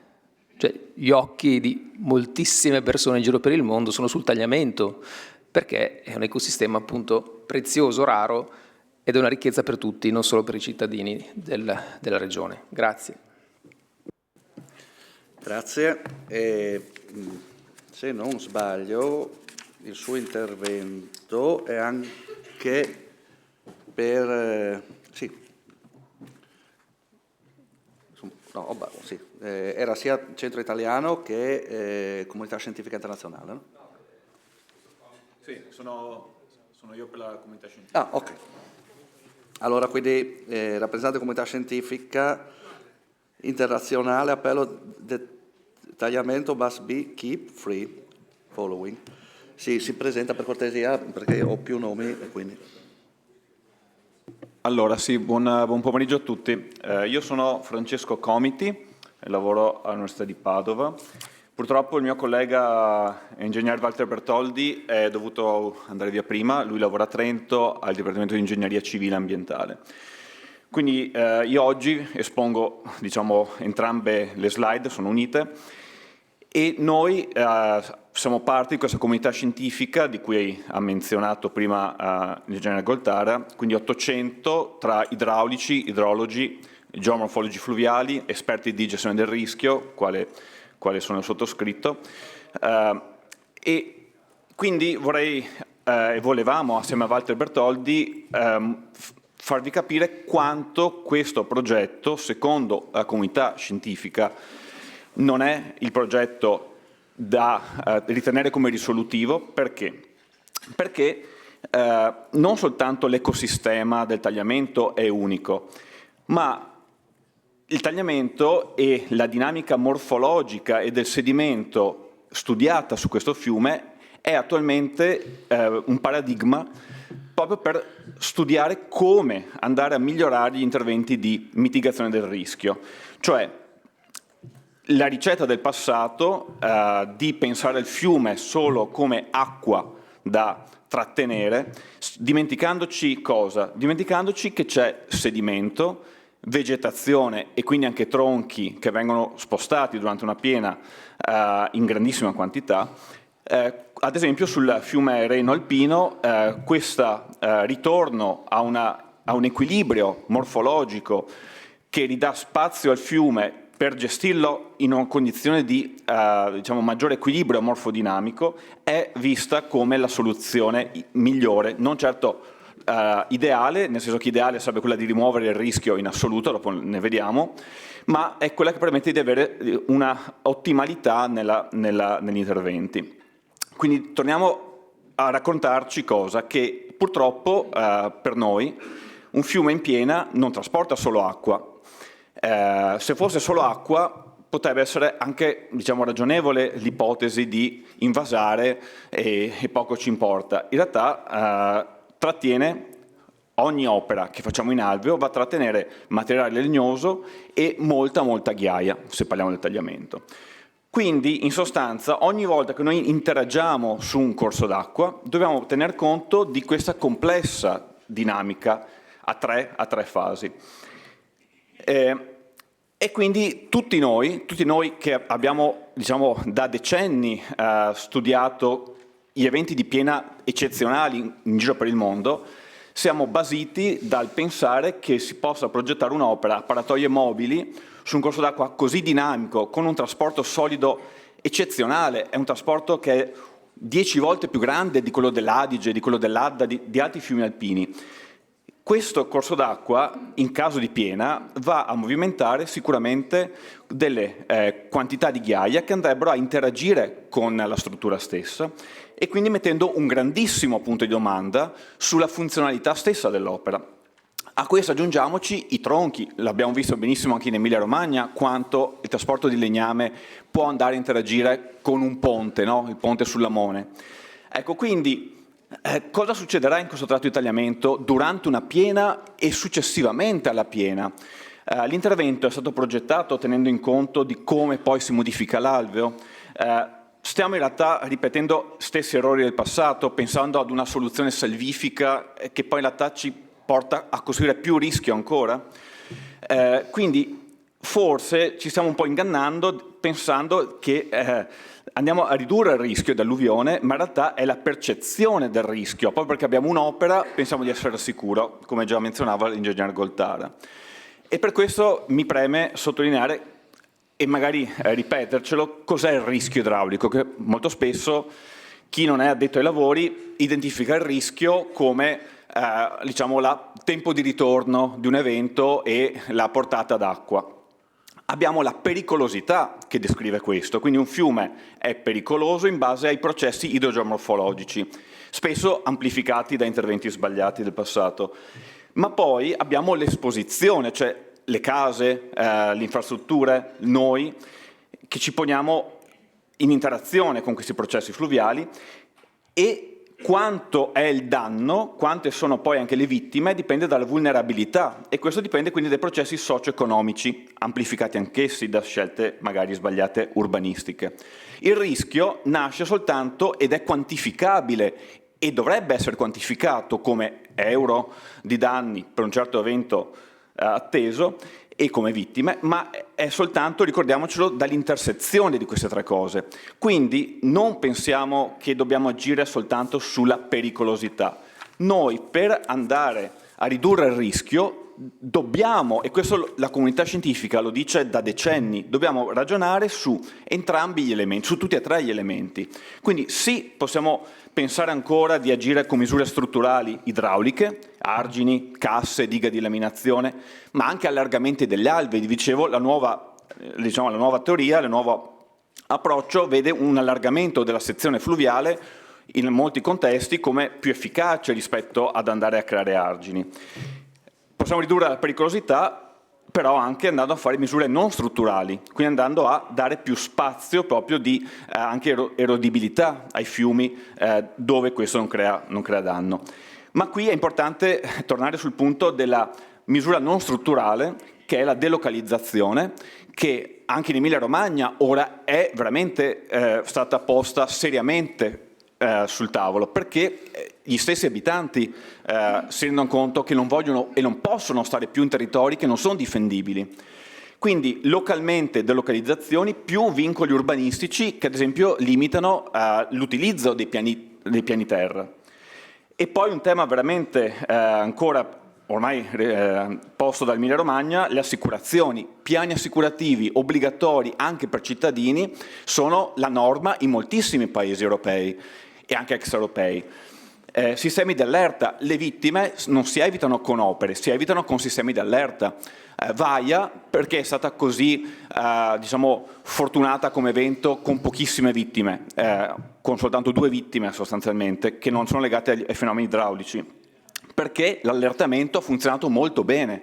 Quindi il sistema d'allerta è quello che evita le vittime, quindi non mettiamo sul piatto della bilancia le vittime a altre soluzioni più ambientalmente vantaggiose. L'educazione e la formazione benissimo, e poi un tema che mi è caro è quello che intervenire sugli edifici e a scala di quartiere si deve fare, si può fare. E in Austria, in Svizzera, si va sempre di più su questa idea di creare delle strutture, degli edifici che siano capaci di resistere all'alluvione, quindi di non far entrare l'acqua, con impermeabilizzazioni, con muri resistenti, modificando le luci presenti, per evitare proprio che ci siano dei danni all'interno delle case stesse. Quindi, in sostanza, come si dovrebbero formulare gli interventi di mitigazione? Dove possibile, e questo lo dice la direttiva alluvioni, quindi non sto parlando appunto di una tematica ambientale e basta, ma è proprio la direttiva alluvioni recepita in Italia che prescrive che idealmente, sostanzialmente, l'esposizione e la vulnerabilità siano oggetto primario di attenzionamento. Però, se è necessario, riduciamo la pericolosità, ma agendo nel contempo anche su questa riduzione di esposizione e vulnerabilità, combinando misure strutturali, idrauliche ed edilizie, con misure non strutturali.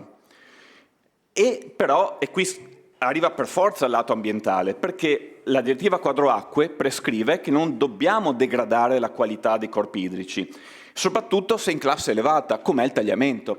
Quindi, appunto, l'unicità del tagliamento è che è l'unico grande fiume italiano che ha una classe elevata, cioè il livello più alto di qualità. Quindi sostanzialmente ciò che ragioniamo qui va bilanciato con questa unicità. E comunque la direttiva prevede che dobbiamo andare a privilegiare interventi win-win, cioè riduzione del rischio e miglioramento ambientale. Quindi passo all'ultima slide. Dobbiamo valutare i danni attesi per diversi tempi di ritorno, con scenari di cambiamento climatico, con scenari di rischio residuo. E di nuovo, questa opera qui in alveo presenta sicuramente degli scenari di malfunzionamento per via della dinamica fluviale. Quindi tutto ciò non può non essere calcolato e previsto. Quindi questi danni attesi vanno poi confrontati anche e sommati ai costi non solo di realizzazione ma anche di manutenzione. Quanto può costare andare a mantenere quest'opera funzionante ogni anno in maniera ordinaria o dopo un evento straordinario? Quindi sono soldi dei cittadini che vanno poi da valutare assieme. Sono anche gli impatti negativi sul sistema ambientale, di cui appunto è già chiaro quanto il tagliamento sia unico.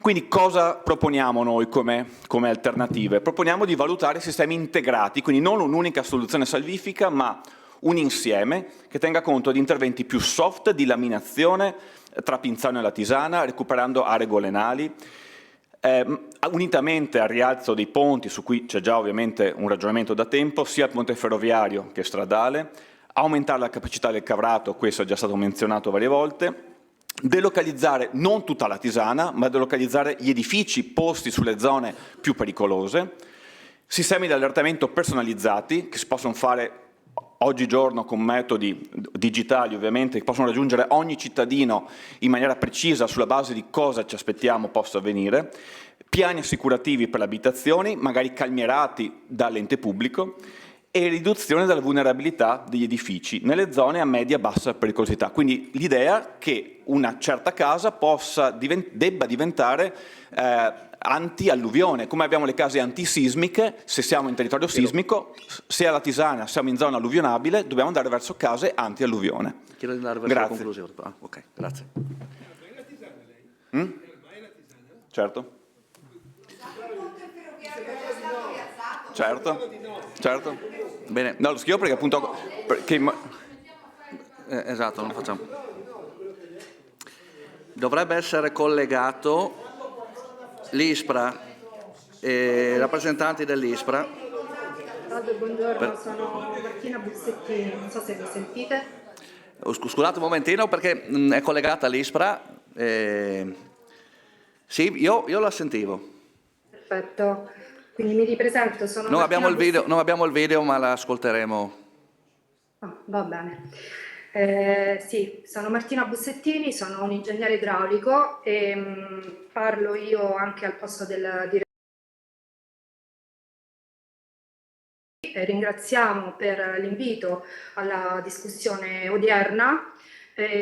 Ovviamente le nostre considerazioni sull'intervento oggetto di discussione si baseranno sui documenti del nostro possesso, quindi il documento preliminare che ci è stato fornito, i piani di gestione delle acque e del rischio di alluvioni di cui ci occupiamo anche a livello di reporting obbligatorio, e chiaramente le conoscenze scientifiche basate scientificamente, quindi e documentabili. E poi ci riproponiamo di inviare a questa commissione una memoria approfondita che va a motivare appunto le nostre considerazioni, visti i tempi che abbiamo a disposizione. Intanto parto dal sottolineare ancora una volta il contesto dell'intervento. L'intervento ovviamente, come è già stato spiegato stamane dall'ingegner Canali e in generale ripetuto, non consiste solamente in una traversa laminante, ma l'intervento consiste in una cassa di espansione in linea che appunto prevede questi tre gruppi di opere: la traversa laminante, i due rilevati arginali che andranno a collegare la traversa con i terrazzi che delimitano l'alveo e gli interventi complementari, che sono interventi volti a garantire la stabilità e l'efficienza e il buon funzionamento della cassa. E quindi si tratta di interventi di una certa importanza e quindi di un certo impatto affinché siano efficaci. Andiamo a vedere qual è il contesto fluviale in cui si inserisce questo intervento, quindi questa serie di opere. È già stato detto che nei tratti interessati dall'intervento il fiume è ancora caratterizzato da aspetti tipici di naturalità, quindi ha una morfologia a canali intrecciati, è un fiume molto dinamico ed è caratterizzato da un trasporto di sedimenti molto importante che gli studi dell'Università di Padova di Geoscienze stimano essere dell'ordine di 70 milioni di metri cubi l'anno in media. Quindi questo è un aspetto, come già spiegava il professor Comiti prima, di estrema rilevanza, no? Nella dinamica e quindi anche negli effetti che ha un'opera di questo genere, però è un aspetto che è stato trascurato sia nel documento preliminare sia nei documenti dell'autorità di distretto, e trascurare un fattore così determinante ovviamente va ad amplificare l'incertezza che accompagna un'opera di questo genere, di queste dimensioni.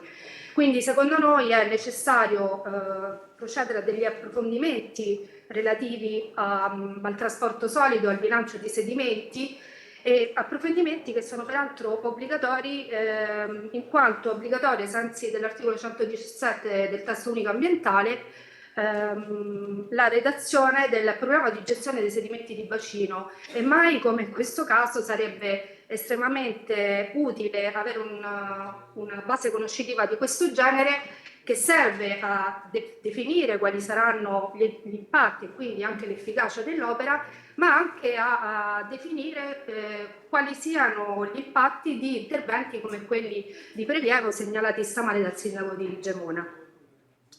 Inoltre, come si diceva, sappiamo tutti che i cambiamenti del clima hanno avuto e continuano ad avere degli effetti sempre più imprevedibili sul ciclo idrologico, e quindi a nostro avviso occorre anche aggiornare il monitoraggio idrologico, attualizzarlo, in quanto il monitoraggio idrologico e anche quello morfologico sottendono la modellistica e le statistiche di progetto dell'intervento, quindi che vanno riviste in tal senso. Voglio sottolineare che l'intervento, ancorché non una diga, questo lo sappiamo tutti, però andando a vedere le sue componenti va a parzializzare già in maniera significativa la sezione dell'alveo, proprio per costituire quella capacità di invaso necessaria a contenere le piene centennali. E quindi questa parzializzazione, diciamo, statica già influirà sulle portate di morbida e anche su quelle con tempi di ritorno inferiori a quelli di progetto, che sono poi le portate che caratterizzano gli eventi più frequenti. E quindi questo comporterà un'alterazione delle condizioni idriche di sedimento, quindi le condizioni idromorfologiche e idrodinamiche, sia nel corpo idrico a monte dell'intervento, che come si diceva è stato elevato e la norma nazionale obbliga al mantenimento di tale stato, sia quelli a valle, in cui si vedrà ovviamente un'amplificazione dei processi di incisione, con effetti non solo a livello ecosistemico, ma soprattutto sulla stabilità dell'alveo e sulla stabilità delle opere sia di difesa che di attraversamento a valle, e non ultimo sulla permeabilità dell'alveo stesso e quindi sulla ricarica delle falde e sulla possibilità di utilizzo a valle delle stesse. Ora, tutte queste, diciamo, considerazioni relative all'opera e ai suoi effetti, unitamente all'incertezza sul fallimento di un sistema di gestione delle paratoie di questa entità e in un contesto così dinamico e caratterizzato da insomma, flussi di sedimenti abbastanza significativi, ci potrebbe spiegare come mai non vi siano interventi del genere in fiumi a canali intrecciati di queste dimensioni e sulle quote del tagliamento. Andiamo a vedere come questi effetti vanno anche a cagionare infrazioni sulla normativa nazionale e comunitaria. È già stato detto che l'intervento andrà a disconnettere un segmento fluviale che abbiamo stimato come ISPRA essere di circa 30 km, che va da Cornino quasi a Barmo, un segmento da considerarsi ai sensi dell'articolo 9 del regolamento sul ripristino della natura a scorrimento libero, e allo stato attuale questo segmento di 30 km contribuisce già per il distretto delle Alpi Orientali, ma per l'Italia in generale, al raggiungimento dell'obiettivo europeo di 25 km di fiumi a scorrimento libero, e ci dà anche probabilmente accesso a finanziamenti collegati che si mobiliteranno in Commissione europea. Sappiamo anche che lo stesso intervento va a disattendere le direttive cosiddette sulla natura, perché insiste interamente in un sito di interesse comunitario a protezione speciale, il cosiddetto greto del tagliamento. Il deterioramento provocato da questi interventi, che andrà ad influire sullo stato idromorfologico, almeno su quello dei corpi idrici interessati di monte e di valle, è in generale è vietato dalla direttiva quadro sulle acque e dal testo unico ambientale che la recepisce e la integra. Ora, il principio di non deterioramento non può essere derogato a meno che non vi siano tutte le condizioni previste da un apposito articolo della direttiva, l'articolo 4.7, e tra queste condizioni vi è quella di dimostrare con un'analisi costi-benefici che i vantaggi attesi per la collettività, i vantaggi dell'opera attesi per la collettività superano i benefici legati allo stato elevato del corso d'acqua, quindi tutti i servizi che il corso eroga, e che non vi siano soluzioni alternative all'intervento e ambientalmente migliori. E la norma prevede che le motivazioni alla base della scelta dell'intervento siano illustrate all'interno del piano di gestione distrettuale delle acque dell'autorità di distretto, però questo non risulta dalla documentazione in nostro possesso né tantomeno nel contesto dei piani di gestione delle acque.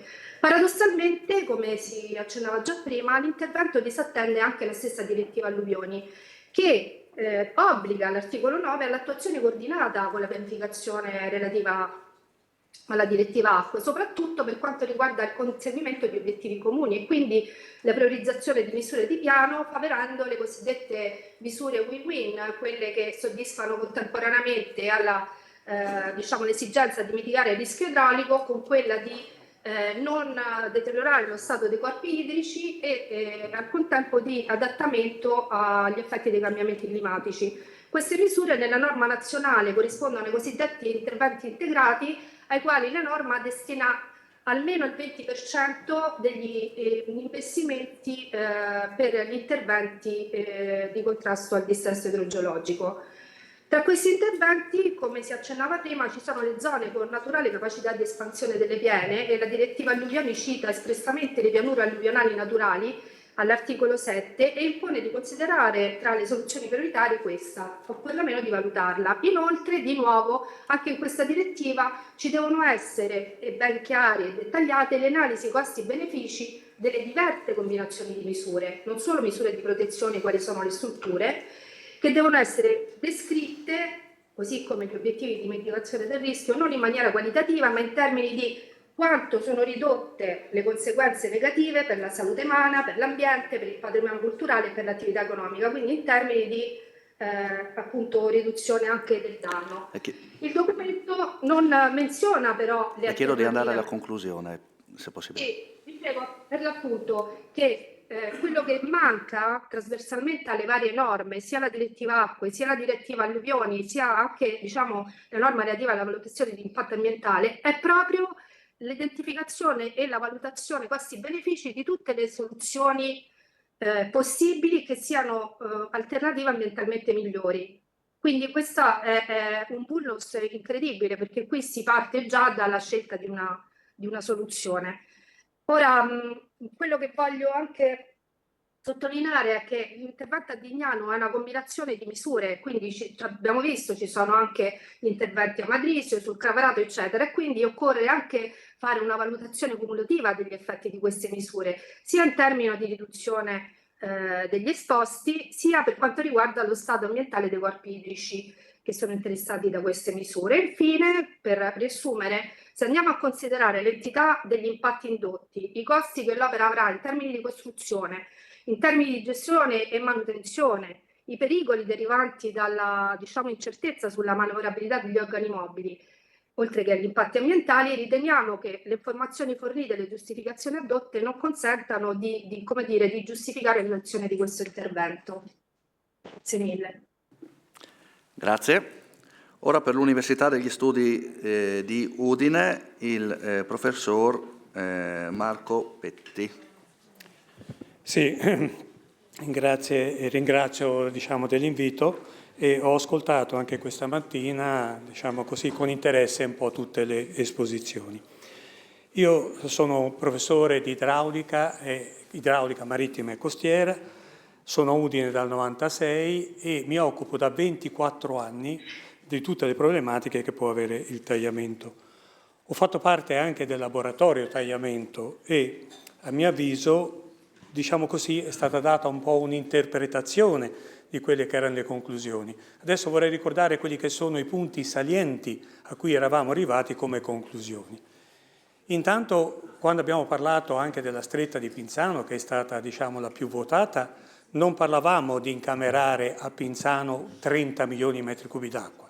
Se uno va a leggersi la relazione finale, scopre che parlavamo di 18 milioni di metri cubi d'acqua. Fra l'altro, credo che non tutti sappiano che già in queste condizioni, cioè con la stretta di Pinzano, comunque c'è un invaso di 12 milioni di metri cubi d'acqua. Credo che questo sia ignorato.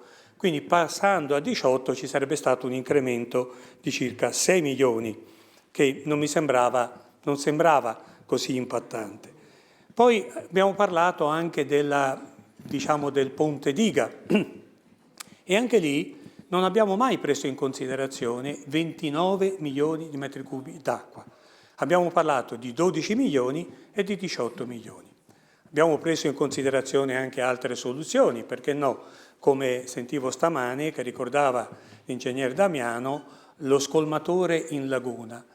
Uno scolmatore in laguna, diciamo che in quella sede era stato anche votato, personalmente per la mia esperienza ero contrario, perché intanto dovrebbe prelevare a monte di Latisana, attraversare tutta la zona urbanizzata e arrivare in laguna.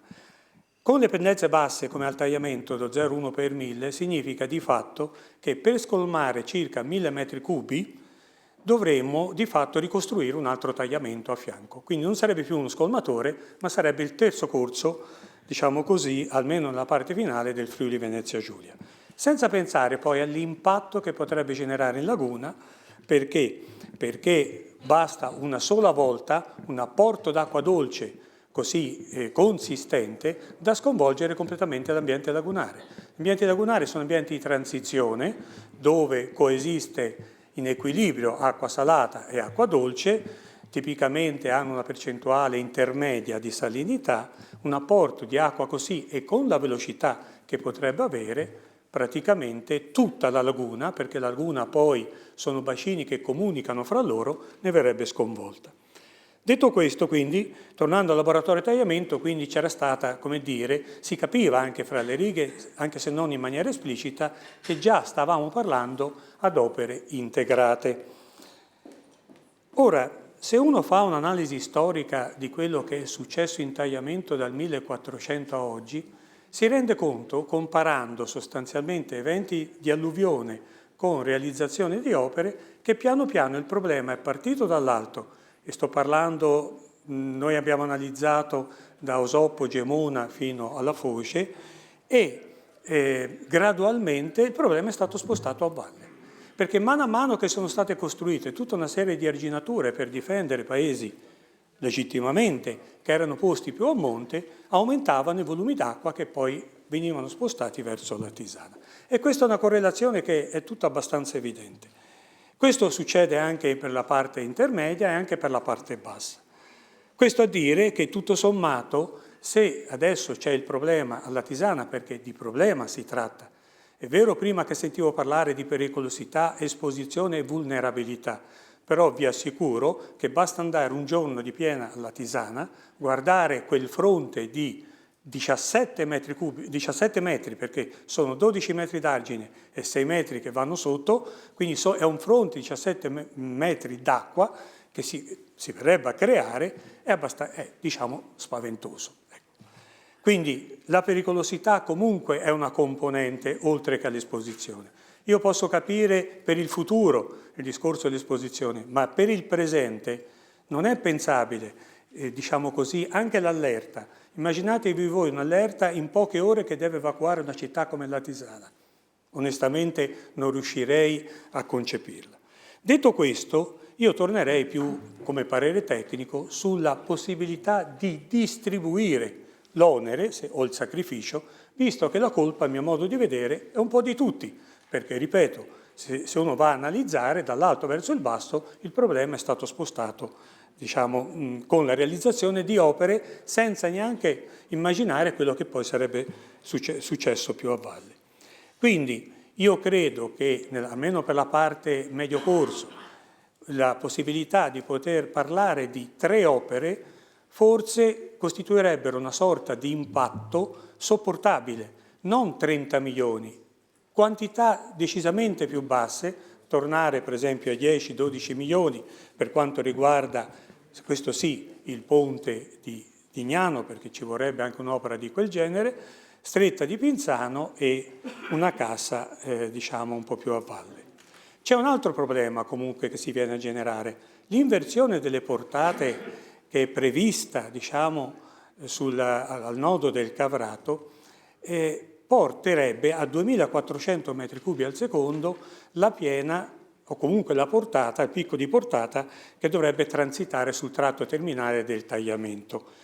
E questo non tiene conto delle realtà attuali che ci sono sul territorio, perché lì ci sono tutta una serie di attività e anche di insediamenti che non dovevano essere lì, ma ci sono, e stiamo parlando di 50-60 anni fa, che hanno cominciato a esserci, che forse salvaguardarli non guasterebbe. In che misura e in che modo? Sono consapevole del fatto, perché anche noi avevamo fatto uno studio, che Porto Baseleghe o comunque la laguna di Caorle non potrebbero sopportare i 2500 metri cubi al secondo. Però pur mantenendo i 1200 e forse secondo me si potrebbe aumentare un tantino, la possibilità di inserire una cassa di espansione sul Cavrato potrebbe salvare capra e cavoli. Quindi è una possibilità, a mio modo di vedere, che andrebbe analizzata. Ecco, tornando poi alla parte alta, ovviamente, ripeto, un volume di 29, anche a mio modo, di milioni di metri cubi d'acqua, secondo me è una discontinuità troppo elevata rispetto alla situazione attuale. Quindi procedere per, diciamo, ridistribuzione sul tratto del tagliamento forse potrebbe essere la soluzione di compromesso. Ok? Terminato. Grazie mille professore anche per essere rimasto nei tempi. Allora, diciamo con questo abbiamo finito le audizioni che dovevamo fare in mattinata. Per quello del pomeriggio io qui dovevo cominciare con delle associazioni di categoria, però mi chiede, e a questo punto penso di poter concedere, so che il WWF ha dei problemi di tempi, sono collegati, hanno dei problemi di tempistica, quindi darei la parola a loro e poi passerei alle associazioni di categoria e poi alle altre associazioni a seguire.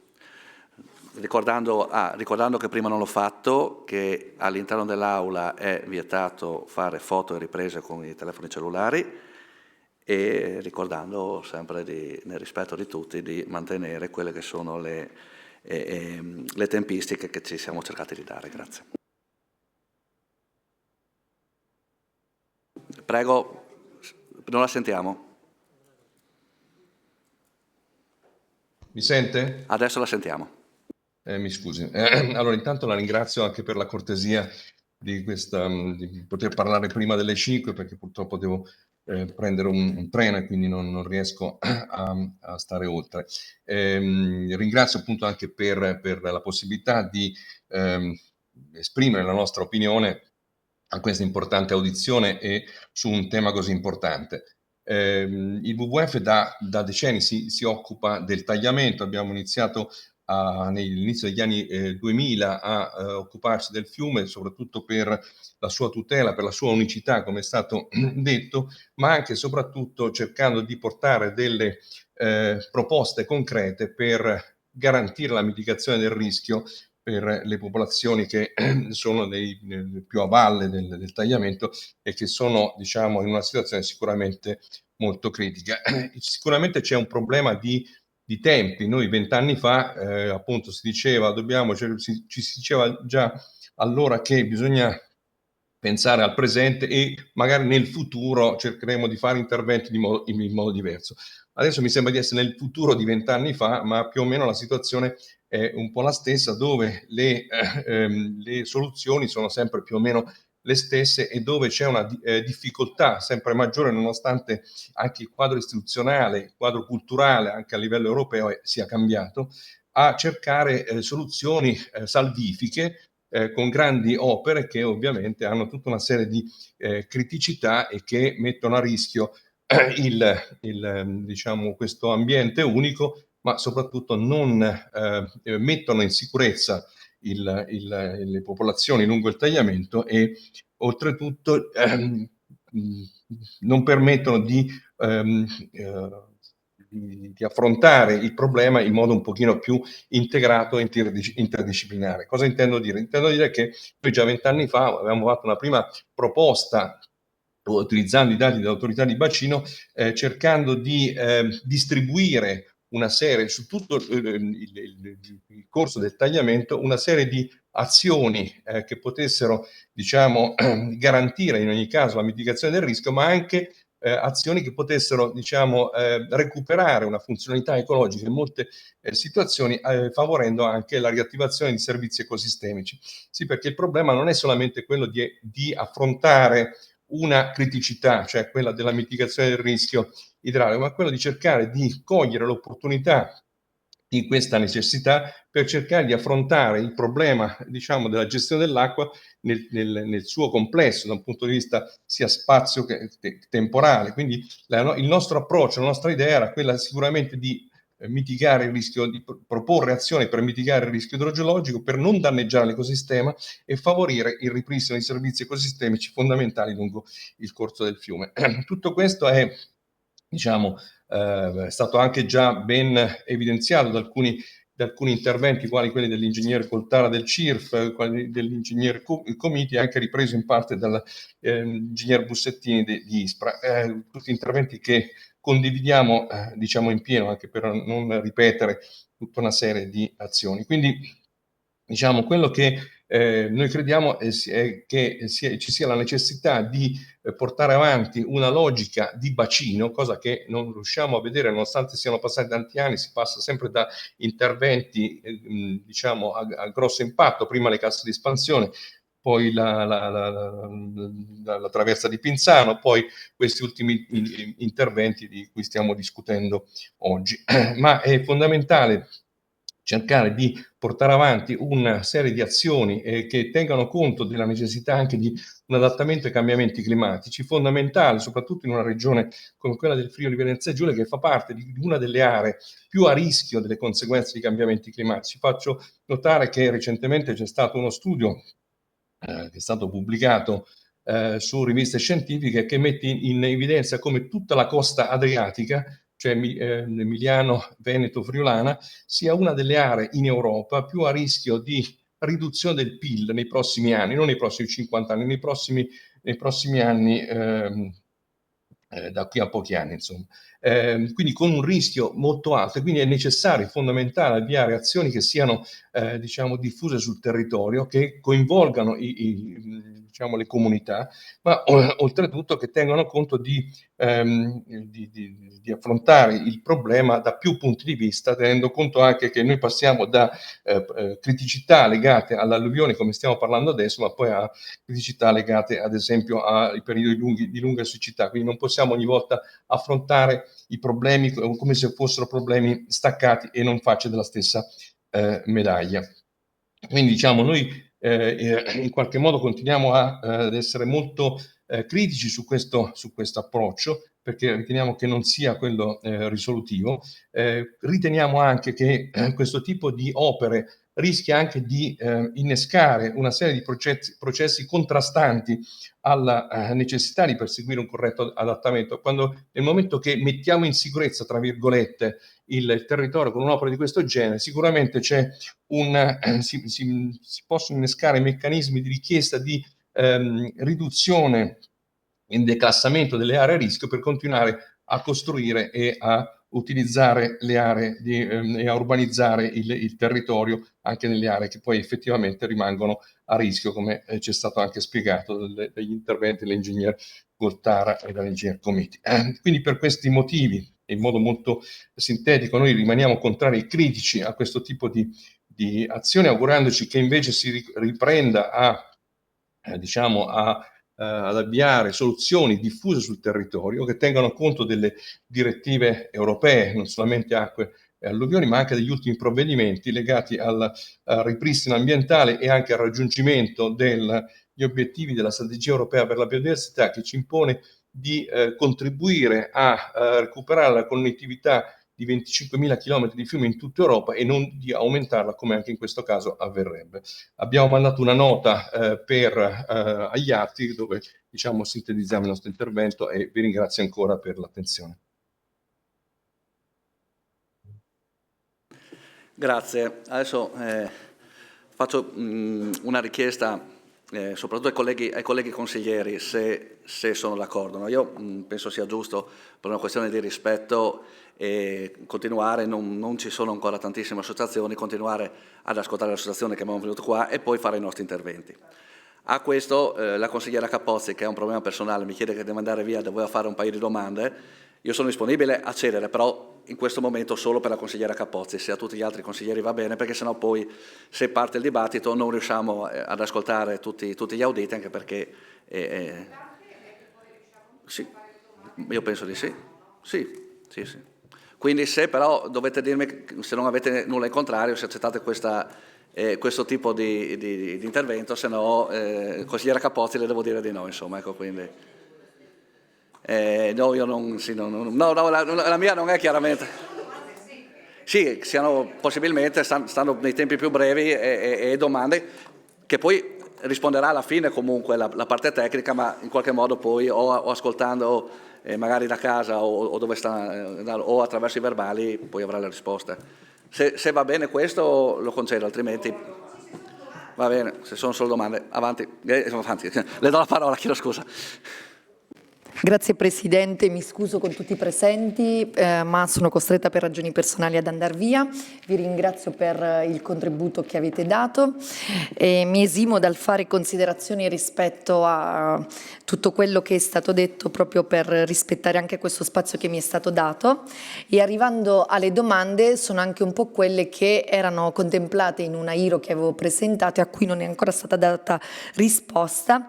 E parto dalla prima, perché non riusciamo a capire come sia possibile che un'opera presente nel piano di gestione rischio alluvione del distretto Alpi Orientali, che costava 40 milioni di euro, sia stata approvata dalla Giunta con un costo complessivo di 200 milioni. Inoltre lo studio commissionato a Idrostudi non ha tenuto conto di alcuna alternativa possibile, nonostante questo fosse espressamente oggetto dell'affidamento del lavoro, e quindi volevo capire anche il perché di questo. E ultima domanda. Vi chiediamo se il piano di gestione rischio alluvioni sarà sottoposto a valutazione ambientale strategica, così come previsto per le nuove opere, visto che la natura risulta significativamente diversa da quelle precedenti. Grazie. Ecco, allora, come detto prima, le risposte le daremo poi alla fine, perché magari altri avranno le stesse domande e le troverà consigliere nel verbale o se si riuscirà ad ascoltare, insomma, in streaming. Quindi passiamo con le associazioni di categoria. Mi pare che sia presente Coldiretti, Friuli Venezia Giulia. Passo la parola al Presidente. Sì, grazie Presidente, la ringrazio per la convocazione, ringrazio e porto un saluto all'assessore Scocimarro e al suo direttore Canali.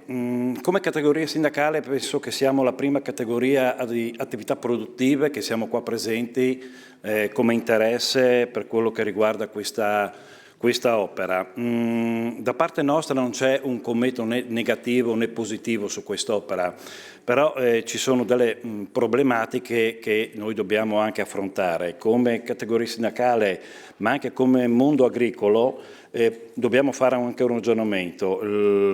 Quelli che i primi a risentire del cambiamento climatico sicuramente siamo stati noi, perché come aziende agricole abbiamo avuto a che fare con 2 anni di siccità, adesso ci ritroviamo con un anno in cui dobbiamo pompare l'acqua dalle condotte per tenere la zona bassa sotto controllo. Da parte nostra, Presidente e Assessore, c'è la volontà di capire bene quello che è il progetto, c'è la volontà di capire che il mondo agricolo che noi rappresentiamo in questo momento qua, che va da Tarvisio fino alla Tisana, per cui parliamo di aziende che raggruppano al loro interno varie categorie di rappresentanti, ma anche di aziende che sono presenti sul territorio, per cui riguardano un comparto agroalimentare non di poco conto. La nostra domanda è questa, noi come dicevo prima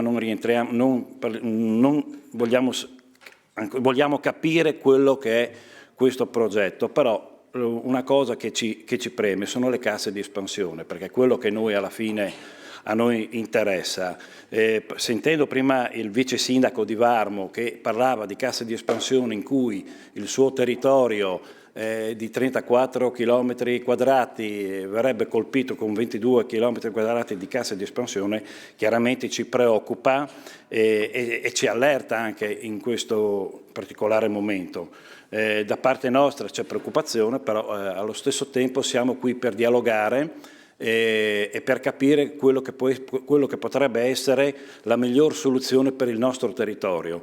Il fiume Tagliamento, come si diceva prima, deve unire, non deve mettere un comune contro un altro comune. Noi siamo come aziende agricole, rappresentiamo in questo momento quello che è tutto il territorio regionale. Io da Presidente mi devo confrontare con quelle che sono sia le problematiche della bassa ma anche le problematiche della montagna e delle zone collinari.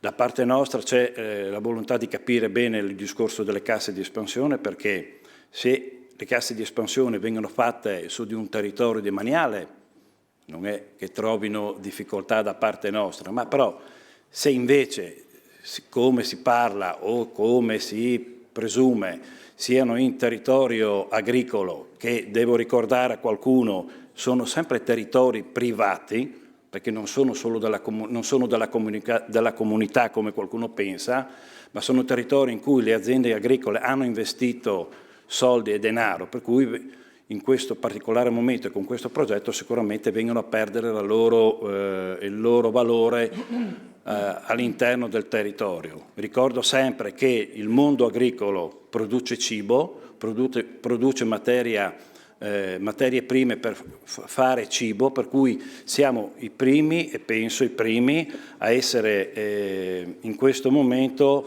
messi anche in discussione, perché il nostro mondo deve produrre, deve dare cibo ai nostri concittadini. Non possiamo pensare che diminuire le nostre aziende o la superficie agricola per poi pensare di importare prodotti da altri paesi e in cui questi paesi non vengono rispettate le regole che sono all'interno del nostro paese, e questo secondo me è un punto debole del nostro territorio. Noi da poco quest'anno abbiamo festeggiato gli 80 anni della Coldiretti, della sua fondazione, e quando è nata la Coldiretti ha avuto sempre il suo peso e ha sempre avuto la lungimiranza anche di capire quelle che sono le necessità di un territorio. Grazie Presidente. Grazie a lei Presidente. Io chiedo se ci sono, io nomino quelle che sono state convocate, poi non so se sono presenti, la CIA, Confederazione Italiana Agricoltori, Confagricoltura Friuli Venezia Giulia. Sì, buongiorno. Prego. Buongiorno, io sono Umberto Daneluzzi, Confagricoltura Friuli Venezia Giulia. Saluto naturalmente tutti i presenti, vi ringrazio per l'invito. Abbiamo ascoltato anche gli interventi precedenti molto interessanti. E da parte di Confagricoltura c'è un apprezzamento nei confronti della Regione, perché c'è questa volontà di sistemare questo problema atavico che c'è sulla messa in sicurezza del tagliamento. Molte persone prima di me, molto più preparate, hanno già parlato del re dei fiumi alpini. Sicuramente per quanto riguarda le imprese agricole all'interno di questa opera, che un po' ci preoccupa sentire che più di qualcuno dica che è talmente impattante ma rischierebbe di non essere poi risolutiva, però non siamo tecnici e questo noi non possiamo sicuramente confortarlo o meno. Dicevo, quello che vorremmo capire è quello che è già stato detto prima, cioè la gestione dell'acqua. L'impresa agricola ha fondamentalmente bisogno di acqua. Passiamo da momenti di siccità a momenti di troppa acqua e in entrambi i casi le imprese agricole possono andare in sofferenza. Il progetto, come dicevo all'inizio, non lo possiamo sviscerare al meglio perché non siamo tecnici, abbiamo letto dei costi, abbiamo letto che qualcuno contesta anche il fatto della manutenzione. Mi è piaciuto il richiamo che ha fatto l'ISPRA sui 70 milioni di metri cubi di sedimenti, e quindi su questo, anche sul regolamento ripristino della natura andrebbe fatto un'altra valutazione, magari non in questa occasione, però sicuramente dovremo parlarne. Dicevo, come imprese agricole, quello che guardiamo con maggiore preoccupazione, permetteteci, è il fatto delle casse d'espansione, perché pensare di fare casse d'espansione su terreni di imprese agricole vuol dire che in quel caso lì entriamo in pieno noi come Confagricoltura con le altre organizzazioni sindacali agricole, perché si parla appunto di terreni delle imprese agricole. Su questo speriamo che ci siano altre occasioni di avere maggiori chiarimenti, da parte nostra, da parte di Confagricoltura, massima disponibilità, e ringraziamo ancora per l'invito. Grazie. Grazie a lei.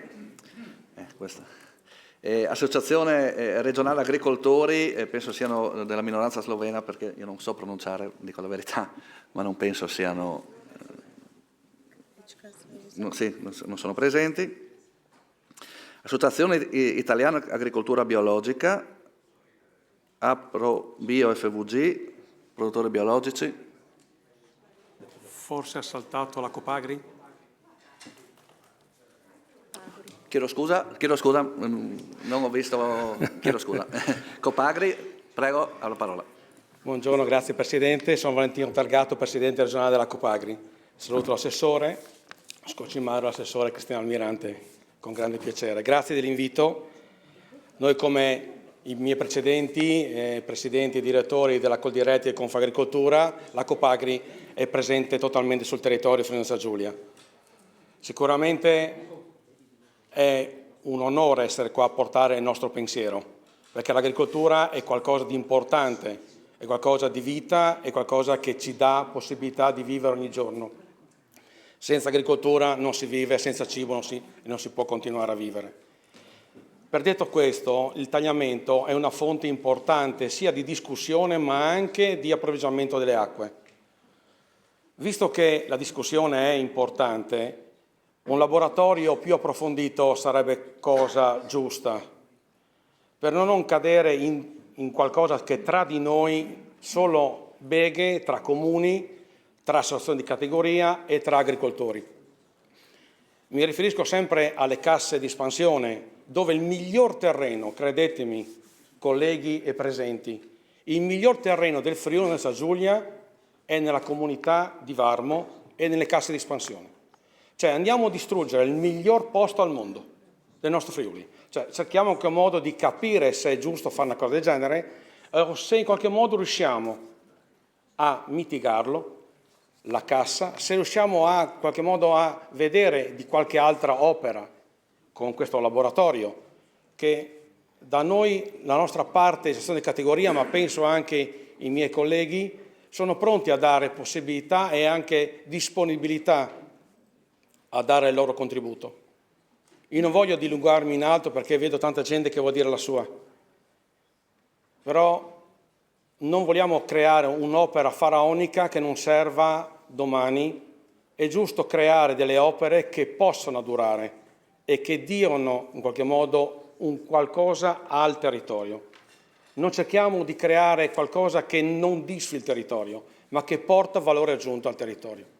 Io vi ringrazio e vi auguro a tutti voi buon lavoro. Grazie.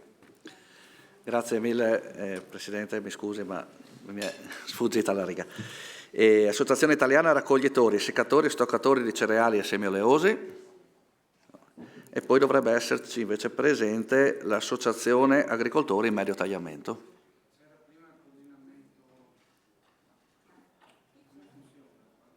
Dovrebbe esserci... No.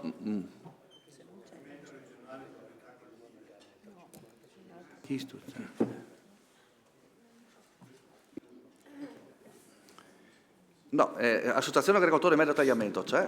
Sì. Ma prima, no, io qua. No, quello non c'entra, c'è l'Associazione Agricoltori, ma prima dell'Associazione Agricoltori c'era il Coordinamento Regionale Proprietà Collettive. Però forse lì non ve lo trovate perché non si trova neanche all'ingresso. Se volete faccio l'intervento, dopo farà l'intervento il signor Girgic, che è responsabile delle proprietà collettive qua di Trieste, tra l'altro. Va bene, allora in questo momento allora parla Associazione Agricoltori Medio Tagliamento. Vi ringrazio, saluto le autorità, tutti i presenti, gli auditi, per questa opportunità anche di... Chiedo scusa, visto che non abbiamo il nome, si può anche presentarsi, che così poi Sì, mettiamo Erminio Barna, Presidente dell'Associazione Agricoltori Medio Tagliamento di Pinzano Tagliamento. Io ho scritto una memoria che consegnerò da allegare agli atti, che fa parte integrante. La leggo e poi la consegno. Memoria scritta dell'Associazione Agricoltori Medio Tagliamento, audizione pubblica il 4 novembre, avanti alla 4ª Commissione permanente.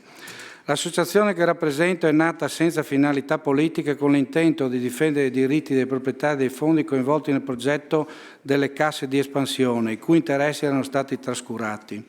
Ricordo che nel 2005 noi agricoltori, proprietari dei terreni destinati a tali opere, ci siamo trovati costretti a presentare ricorso per difendere le nostre proprietà e le nostre aziende, minacciate di esproprio senza alcun compenso. Il nostro ricorso fu accolto bloccando la costruzione delle casse. In seguito la Regione ha istituito la Commissione Tecnica Laboratorio Tagliamento, composta da esperti dell'istituzione, dei comuni, delle associazioni e dei comitati, per ricercare soluzioni condivise. Oggi non possiamo dimenticare che la fase procedurale delle opere da realizzare a monte fu avviata nel lontano 1982, quando i sindaci dei comuni coinvolti al progetto Diga pronunciarono un fermo no all'opera, accettando di fatto la soluzione alternativa a casse di espansione, fase che ha avuto il suo epilogo nell'approvazione del piano stralcio per la messa in sicurezza del medio e basso corso del fiume Tagliamento, senza che nessuno degli amministratori di allora abbia fatto qualcosa di concreto per promuovere osservazioni e impedire l'approvazione del piano stralcio, poi divenuto legge dello Stato. Come sempre la protesta è montata solo quando ormai i termini per farlo erano ampiamente scaduti. Ricordo che nell'audizione della 4ª Commissione il 21 luglio 2005 l'allora assessore Moreton disse che il piano stralcio è legge dello Stato e il treno non si può fermare. Ed io, che ero presente anche allora, ebbi a dire: perché se così non fosse ci chiediamo che senso abbia avuto spendere diversi miliardi delle vecchie lire per lo studio e la progettazione di un'opera per la messa in sicurezza del medio e basso corso del fiume Tagliamento che si trascina da più di 25 anni.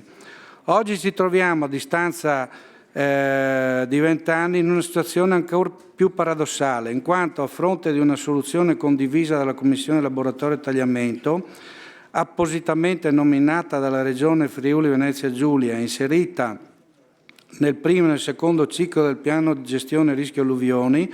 Il secondo ciclo è stato approvato con DPCM 1 dicembre 2022, pubblicato sulla Gazzetta Ufficiale numero 31 del 7 febbraio 2023.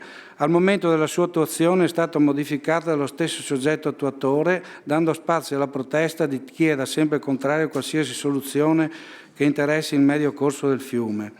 Oggi siamo qui riuniti investiti di grande responsabilità e dunque dobbiamo finire di atteggiarsi con ipocrisia, perché dietro tanta confusione generata oggi si celano gravi responsabilità politiche, soprattutto da parte di quegli amministratori che non hanno garantito la continuità amministrativa, disconoscendo quanto deliberato di chi li ha preceduti.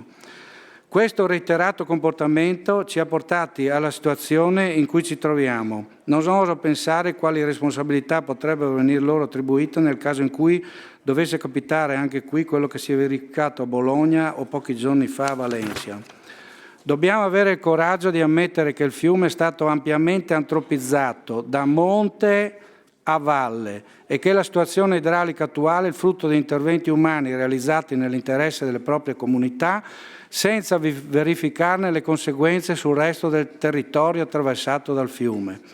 A partire dagli insediamenti industriali dall'alto corso per finire alle nuove località turistiche delle foci, lungo il fiume si è sviluppata l'economia che sostiene i comuni rivieraschi. Tuttavia non possiamo, come qualche noto ambientalista, personaggio televisivo sostiene, delocalizzare le città e le attività che si sono sviluppate nel corso dei secoli. È nostro dovere, attraverso azioni di solidarietà e condivisione, trovare soluzioni che garantiscono la sicurezza delle popolazioni e delle attività economiche. Dobbiamo operare con intelligenza e determinazione, sfruttando anche l'opportunità che ci viene offerta dall'applicazione dell'articolo 9 del regolamento europeo numero, che è quello della rinaturalizzazione, appena approvato. Queste opere di naturalizzazione affiancate alla traversa di laminazione, quella di Pinzano, potrebbero ridurre la portata a 3.600 m3 al secondo da 4.600, senza aggiungere ulteriori opere costose e impattanti dal punto di vista ambientale a valle. L'invito pertanto è quello di procedere senza perdere ulteriore tempo con l'esecuzione delle opere previste nel PGRA secondo ciclo, abbandonando la costosa e la contestata e costosissima variante che a parere di alcuni esperti presenta incongruenze normative e procedurali e priva di valutazione ambientale strategica, che prevede la realizzazione dell'opera di laminazione a Dignano e il bacino di laminazioni fuori Alveo a Varmo, procedendo con la realizzazione attraverso di Pinzano, la quale ha già ottenuto tutte le autorizzazioni ambientali e il consenso del territorio espresso nel documento di sintesi della Commissione Laboratorio e Tagliamento sottoscritto da tutti i rappresentanti degli enti sovraordinati, dai comuni e dalle associazioni. Gli altri 400 m3 al secondo, ma approfondendo gli studi potrebbero essere ancora di più, si potrebbero trattenere attuando gli interventi di rimozione di barriere artificiali alla connettività delle acque superficiali, in attuazione del regolamento europeo numero 2024-1991, nel tratto di fiume tra Pinzano e Dignano, dove si dovevano realizzare le casse di espansione. Questa soluzione imporrebbe il sacrificio di alcune aziende agricole insistenti sul predetto territorio, i cui titolari sarebbero costretti a cessare le attività produttive. Ciò per consentire di mettere in sicurezza i territori e le attività produttive insistenti sulla bassa friulana e il confinante Veneto. Questo gesto di forte responsabilità e civile convivenza, oltre che spirito di solidarietà, manifestato dagli agricoltori, da sempre rispettosi dell'ambiente, e la stessa Unione Europea riconosce loro un ruolo fondamentale per la tutela della natura, come cita il parere del Comitato Economico Sociale pubblicato sulla Gazzetta delle Comunità Europee del 7 agosto 2001, C 2021/30. Gli agricoltori dell'associazione che rappresento in questa sede dovrà trovare il giusto riconoscimento e adeguato ristoro per la perdita del patrimonio e dell'attività produttiva, fonte di reddito per il mantenimento delle proprie famiglie attuali e future, e ciò anche in virtù del grande beneficio che ne trarrebbero i territori della Bassa in un'ottica di bilanciamento e assenza di discriminazione. Ristoro che dovrà tener conto anche dei danni provocati dai vincoli imposti dalle misure di salvaguardia del 1998, il vecchio piano stralcio, relative al piano stralcio e Natura 2000 correlato allo stesso territorio. Solo così potremo garantire un giusto equilibrio e una convivenza rispettosa tra le esigenze ambientali, quelle economiche delle comunità coinvolte. Vorrei poi finire con il commento che giustamente il professore che è andato via, Petti, diceva che a Pinzano vengono laminati 18 milioni di metri cubi. Nel territorio delle ex casse di espansione, procedendo come vi ho anticipato, dunque 12 milioni, 24 milioni, circa 45-46 milioni, ma così operando noi possiamo giudicare che almeno 20 milioni di metri cubi ci possano stare, arrivando fino al quinto repellente a ridosso dell'abitato di Spilimbergo, mettendo in sicurezza l'abitato di Spilimbergo, la scuola, la curia, il campo sportivo di Spilimbergo, quello che sta sotto il castello.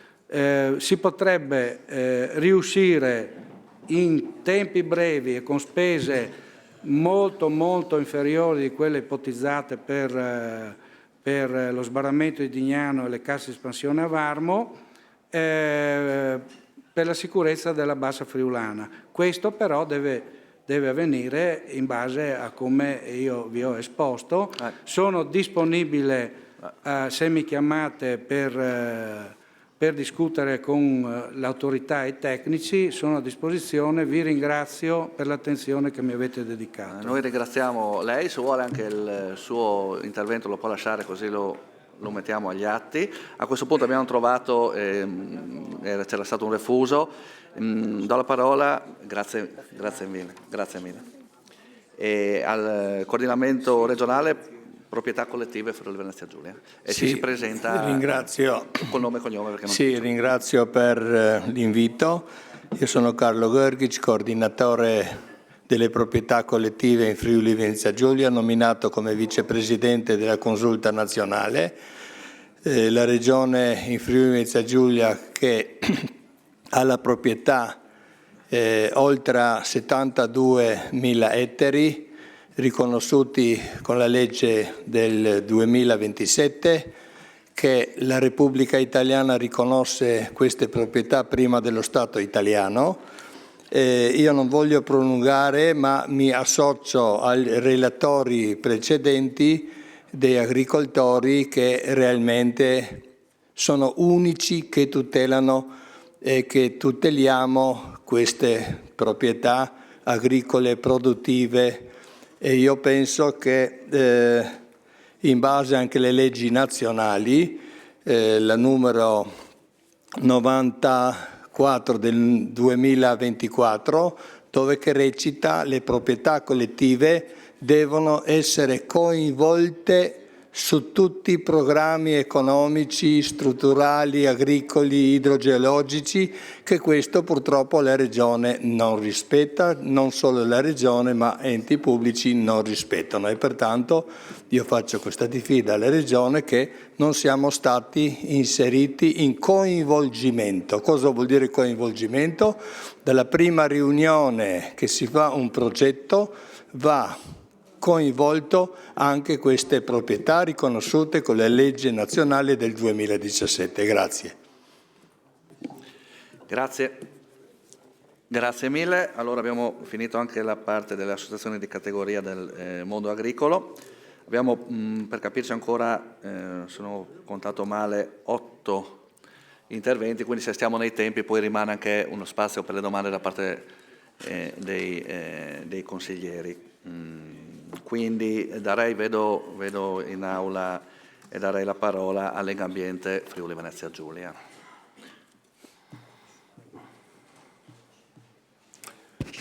Grazie per l'invito. Faccio una brevissima considerazione preliminare, un dato. Nel 2022 si è continuato a costruire in aree a pericolosità idraulica per circa il 23,3% del suolo consumato. Questi sono dati ISPRA. Tra l'altro in aree a pericolosità media e alta circa il 13%. Cosa vuole significare questo? Che la prima prevenzione parte da lì. Abbiamo inaugurato, ma anche oggi abbiamo sentito diverse parole che inaugurano, come si può dire, un nuovo calendario, un nuovo vocabolario, chiedo scusa. Delocalizzare, rimuovere barriere alla connettività e proteggere solo ciò che è strategico, restituire spazio alle dinamiche naturali non deve essere più un tabù, cioè deve entrare nel dibattito scientifico, tecnico, ma anche culturale corrente. Processi necessari che devono essere accompagnati in quanto non rientrano nel nostro DNA. Noi siamo conquistatori di spazi naturali e noi dobbiamo iniziare a restituire questi spazi dove è possibile. Non è un richiamo ambientalista, ma è una scelta di un sano egoismo lungimirante. Pertanto individuare le aree dove è ancora possibile assecondare il fiume, intervenendo su argini e opere di regimazione idraulica, per restituire spazio all'alveo attivo, rappresenta un primo cambio di passo. È strano che in 58 anni un'analisi di questo tipo non sia mai stata fatta, comunicata, approfondita, messa nel novero delle possibili alternative con uno sguardo integrato alla soluzione dei problemi della sicurezza, della mitigazione del rischio idraulico. Il tagliamento si è progressivamente separato dalla pianura. Questo è quello che dicono gli esperti, quello che gli esperti hanno osservato e misurato, nel tratto ad esempio tra Pinzano e Latisana. L'incisione aumenta verso valle, limitata nel tratto Pinzano-Dignano, molto più accentuata nei pressi di Madrisio. L'incisione riduce la capacità di laminazione del fiume, con la conseguenza che l'acqua corre più velocemente a mare. La principale causa dell'incisione e del tagliamento così di molti altri fiumi, penso al Torre ad esempio, sono state le escavazioni di materiali in alveo, soprattutto negli anni 70-80 del secolo scorso, ma in parte continuate anche nei decenni successivi. Diventa perciò assolutamente improcrastinabile la redazione del piano di gestione sostenibile dei sedimenti, anche per evitare ulteriori rischi di natura idrogeomorfologica e, ove possibile, ripristinare precedenti condizioni di connettività. E maggiore considerazione, visto che un fiume è acqua, ma è anche sedimenti, ma è anche vita, una chiosa su questo, maggiore considerazione va attribuita al ruolo della vegetazione nella difesa idraulica, sia nell'area montana che planiziale, nelle fasce riparee e in alveo. Quest'ultima fonte spesso di fuorvianti discussioni. In alveo largo la vegetazione ha una funzione laminante e di mantenimento della biodiversità. In prossimità dei ponti di Latisana svolge chiaramente una funzione ostruente il flusso dell'acqua. Anche questo occorre costruire, produrre, promuovere cultura in questo senso. Poi ci sono parti di fiume dove la zona agricola arriva sull'argine.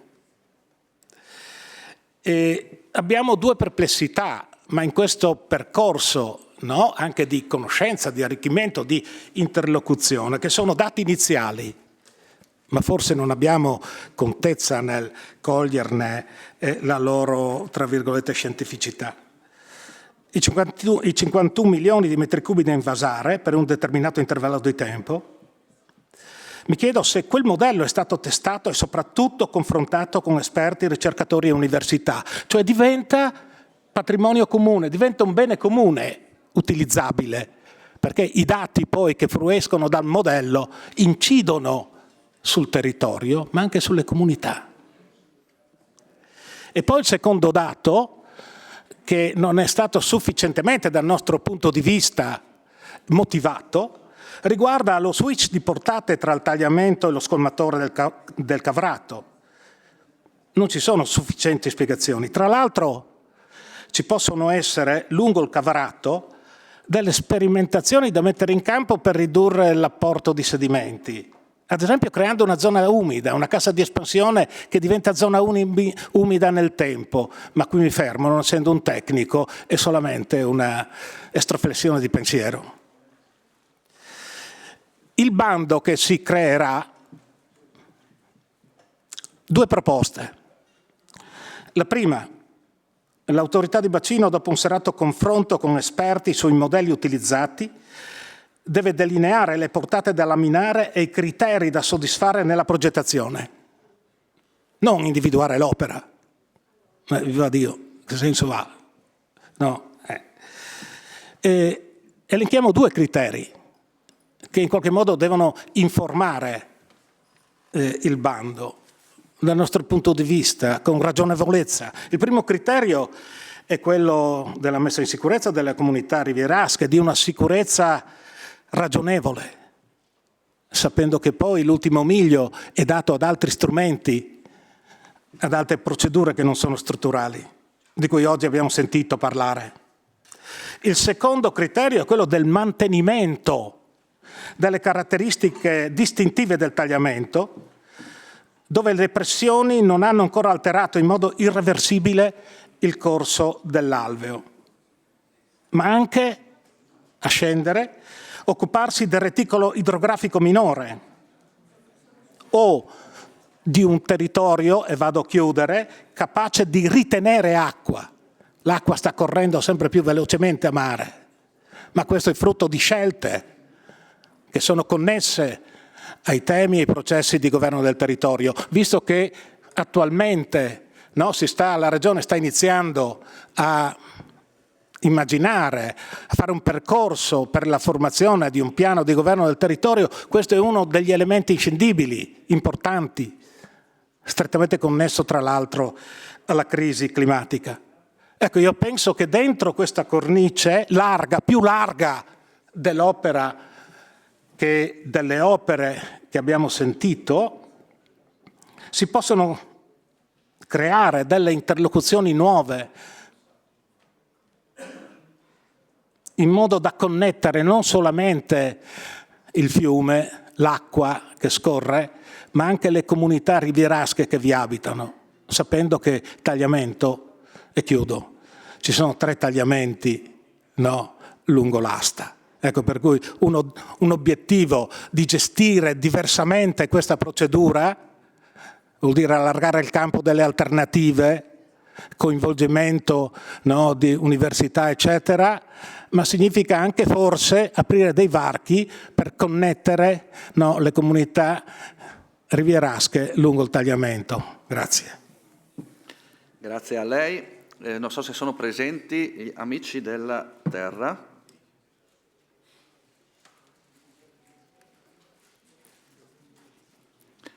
Italia Nostra? Sì, sono io, buongiorno. Le cedo la parola. Franca Battigelli, Associazione Italia Nostra del Friuli Venezia Giulia. Mi limiterò a un intervento brevissimo, rimandando per un maggior dettaglio alla nota scritta che abbiamo già inviato alla segreteria, quale parte integrante degli atti di questo convegno, di questa audizione che apprezzo molto essere stata fatta e avviata ai fini di non solo di una migliore conoscenza del progetto che viene presentato, ma anche quale occasione di incontro e di confronto fra le diverse istituzioni, i diversi attori territoriali. Non intendiamo entrare nel merito di considerazioni tecniche, ma solamente mettere in evidenza alcuni elementi che a nostro parere dovrebbero essere tenuti in considerazione nella scelta di una soluzione volta a migliorare la sicurezza dei territori limitrofi all'asse fluviale. È appena il caso di ricordare che il tagliamento è un corridoio fluviale ancora intatto, perlomeno nel suo corso medio, naturale, è intatto nel tipico corso a rami intrecciati e viene considerato un esempio unico nell'arco alpino, quindi un valore significativo da tenere in considerazione, specialmente in un momento in cui in Europa, come è stato ricordato, si promuove la rinaturalizzazione di fiumi entro il 2050 con il Nature Restoration Law.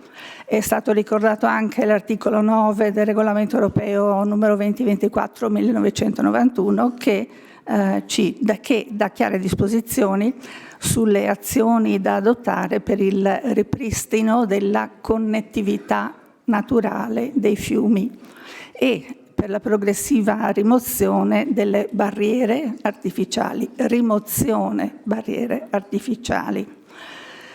Per di più non dimentichiamo che il progetto della traversa interessa un sito di interesse comunitario, un SIC, censito dal Ministero dell'Ambiente come zona golenale, inserito in un progetto LIFE dell'Unione Europea.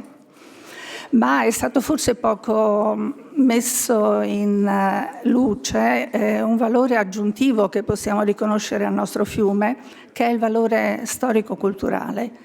Il tagliamento è un luogo identitario per le popolazioni friulane e quindi anche questo un elemento di grande valore che dovrebbe essere tenuto in considerazione. Riteniamo dunque che il tagliamento, costituendo un grande valore sia naturale che identitario per il nostro territorio, un valore che spetta a noi conservare e proteggere, Condividiamo la contrarietà più volte anche qui espressa alla realizzazione di un intervento tanto impattante, quale è stata espressa anche oggi appunto da comunità locali, da associazioni ambientaliste, da comitati e anche attraverso l'appello di esponenti nazionali ed internazionali della comunità scientifica.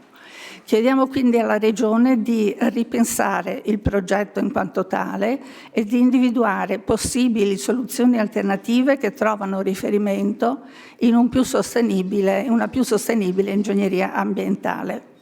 In particolare quelle soluzioni di tipo nature-based, basate sulla capacità della natura in sé, dei suoi processi, dei suoi componenti, di funzionare come un'infrastruttura che, se gestita in modo appropriato, può contribuire a diminuire i rischi naturali connessi al fiume. Ricordiamo quindi che è importante, cito, lasciare più spazio al fiume, promuovendo un uso più sostenibile e consapevole che può conseguire anche risultati e benefici di tipo sociale ed economico, con un più alto grado di accettazione da parte delle comunità regionali. Grazie. Ringrazio. Fare Ambiente ha comunicato che non è presente. Fare Verde Onlus. Non ci sono. Eco Italia Solidale. Tutto attaccato. Non ci sono. Quindi adesso andiamo alle associazioni più coinvolte nell'argomento tagliamento.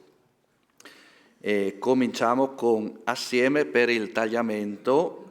Dovrebbe essere la signora Franca Pradetto. Ha la parola.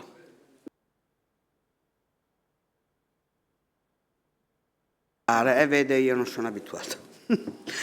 Grazie per l'invito, Presidente, e buon pomeriggio a tutti gli auditi. Buongiorno a tutti, appunto sono Franca Pradetto, sono rappresentante dell'associazione Assieme per il Tagliamento, un'organizzazione composta principalmente da cittadini che hanno come obiettivo dal 2003 di restituire spazio ai fiumi e preservarne l'integrità.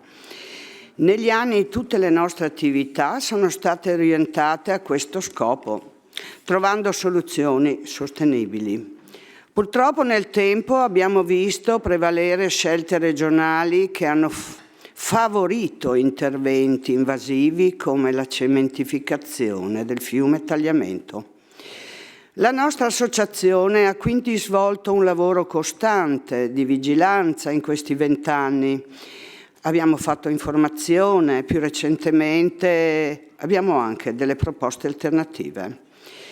La delibera 530 dell'11 aprile scorso ha evidenziato un netto contrasto tra le scelte della Regione e la volontà dei cittadini, che sono state espresse nelle assemblee informative che abbiamo organizzato.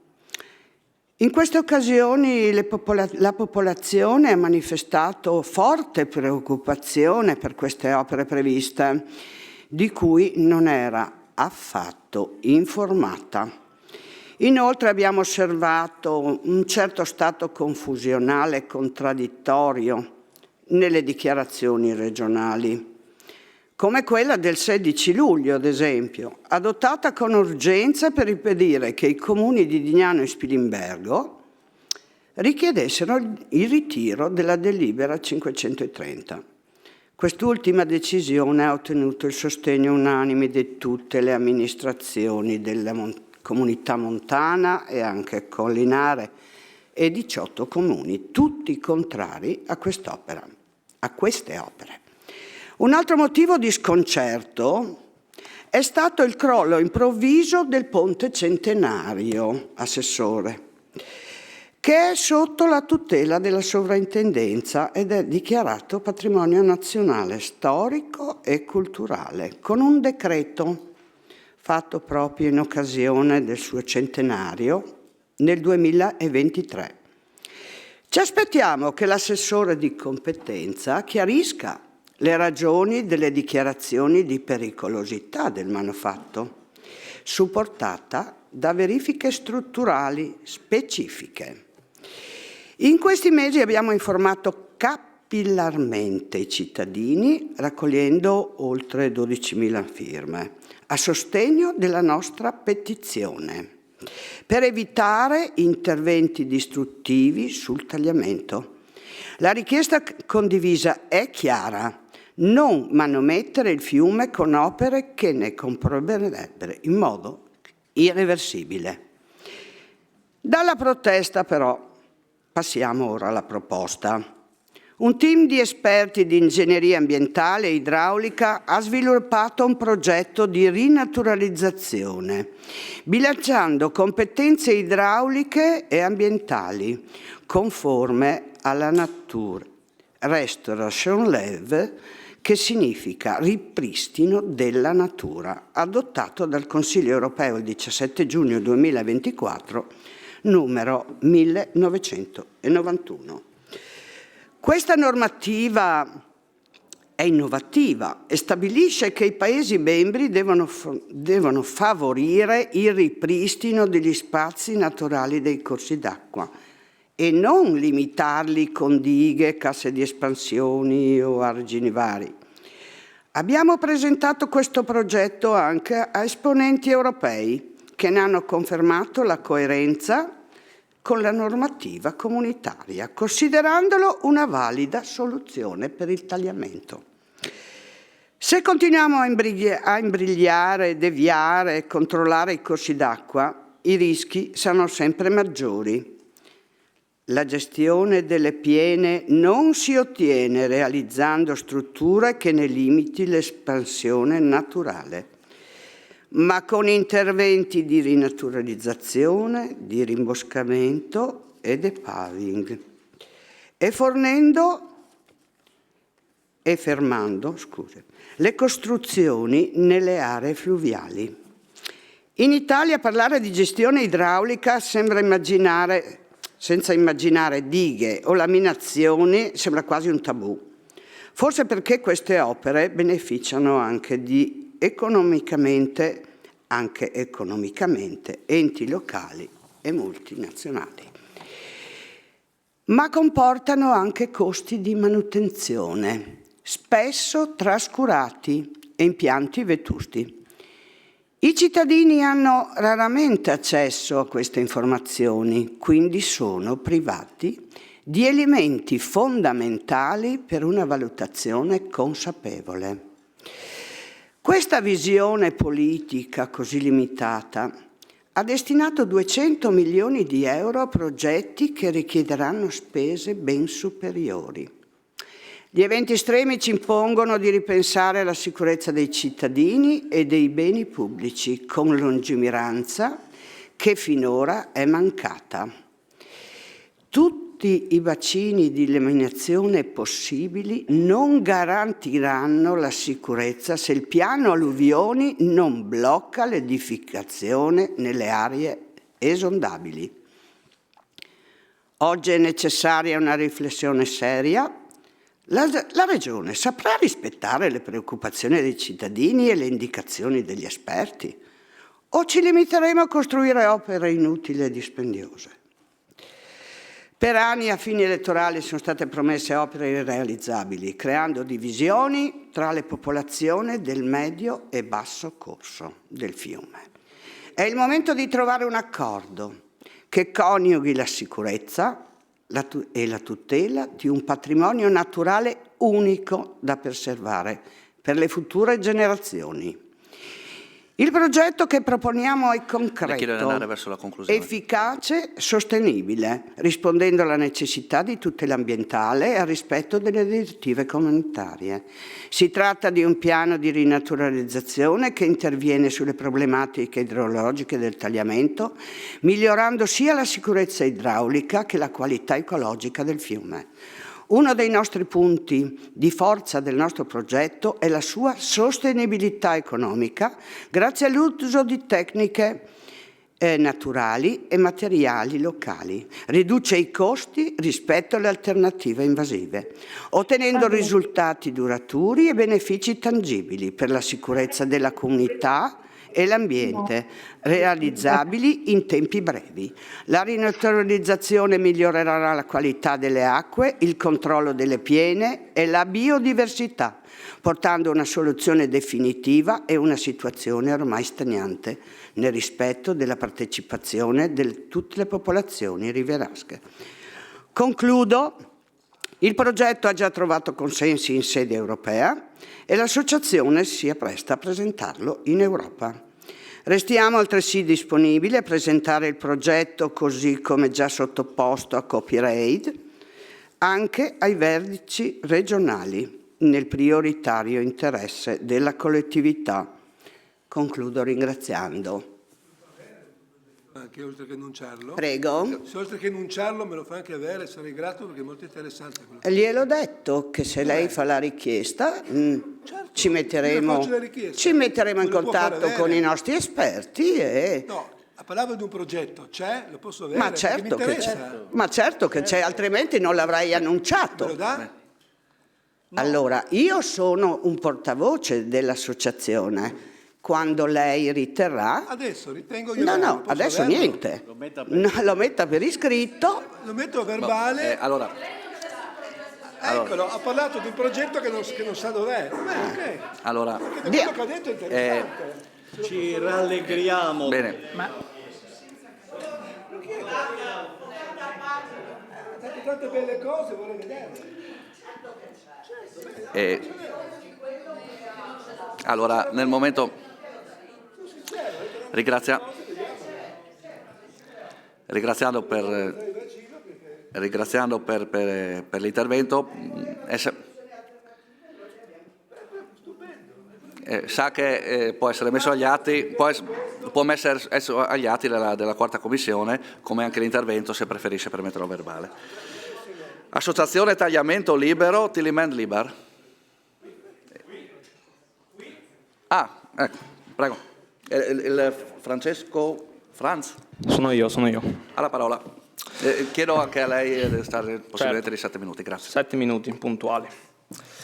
Allora, innanzitutto buongiorno a Ducciu, in particolare che ha macinato chilometri su chilometri in una giornata che di sicuro ha reso complicata la partecipazione.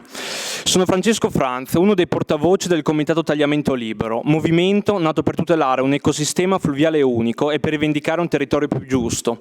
Spiace iniziare questo intervento denunciando la discriminazione che la delegazione del nostro comitato ha subito all'entrata della regione. Infatti tutti gli altri componenti sono stati obbligati dal personale della questura e della regione a restare all'esterno, nonostante ogni associazione, apportando motivazioni inesistenti, nonostante tutte le associazioni hanno potuto far entrare non solo la persona udita, ma anche appunto il resto della delegazione. Oggi siamo stati invitati qui per aver illustrato il documento preliminare all'avvio della progettazione. Al fine, cito il documento del segretario generale, superare il campanilismo territoriale, ribadire la necessità della compartecipazione dei territori, garantire minore impatto e maggiore sicurezza. Abbiamo accettato di partecipare non di certo per contribuire a legittimare un incontro che fin dalla data scelta e dalle sue premesse appare fazioso ed ambiguo e sicuramente non di certo perché abbiamo bisogno di spiegazioni riguardo una delibera, quella 530, che conosciamo oramai a memoria. L'ora delle presentazioni è passata da tempo, o per meglio dire non è mai iniziata, in quanto ad oggi nessun incontro pubblico è stato organizzato dalla Giunta nei territori che verrebbero coinvolti dalle opere previste. Siamo qui oggi per contribuire a dare voce alla popolazione rivierasca e a tutte le persone che hanno a cuore il tagliamento, voce che è di vitale importanza che venga riportata in quest'Aula, dato il totale disprezzo ed umiliazioni a cui le comunità friulane sono state sottoposte in questi mesi. Comportamento ancora più grave, visto che è stato messo in essere da chi dovrebbe garantire una corretta e trasparente informazione fin da prima della scelta dell'opera da progettare. Stamattina in quest'Aula si sono proferite tante parole, si è parlato di tanto, si sono tirati di nuovo in ballo l'urgenza di fare qualcosa, il pericolo imminente ed infine i morti dell'alluvione del 66 e addirittura quelli di Valencia, sfruttati come se fossero marionette da utilizzare come si preferisce. Si è continuato ad alimentare uno scontro tra le comunità della Bassa Friulana e del Medio Friuli. Un odio che ha senso di esistere solo per chi vuole sfruttarlo per imporre opere, come già sottolineato più volte dagli esponenti della comunità accademica, inefficaci ed insensate. Nessun bla bla può negare le semplici e chiare cause che stanno dietro a ogni alluvione, soprattutto di questi giorni. Consumo e cementificazione di suolo, tagli alla spesa pubblica in generale e quindi anche alla salvaguardia del territorio, riscaldamento globale e cambiamento climatico dovuti all'economia fossile. E nessun titolo sui giornali, nessuna ennesima invenzione utilizzata per raccogliere consensi nelle zone a rischio possono negare che le azioni di questa giunta regionale, di chi amministra questo Paese, non vadano minimamente ad intaccare queste cause. I tagli alla spesa pubblica continuano, così come la cementificazione di suolo, mentre l'economia fossile domina minimamente coinvolta da programmi di transizione climatica lenti, parziali e socialmente giusti. Parallelamente si studiano decreti legge mirati a rendere qualsiasi protesta impossibile da mettere in pratica. E in questo contesto globale di crisi climatica, situazione difficilissima da gestire e da affrontare, l'unica risposta è un'ennesima grande opera inutile, buona solo ad alimentare interessi economici e a peggiorare la crisi che stiamo già vivendo. Un'opera che fin dalla sua concezione nasce in un contesto di profonda opacità politica ed amministrativa, ambiguità che è andata di pari passo con l'arroganza ed assenza di condivisione con cui questa giunta regionale ha provato ad argomentare, continua tutt'oggi a provare a argomentare una scelta indifendibile. Non aggiungeremo neanche una parola ai dettagliati interventi degli esponenti della comunità accademica sull'importanza unica dell'ecosistema tagliamento o alle numerose spiegazioni che hanno dettagliato i perché dell'inadeguatezza dell'unica opera presa in considerazione e che hanno fornito alternative migliori e meno impattanti. Vorremmo però sottolineare come il ponte diga sul tagliamento, traversa diga o in qualsiasi modo lo si voglia chiamare, si inserisce su un territorio, quello friulano, fortemente sfruttato e a rischio. Una terra che ha bisogno di tutto, fuorché di grandi opere finanziate dal capitale privato, progetti che vanno a deviare fondi pubblici dalla salvaguardia e tutela del territorio. Gli esempi ci sono molteplici, anche solo guardando l'anno appena passato. Gli echi della battaglia vinta contro l'acciaieria risuonano ancora in quest'Aula, come quella contro l'inceneritore di Spilimbergo, mentre altre come quelle contro l'inceneritore della Bioman a Maniago, l'Ovovia Trieste, il poligono di Cao Malnisio, solo per fare alcuni esempi, sono ancora in corso. Tutte queste vertenze hanno in comune l'appoggio incondizionato della politica di governo e del blocco imprenditoriale solidale a se stesso. Di fronte a queste azioni, alle comunità e alla popolazione non resta che un'alternativa: fermare le grandi opere inutili, opporsi alla speculazione e alle mire delle grandi multinazionali e costruire un'alternativa che può essere fatta solo di comunità solidali. Lo dobbiamo a tutte le persone che non abbiamo avuto e non avremo mai la possibilità di conoscere, uccise dall'alienazione politica di fronte alla crisi climatica. Lo dobbiamo alle nostre terre, ai 1917 morti e 1300 dispersi di Erto, Casso e Longarone, ammazzati dalla cupidigia della SADE e dalla complicità dello Stato. Lo dobbiamo a tutti i morti dei territori alluvionati italiani di Valencia, morti di Stato della crisi climatica. Mai più. Dal Vajont in poi si sono sempre ripetute queste due parole: mai più mettere interessi capitalistici e privati di fronte al futuro del territorio, mai più svendere la vita delle persone per speculazione. Parole giuste e necessarie, ma che troppo spesso si sono ridotte a formule aride da pronunciare di commemorazione in commemorazione, mentre la cementificazione e lo sfruttamento indiscriminato delle comunità rimanevano la regola per tutto il resto dell'anno. Ebbene, oggi siamo qui per fare una promessa, la facciamo alle personalità politiche presenti in questa sala e non solo, ai dirigenti della Regione e ai tecnici che lavoreranno ai futuri progetti e soprattutto a chi investe e specula sulle grandi opere inutili.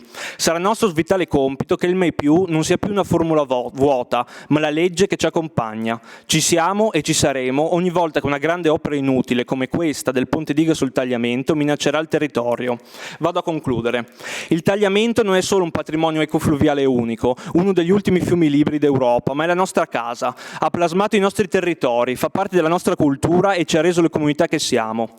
Garantire la tutela del sistema fluviale del Tagliamento non solo è possibile, ma è anche l'unico modo per fornire il maggior livello di sicurezza possibile alle popolazioni a rischio. Iniziare un percorso realmente partecipato e necessario è quanto più urgente. La responsabilità sull'ignorare questo bisogno, richiamato dagli amministratori, dai comitati, è chiaro che sia una responsabilità politica, una responsabilità che ricade sulla giunta regionale. Non si vendi un etiere dove che cammina un popolo, non si vende una terra dove cammina un popolo. Ricordatelo nel momento in cui deciderete di proseguire in questa strada. Grazie. Presidio permanente sul tagliamento. Buonasera, sono qua. Sì, buonasera, piacere. Allora, noi siamo il presidio permanente sul tagliamento, ci siamo costituiti circa a luglio di quest'anno in risposta proprio alla delibera 530.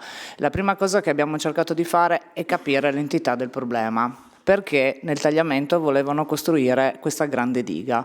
Ci siamo posti prima di tutto delle domande, ci siamo fatti delle domande e abbiamo cercato di capire il nostro fiume, meglio di quanto l'avessimo fatto fino a questo momento, perché non ci eravamo ancora resi conto completamente delle risorse che questo fiume avesse, ma anche dei problemi seri che ha il tagliamento. Il tagliamento è diviso in tre parti, perché è diviso, sono 178 km di fiume, ma in realtà non è tutto uguale. Io sono qua anche c'è arrivata richiesta da parte di Marco Lepre, Lega Ambiente Carnia, il quale mi chiede di fare un inciso, un intervento proprio dalla Carnia. Scusate, leggo il suo intervento, sono le sue testuali parole. Allora, rispetto al numero dei morti citati questa mattina. È una dimenticanza nei confronti della montagna, purtroppo non nuova. Nel decreto del Presidente della Repubblica del 9 novembre del 1966, che delimitava l'area colpita dall'alluvione, venivano elencati infatti i comuni della Bassa Friulana e Pordenone, ma stranamente venivano dimenticati i 30 comuni montani. Dispiace che ad inizio della seduta sia stato osservato un minuto di silenzio in ricordo delle vittime di Latisana, dimenticando che nel 1966 a Latisana ci furono 4 vittime, mentre nel resto della regione ce ne furono 14, 12 delle quali in Carnia. Ci dispiace che si sia dimenticato il sacrificio del sindaco di Forniavoltri, Riccardo Romanin, inghiottito con la sua auto assieme ad un tecnico e ad un operaio del comune, mentre presentava i primi soccorsi alla popolazione. Questo da Marco Lepre, Carnia.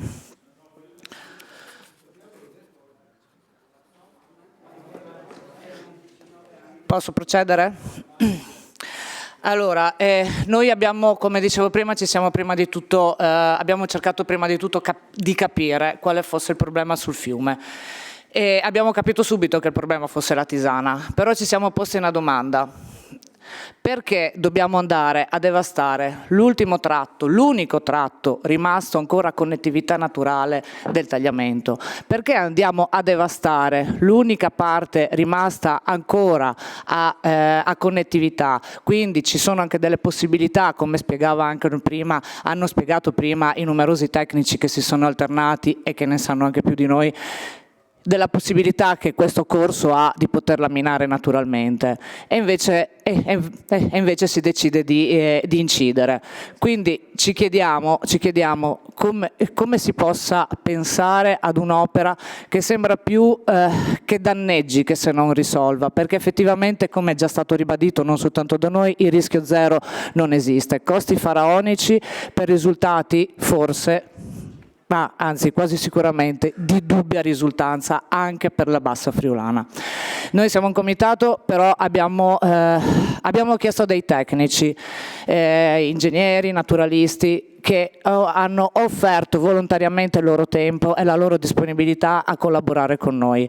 Adesso leggerò quanto è uscito dal tavolo tecnico, che credo siamo l'unico comitato che si è costituito in questo modo, anche con un tavolo tecnico. Il raggruppamento dei comitati fin qui convenuti in audizione presso la Quarta Commissione è cosciente dell'urgente necessità di salvaguardare la Tisana dal rischio delle piene del tagliamento. Crediamo che i comitati possano apportare contributi derivati dall'approfondita conoscenza storica e fisica del territorio che rappresentano, capaci di evidenziare criticità di realizzazione o di esercizio dei progetti, in grado di portare al loro completo fallimento o una insopportabile aggravio di costi. Sembrerebbe veritario ripassare in questo breve memorandum i numerosi ed autorevoli studi depositati negli anni, a partire dalla Commissione del 1967, peraltro già riassunti in molti documenti e gli atti. Sintesi delle risultanze delle varie commissioni di studio, dalla relazione a corredo al piano stralcio per la sicurezza idraulica del medio e basso tagliamento del 2001. Da tale data si sono riconosciuti gli eccessivi impatti della diga laminante a Pinzano, rimanendo ferma la necessità di interventi nel tratto finale ove la pendenza è inferiore all'1 per 1000, ed aprendo la discussione su possibili interventi ed ottenere congrui effetti di laminazione nel medio corso a valle di Pinzano o a monte dell'autostrada A4. Tra gli studi successivi al 2001 meritano la citazione: studio del WWF del 2003, audizione professore Enzo Tondini, Quarta Commissione, 19 maggio 2005, modello fisico di un tratto del fiume Tagliamento alla Tisana, commissionato dal Comune di Latisana e di Idrostudi. Studio Delft 2005, che evidenzia la presenza di vegetazione in alveo alla Tisana, ancora in essere poi tra l'altro, fatto da sopralluoghi fatti proprio dal comitato stesso, in cui si evidenziano il livello altissimo di trascuratezza del corso, nel basso corso. Laboratorio Tagliamento del 2011 con tabella di comparazione SWOT. Dibattito sulle casse di espansione tra Pinzano e Dignano, studio technical del 1999. A fronte delle mutazioni climatiche che prospettano la possibilità di ondate di piene ravvicinate che coinvolgono diverse parti del bacino, gli interventi nel tratto terminale appaiono i più degni di considerazione, in quanto relativi al deflusso complessivo che si potrebbe ottenere per ondate successive, quando gli invasi di laminazione siano già saturi. Tra gli sviluppi recenti va preso in considerazione anche il regolamento della Nature Restoration Law, che prevede anche il ripristino della continuità e del deflusso degli alvi fluviali, la realizzazione di rilevanti sbarramenti sull'ultimo fiume alpino libero d'Europa, oltre che a negativi impatti sul turismo della nostra regione, potrebbe comportare anche potenziali contenziosi internazionali e perdita di fondi europei. Tra gli sviluppi, all'ordine del giorno abbiamo il ponte traversa a luce mobile di Dignano, che non era mai stato preso in considerazione in precedenza per alcune evidenti criticità. In corrispondenza del ponte le ghiaie formano un materasso spesso svariate decine di metri e sono interessate da intenso scorrimento di acqua al loro interno, il subalveo. Qualunque traversa in tale posizione sarebbe particolarmente soggetta allo scalzamento delle fondazioni, sicché per prevenire il cedimento sarebbe necessario eseguire diaframmi impermeabili estremamente profondi. Tali diaframmi inciderebbero in modo imprevedibile sul deflusso delle acque in falde anche nei periodi di magra e potrebbero comportare reflussi anche su prese acquedottistiche poste nel Pordenonese. Le paratie mobili... No, volevo solo dire, questo documento che mi pare che lei ha consegnato agli atti, visto che stiamo un po' sforando quei temi, magari se fa le conclusioni, tanto perché questo poi sarà a disposizione di tutti e quindi la ringraziamo, però insomma non serve. Quindi arriviamo a conclusione, quindi noi chiediamo di non edificare in zone a rischio di esondazione, possibilmente anche riducendo la possibilità dei permessi anche nel basso corso e chiediamo che il fiume venga tutelato nella sua biodiversità e che la sua naturale connettività venga salvaguardata e migliorata, come già richiesto anche da altri enti scientifici. Vi ringraziamo. Grazie, solo una precisazione, poi magari io tornerò a vedermi il video del Presidente Bordin, ma mi pare che nel video lui abbia comunque citato anche tutti i morti che sono stati 50 anni fa, e anche il minuto di silenzio è stato fatto doverosamente per tutte le persone che sono mancate. Ecco, sicuramente l'ha detto anche, perché l'avevo sentito, l'ha detto anche l'assessore. Siete stati ascoltati in streaming e dalla Carnia è stata lanciata questo appello che chiedo di accogliere. Ecco, sicuramente Solo per la Tisana ma anche per i Carni, ci chiedono questo, visto che lo teniamo all'asciutto il corso, magari un po' di attenzione. L'aveva detto l'assessore, però è stato citato, ma come è giusto e doveroso che sia. E adesso, allora, mi pare che l'associazione Acqua ha mandato una memoria ma non partecipa, quindi ce l'abbiamo agli atti, e andiamo con il Comitato per la Vita del Friuli Rurale. Vedo che già in postazione il signor Tibaldi, giusto? Sì. Ha la parola, okay. chiedendo come ho fatto a tutti. La ringrazio, sarò breve. Nulla, 2 giorni dopo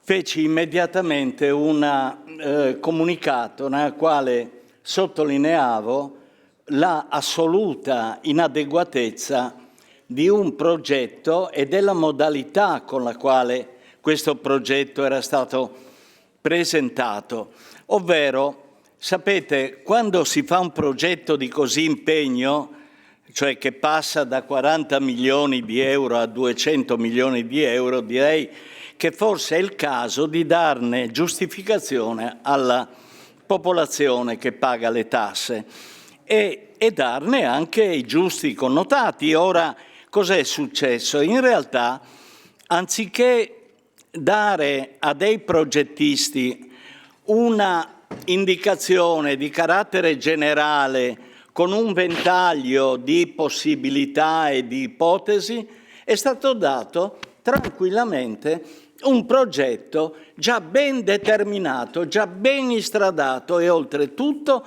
incompleto a quella che avrebbe dovuto essere una visione complessiva.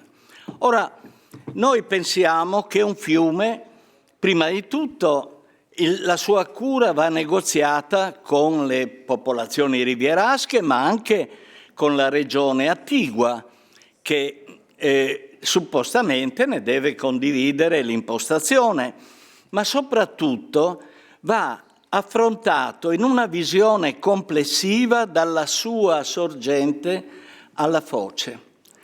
Ora, non dimenticando che, per esempio, nel tratto montano ci sono i proprietari dell'energia elettrica che fanno ciò che vogliono e fanno scendere l'acqua quando gli pare e la trattengono quando gli pare, senza che una regione sia lì a normare e a considerare le modalità più opportune per tenere in sicurezza le popolazioni rivierasche. L'altro punto fondamentale da considerare è che la Tisana soffre di un'altra malattia, soffre non tanto della malattia delle piene, ma soffre del fatto che c'è la subsidenza e che il mare si sta alzando. Ora, queste condizioni rendono estremamente vulnerabile una cittadina a cui si attribuiscono unicamente per comodo le conseguenze delle alluvioni. Le alluvioni si moltiplicano i loro effetti grazie al fatto che le condizioni locali di La Tisana per la subsidenza, ripeto, e per l'innalzamento del mare progressivo, queste non hanno assolutamente nessuna considerazione. Ora, il progetto presentato approvato dalla Regione e istigato dalla Regione, perché un progettista serio in realtà dovrebbe valutare più opportunità, più possibilità. Invece lì è andato a capofitto su una soluzione che evidentemente è stata concordata politicamente a monte. Ora, questa soluzione è estremamente pericolosa e reticente e vi spiego perché. Ve lo faccio vedere anche in sintesi. Spero non riesco a muovere questa cosa. Non ce la fo, se mi date una mano io. Ecco. Abbiamo il ponte di Dignano, abbiamo sotto il ponte di Dignano un flusso di acqua che è rappresentato da queste freccette a sinistra e che ovviamente come pressione aumentano dall'alto verso il basso. Come abbiamo spiegato ai comitati che mi hanno preceduto e che hanno capito abbastanza bene la problematica, cosa succede?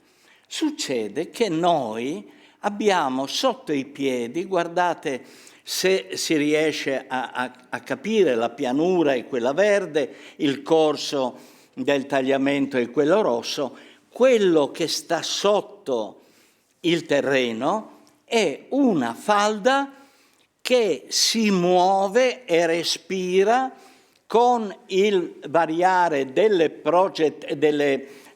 precipitazioni e che, come dire, vedete, sale, scende a seconda delle stagioni estive e che è quella che determina il funzionamento delle falde profonde della bassa friulana e non solo.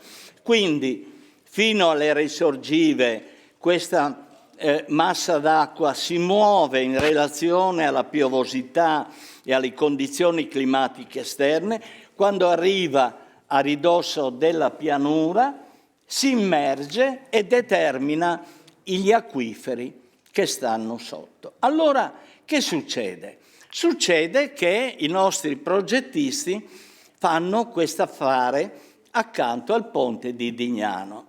Il problema è che se tu fai una fondazione diretta, inevitabilmente la questione avviene un fenomeno di sifonamento, cioè quando io alzo la paratoia, l'acqua che spinge naturalmente passa sotto le fondazioni, da cui è fondamentale e indispensabile per evitare che l'oggetto collassi sotto l'effetto del sifonamento, è necessario, e quindi che comporta anche l'erosione e lo scalzamento del ponte con le sue fondazioni dirette della stradale, è necessario istituire cosa?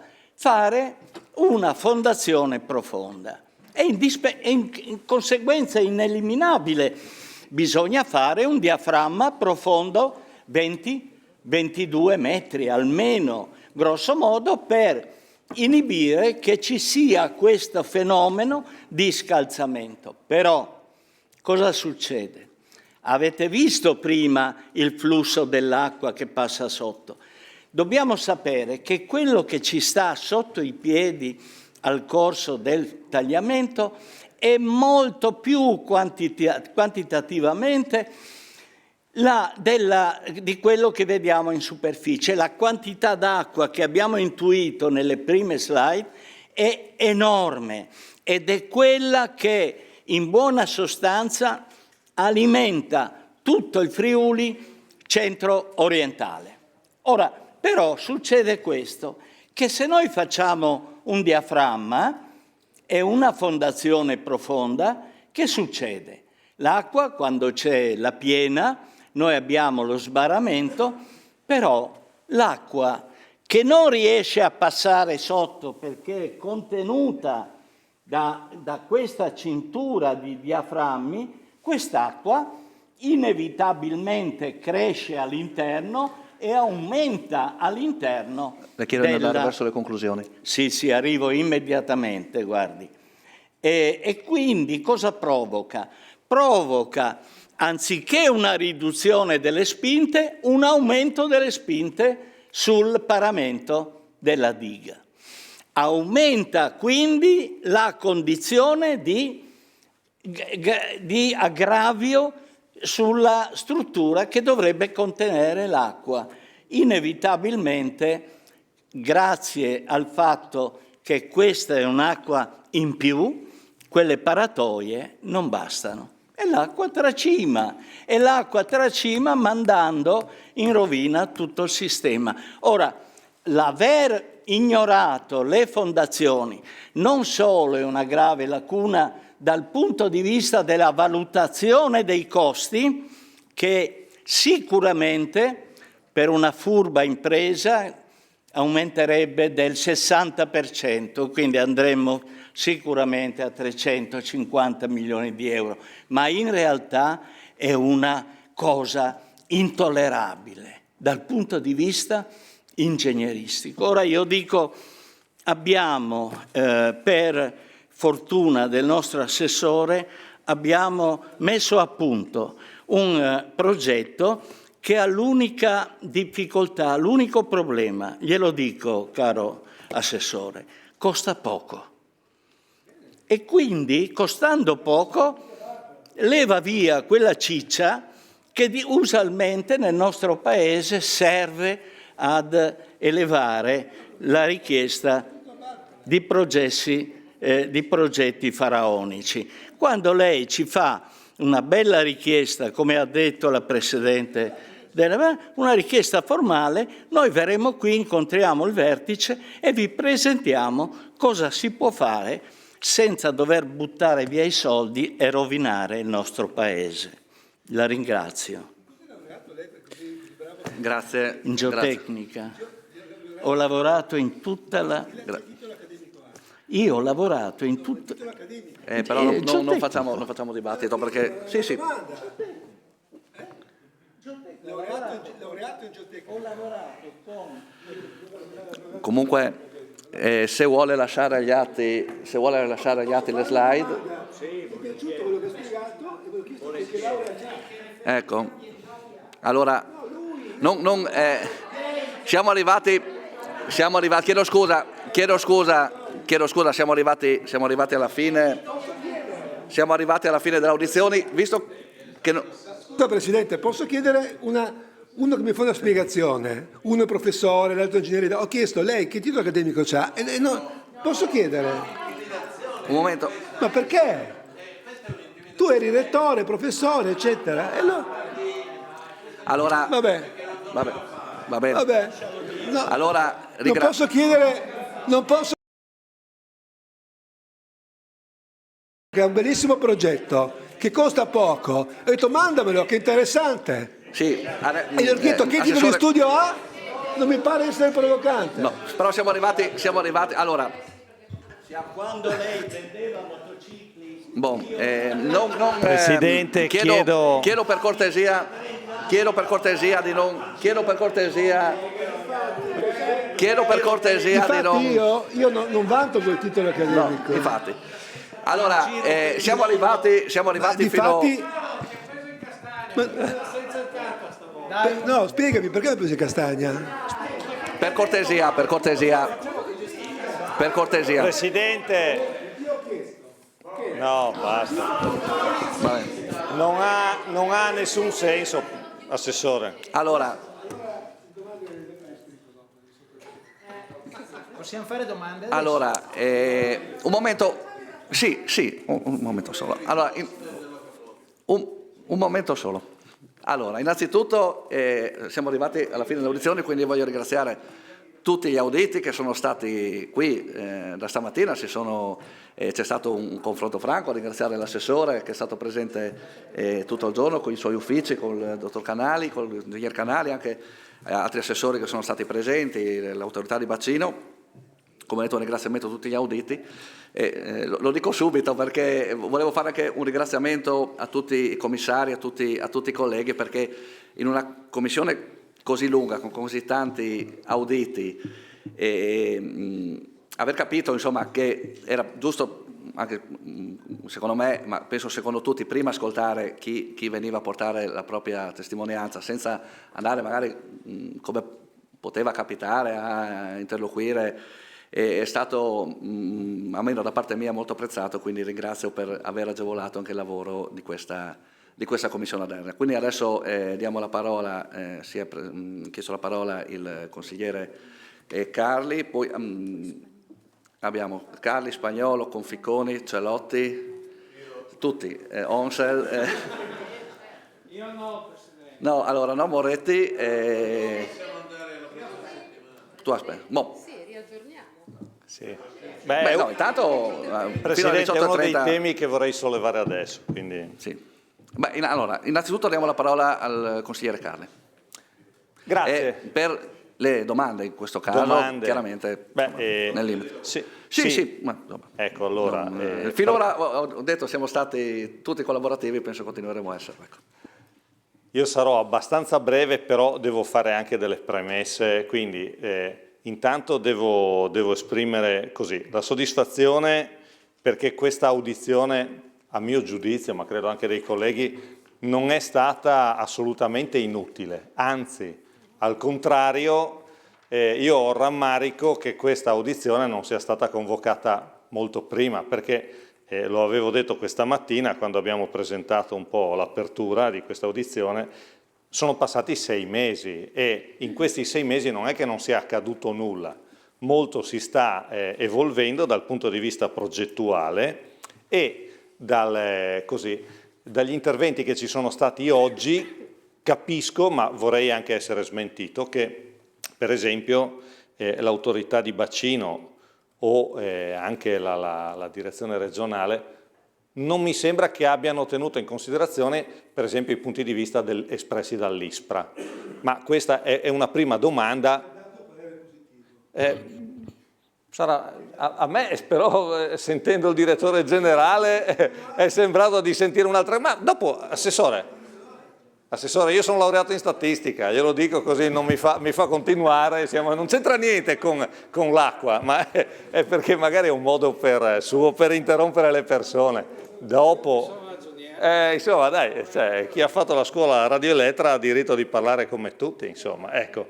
E ho ascoltato tutto il giorno con grande attenzione gli interventi e quindi ravviso da questo punto di vista, secondo me, una necessità di mettere ulteriormente a confronto alcune posizioni che oggi hanno evidenziato che ci siano delle forti perplessità, ma parlo di esponenti del mondo scientifico, per cui credo che non guasterebbe assolutamente poterci dedicare un'altra giornata di audizione per far sì che le persone che erano presenti stamattina e che poi per vari motivi hanno dovuto assentarsi e non erano presenti oggi, abbiano la possibilità anche di dialogare e di esprimere e di mettere a confronto le rispettive valutazioni. Perché stamattina, la dico in termini molto così, abbiamo sentito un film, oggi pomeriggio ne abbiamo ascoltato un altro. Sarebbe bello che queste posizioni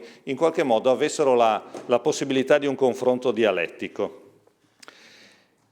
Capisco anche che l'esperienza del laboratorio tagliamento a suo tempo, quindi parliamo di fine 2011, aveva anche stilato una serie di priorità nelle varie ipotesi progettuali.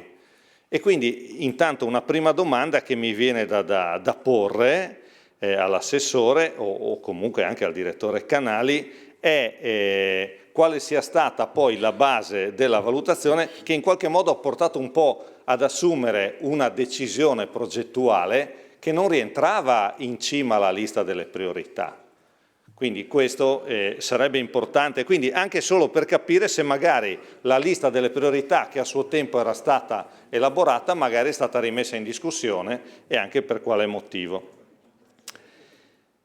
Vorrei capire nell'ipotesi in cui dovesse essere realizzata quest'opera di cui si è parlato oggi, che non è più la traversa laminante ma è un ponte laminante eccetera, mi piacerebbe capire cosa ne sarà dell'attuale ponte stradale, esprimo già ovviamente una mia così impressione, che poi non è un'impressione, cioè qui si stanno mettendo insieme due aspetti che forse bisognerebbe mantenere un po' separati, che uno è la realizzazione della Cimpello Sequargemona e l'altra è questa esigenza diciamo ovviamente di dare risposta in termini di sicurezza al basso tagliamento.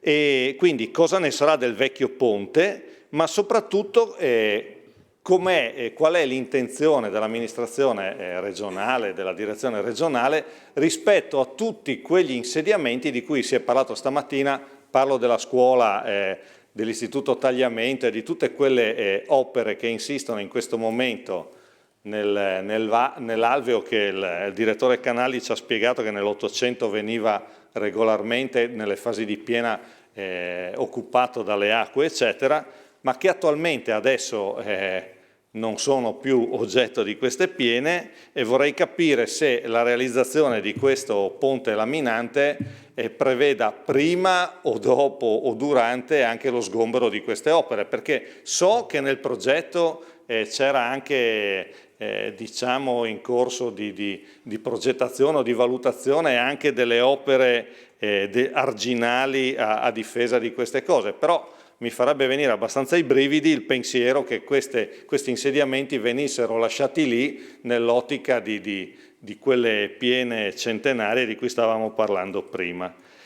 E poi, ecco, ultima domanda che faccio. Mi sembra di aver colto dalle affermazioni dell'assessore Scocimarro che il passaggio da un'ipotesi progettuale che appunto ad aprile riguardava una traversa laminante a quella che poi è stata in qualche modo evocata nella delibera di generalità, e cioè il ponte laminante, mi sembra di aver capito stamattina che questa trasformazione progettuale sia stata frutto di una interlocuzione con il territorio. Così mi sembra di aver capito, e quindi volevo capire qual è stata l'interlocuzione che in qualche modo ha contribuito a cambiare idea. È sempre legittimo, ma vorrei capire cosa è successo in realtà tra aprile e luglio.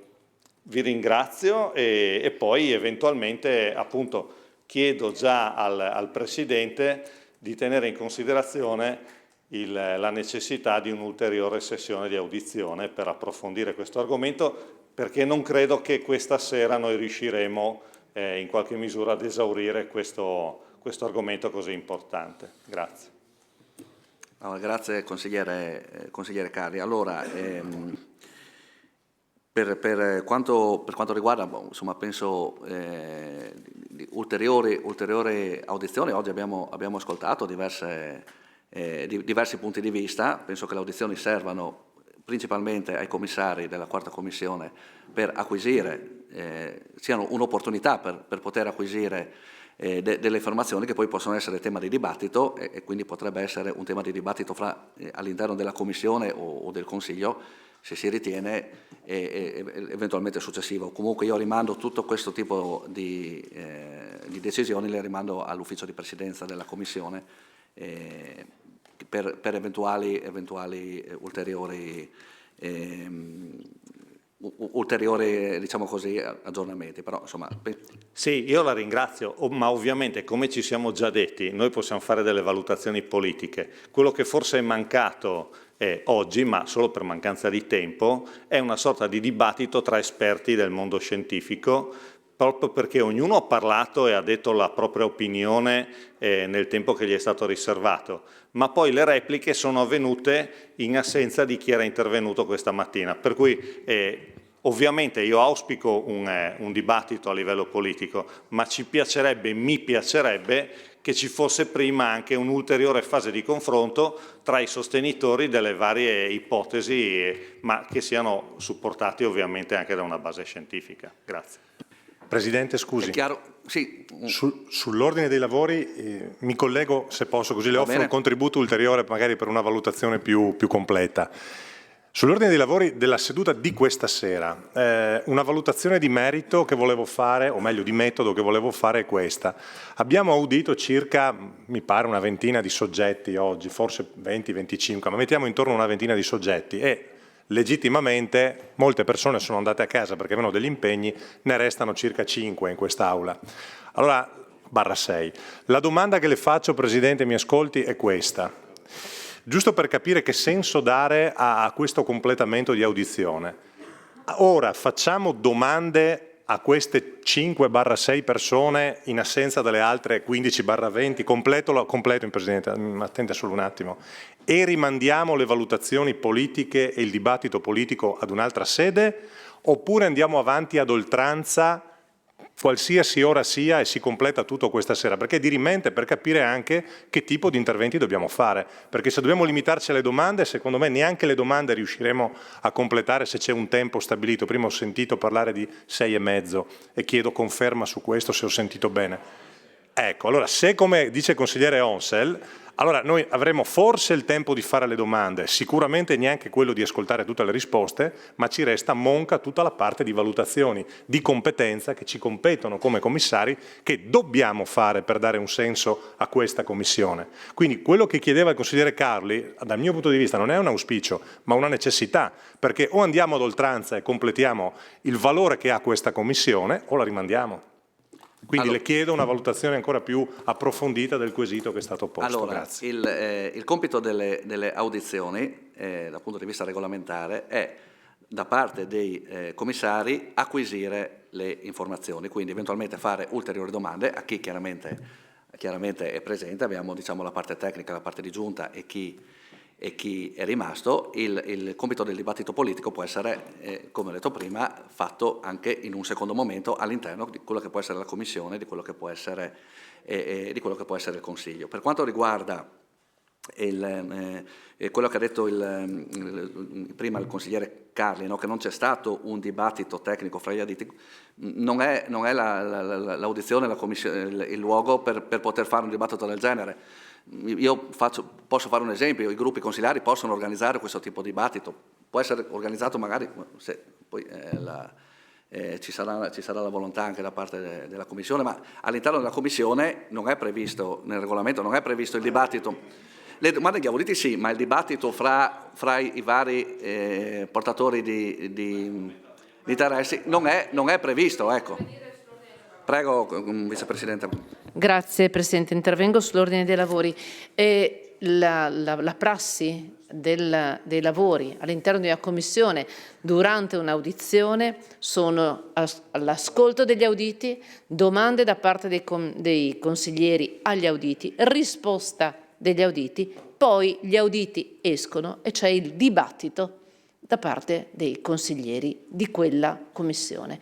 Dal momento che, come giustamente sta sollevando il consigliere Putto, noi abbiamo pochissimi minuti ancora da qui alle 18:30, dove peraltro non abbiamo la disponibilità di poter fare alcuna domanda ad alcun audito. Io personalmente all'autorità di bacino, che qui non si è praticamente vista quasi mai da 1 anno e mezzo, avrei voluto sottoporre alcune domande. Sono contenta che ci sia ancora qui l'assessore Scocimarro, visto che insomma magari si rischiava di non averlo, visto che l'assessora Mirante invece se n'è andata, alla quale avrei voluto anche lei fare determinate domande. Questo noi non lo possiamo fare. Ringrazio gli auditi che sono rimasti qui e che rimarranno qua fino alle 18:30, ma sinceramente credo che tutti noi avremmo voluto sottoporgli delle domande. Ma andare anche a censurare il dibattito tra consiglieri, credo che questo sia veramente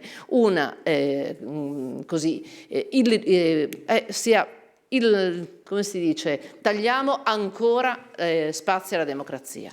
Allora, io forse mi sono espresso male, io non stavo censurando il dibattito fra consiglieri, ma ho detto che nell'audizione non è previsto il dibattito fra gli auditi, perché mi pare che il consigliere Carli se non ho capito male, mi pare che il consigliere Carli aveva chiesto una forma di dibattito fra gli auditi, un confronto, che può essere, ci sono altri strumenti per poterlo organizzare. Sì, però finisco, rispondo e poi le do la parola, per cortesia. Allora, le commissioni per regolamento, ci sono dei regolamenti, io in questo momento sono qui anche per farli rispettare, perché sennò... No, anche per farli rispettare. Nelle commissioni non è prevista l'oltranza, anche perché è vero che ci sono degli addetti qua dalle 10 del mattino, è vero che ci sono noi consiglieri, l'assessore siamo alle 10 del mattino, ma ci sono anche una struttura di dipendenti che sono qui dalle 10 del mattino, anche loro hanno un loro orario ed è giusto rispettarlo. Facciamo le domande, per cortesia facciamo le domande dal punto di vista tecnico e le risposte, poi valuteremo assieme all'ufficio di presidenza questo sia un dibattito fra consiglieri, penso sia possibile, magari all'interno. Beh, ma poi quando c'è il dibattito voi fate normale, quando c'è il dibattito fra i consiglieri che viene fatto in commissione è pubblico, li avvertiamo, loro lo possono seguire. Tutte le nostre riunioni sono pubbliche e possono essere seguite. E quindi, come ho detto, non è prevista l'oltranza e vi invito a fare le domande in modo da dare possibilità. Poi se sarà da sforare qualche minuto, penso lo potremo fare, però chiaramente non possiamo dare l'oltranza perché il regolamento del Consiglio regionale non prevede l'oltranza per le commissioni. Consigliere Onsel, sull'ordine dei lavori. Sì, ma anch'io sono rimasto molto perplesso sullo svolgimento di questa audizione, perché c'erano effettivamente delle persone, degli auditi che avremmo voluto, con i quali avremmo voluto interloquire, a cominciare dal sottosegretario o dalla sottosegretaria. Cioè, io avevo una domanda da farle proprio per chiarire, e invece purtroppo non è stato possibile. Anche l'autorità di bacino, che diciamo così a un certo punto ci ha fatto una sorta di predica, no, su come si fanno i progetti, forse meritava una qualche risposta, perché qui non siamo a perdere tempo. E quindi io le chiederei veramente in commissione, in Consiglio di Presidenza, di riconvocare questa commissione con le stesse persone, poi vedremo chi viene e chi non viene. Oggi possiamo andare avanti fino alle 18:30, però non andiamo oltre, perché anche lì c'è una questione di rispetto e di lucidità. No, perché già oggi aver saltato la pausa, alla fine non si è lucidi, e qui una cosa che è emersa è stata proprio la vaghezza di quelli che erano le proposte, la vaghezza, e dunque non ha senso qui lavorare fino allo sfinimento per smarcare e dire sì, l'abbiamo fatto. Non è un adempimento questa è attività politica. Quindi la prego di riconvocare, non dica, si impegni a riconvocare questa commissione con gli stessi, perché io avrei piacere di fare delle domande di replica anche alla sottosegretaria. Allora, capite che organizzare una giornata come quella di oggi con il numero così importante di auditi come quello di oggi, anche per gli uffici non è stata una cosa semplice. Farlo in una giornata non è una cosa semplice organizzare e mettere vicino tante agenti per organizzare una cosa del genere. Secondo me, se noi andiamo avanti intanto con le domande, poi sarà mio compito parlarne in ufficio di presidenza e vedremo. Penso che possa essere d'accordo anche la vicepresidente Pellegrino. In ufficio di presidenza troveremo le soluzioni migliori, magari sicuramente sentendo anche l'assessore. Mi pare che il confronto non è mai mancato all'interno di questa commissione e sicuramente non comincerà a mancare da adesso, però a meno se approfittiamo di fare qualche domanda adesso, anche perché sapete benissimo che da adesso in poi andiamo incontro anche a un calendario d'aula molto fitto, e quindi fino alla stabilità diventa anche abbastanza difficile poi trovare le date disponibili. Quindi io invito, do la parola al consigliere Spagnolo, invito a fare le domande più puntuali possibile agli auditi, quindi guardo alla mia sinistra ma guardo anche di fronte, e poi sarà compito mio, ne sarà testimone la vicepresidente Pellegrino, di portare in ufficio di presidenza le istanze che avete fatto, e assieme decideremo quello che dobbiamo fare.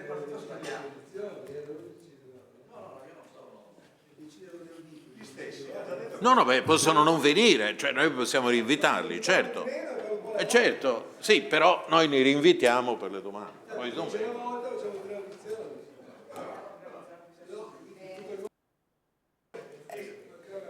Se avessimo cominciato ogni gruppetto di auditi a fare sicuramente legittime domande, probabilmente non saremmo riusciti entro le 6:30, ma anche dentro le 10, a sentire tutte, e non sarebbe stata una questione di rispetto nei confronti di tutti. Scusate, possiamo andare avanti? Allora, intanto ringrazio questa commissione, in particolare il Presidente, ma l'assessore, insomma tutti quelli che hanno partecipato, tutti gli auditi. Oggi è il 4 novembre, ricorre appunto questo importante ricordo dell'alluvione che c'è stata alla Tisana nel 1966. La commemorazione ha riguardato naturalmente tutti coloro che hanno perso la vita in quell'occasione. Devo dire che in questo momento ricordiamo sicuramente questo importante accaduto, ma ricordiamo anche quello che è successo nel 2019 con la tragedia della tempesta Vaia, che ha devastato il territorio fra Friuli e Veneto e probabilmente ci ha anche fatto capire che il rischio che corriamo, che abbiamo sempre pensato di correre, può essere diverso da quello che è sempre stato, perché si parla di cambiamenti climatici, si dimostrano in tante occasioni. Ecco, quella però è stata un'esperienza che ha toccato direttamente il nostro territorio e che ci ha anche dato modo, spero, di aver tratto dei dati e che sono anche qui a chiedere, perché in quell'occasione abbiamo avuto questa quantità eccezionalmente grande di acqua che si è riversata in Friuli e in Veneto e quindi in parte nel bacino del Tagliamento, in parte in quello del Piave. Abbiamo visto che i dati sono stati drammatici, dagli 870 mm a Forni di Sotto, 1000 mm, diceva prima l'ingegner Canali, a Clout, ai oltre 715 di Longarone.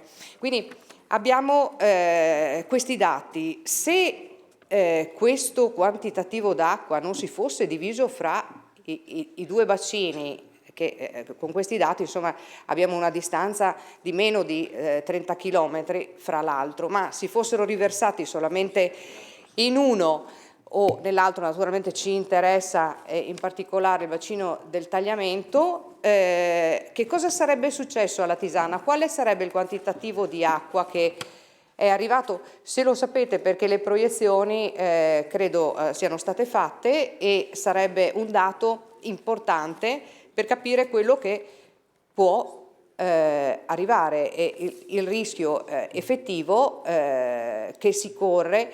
E volevo anche sapere se questo dato è stato considerato nelle proiezioni che hanno portato poi alla progettazione, insomma, e soprattutto a capire il quantitativo d'acqua che può pervenire alla Tisana e quindi il quantitativo d'acqua che deve essere trattenuto a monte. Quindi questo mi sembra un dato importante. Penso che oggi abbiamo sentito tutta una serie di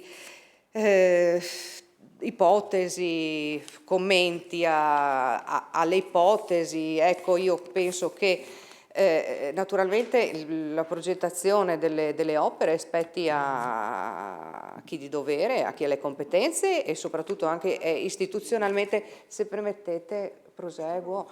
È istituzionalmente deputato a farlo, nel nostro caso l'autorità di distretto.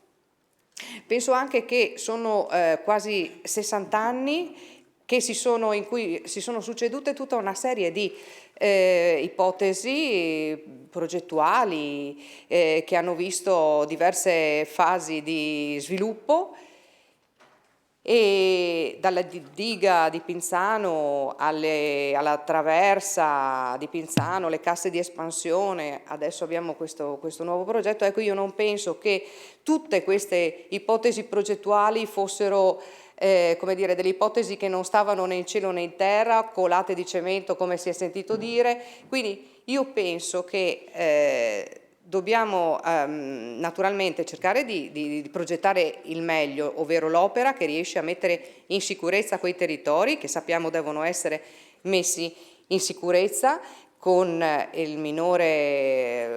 più alta attenzione anche naturalmente alla salvaguardia dell'ambiente, ma io credo anche che siamo arrivati ad un punto in cui le discussioni devono assolutamente avere fine. Bisogna arrivare alla progettazione e esecuzione delle opere di messa in sicurezza nel minor tempo possibile. Ora, i tempi, se posso avere un dettaglio, ecco, sui tempi che vengono previsti per riuscire ad arrivare sì alla progettazione definitiva ed all'esecuzione delle opere che sono state previste. Grazie. Grazie. Adesso non vorrei...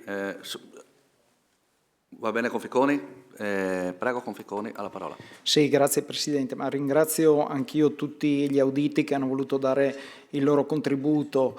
Durante la discussione sono state ricordate le vittime dell'alluvione del 1966, è stato evocato anche l'alluvione che ha colpito la mia città, Pordenone, nel 2002, fortunatamente senza vittime ma con molti danni. Allora ero un giovane consigliere comunale, sono sempre rimasto attento al tema della sicurezza idraulica che, come testimonia anche l'IRI che ho presentato durante l'ultimo Consiglio regionale, diciamo, mi sta particolarmente a cuore. Questa sera, allora, diciamo, la scorsa settimana sono emersi, diciamo, dei ritardi per quel che riguarda lo sghiaiamento del lago di Barcis piuttosto che la manutenzione del fiume Meduna. Questa sera però stiamo parlando del tagliamento su cui pure, lo hanno testimoniato tanti auditi, si è perso del tempo prezioso. Ora, dopo anni, diciamo, in cui non si è andati avanti con la dovuta determinazione. Qui ho trovato per esempio nella rassegna stampa un articolo del 30 novembre 2021 in cui si parla del nuovo ponte stradale sul tagliamento alla Tisana e si paventa l'esecuzione dei lavori entro il 2023, siamo ancora alla progettazione, ecco. Quindi evidentemente in questi anni, al di là delle opere più impattanti, delle traverse, altri interventi non sono andati avanti speditamente. Dicevo, dopo che non si è affrontato il problema con la dovuta determinazione, ora si vuol trovare una soluzione definitiva al problema. Peccato che gli atti approvati dalla Giunta abbiano suscitato confusione, malcontento e apprensione nel territorio, giustificando la richiesta di questa audizione, e il dibattito conseguente abbia messo in discussione, dal mio punto di vista, la bontà del percorso più o meno partecipato che la Giunta dice di aver seguito, ha intrapreso, ma che non trova, diciamo, la condivisione. Perché dico questo? Perché mi sembra che i sindaci del medio corso abbiano diciamo, reiterato la richiesta di ritiro della delibera della Giunta numero 530, abbiano denunciato addirittura dei ricatti per quel che riguarda la realizzazione del ponte nuovo e della traversa, e abbiano rinnovato dei dubbi e delle perplessità sull'impostazione che la Giunta ha dato alla soluzione del problema. I sindaci del Basso Corso, nel ribadire la necessità di andare avanti speditamente, comunque hanno ribadito come anche da parte loro ci siano degli elementi di preoccupazione. La sindaca di Lignano ha detto che ci sono delle aree esondabili. Il sindaco di Latisana, io mi sono letto l'ordine del giorno approvato dal Consiglio Comunale, si esprime preoccupazione per l'inversione delle portate del Cavrato e si parla anche di individuazione di opere di rinaturalizzazione del fiume nel basso corso del tagliamento, che non ho sentito, diciamo, evocare durante l'illustrazione. e queste divergenze non ci sono solo tra gli amministratori, ma si sono manifestate anche tra i tecnici, divergenze sia di merito ma anche di metodo, perché alcuni giustamente hanno reagito alla provocazione delle autorità di bacino rispetto alle modalità con cui andare avanti, perché non è possibile chiedere ai sindaci o ai comitati di presentare una proposta progettuale come osservazione. Mi sembra veramente un atteggiamento eccessivo e si è anzi invece richiesto un diverso approccio culturale e si sono evidenziate, diciamo, delle proposte abbozzate esattamente come non progettato è l'intervento proposto dalla Giunta. Allora, di fronte a tutto questo, io vorrei fare all'assessore 2 domande. Uno, se intende revocare la delibera, come i comuni continuano a chiedere, nonostante le rassicurazioni della Giunta e l'approvazione della Generalità, e il dissenso è trasversale, non è solo di una parte politica, perché lo hanno confermato sindaci che non fanno riferimento all'opposizione, e la seconda domanda è se, di fronte a quello che è accaduto oggi, la Giunta intende andare avanti a testa bassa con la progettazione dell'intervento, oppure prima di andare avanti con la progettazione intende riaprire il dibattito e valutare le alternative che sono state ipotizzate dagli auditi. Grazie. Grazie. Prima di dare la parola, adesso non so chi... sì, va bene. No, volevo solo, giustamente mi hanno fatto notare che oggi comunque erano stati invitati più di 80 auditi e ne abbiamo sentiti 37, quindi insomma è stato fatto... sì, non è così semplice gestire... Sì, non è così semplice... Comunque non è così, volevo dire che non è così semplice, organizzare un tipo di giornata come questa, e per questo rinnovo il ringraziamento agli uffici di segreteria che hanno lavorato moltissimo. Do la parola, consigliere Onsel, va bene.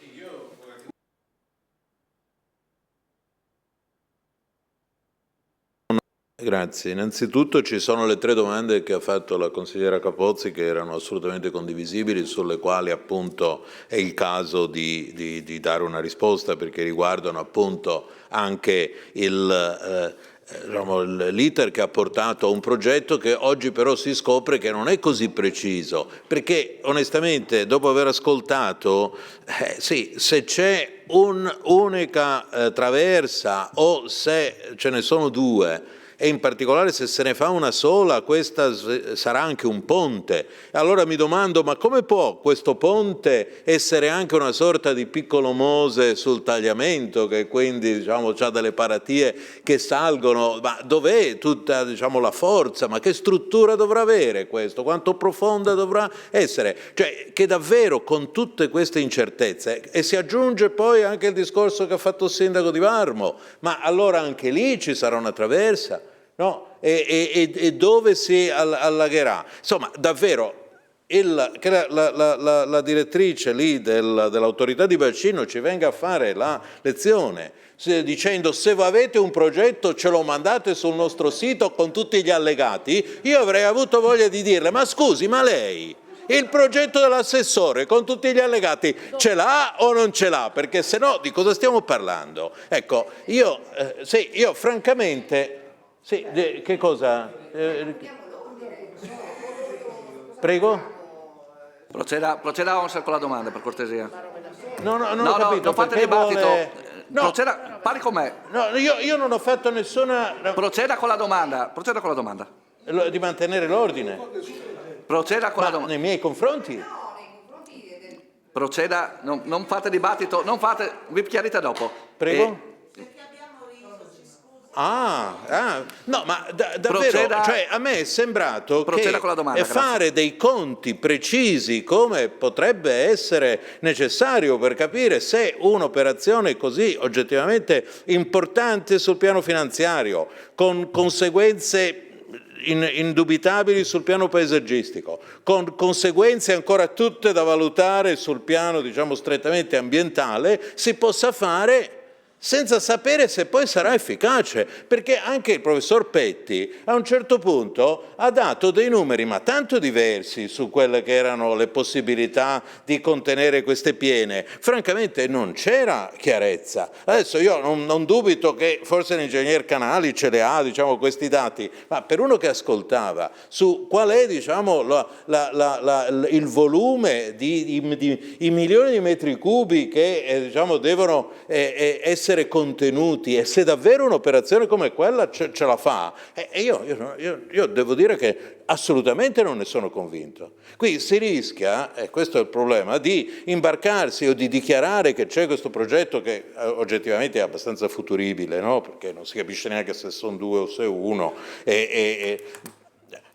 ma soprattutto non si sa quanto riuscirà a contenere. La domanda.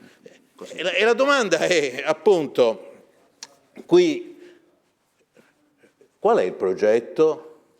Quali sono, diciamo, i volumi che vogliamo? Perché, a mio avviso, più che la domanda è, io non penso che questo progetto faccia il bene, certamente non lo fa dei territori che abbiamo sentito, ma certamente non lo fa neanche per la Tisana. Cioè io non sono affatto convinto che questa operazione alla Tisana gli porti un qualche beneficio. Dico la Tisana per dire Lignano, per dire tutte le aree della bassa, della foce del tagliamento. Cioè non era assolutamente convincente. Assolutamente convincente tutto il ragionamento che è stato fatto e pertanto io direi rimettiamoci, io sono anche disposto a stare qui, ma facciamo dei ragionamenti un pochino più precisi, perché questa delibera della Giunta, che poi ben sappiamo è stata ulteriormente corredata da quella che viene chiamata una liberalità di Giunta, che come ben sappiamo, cioè, scusa,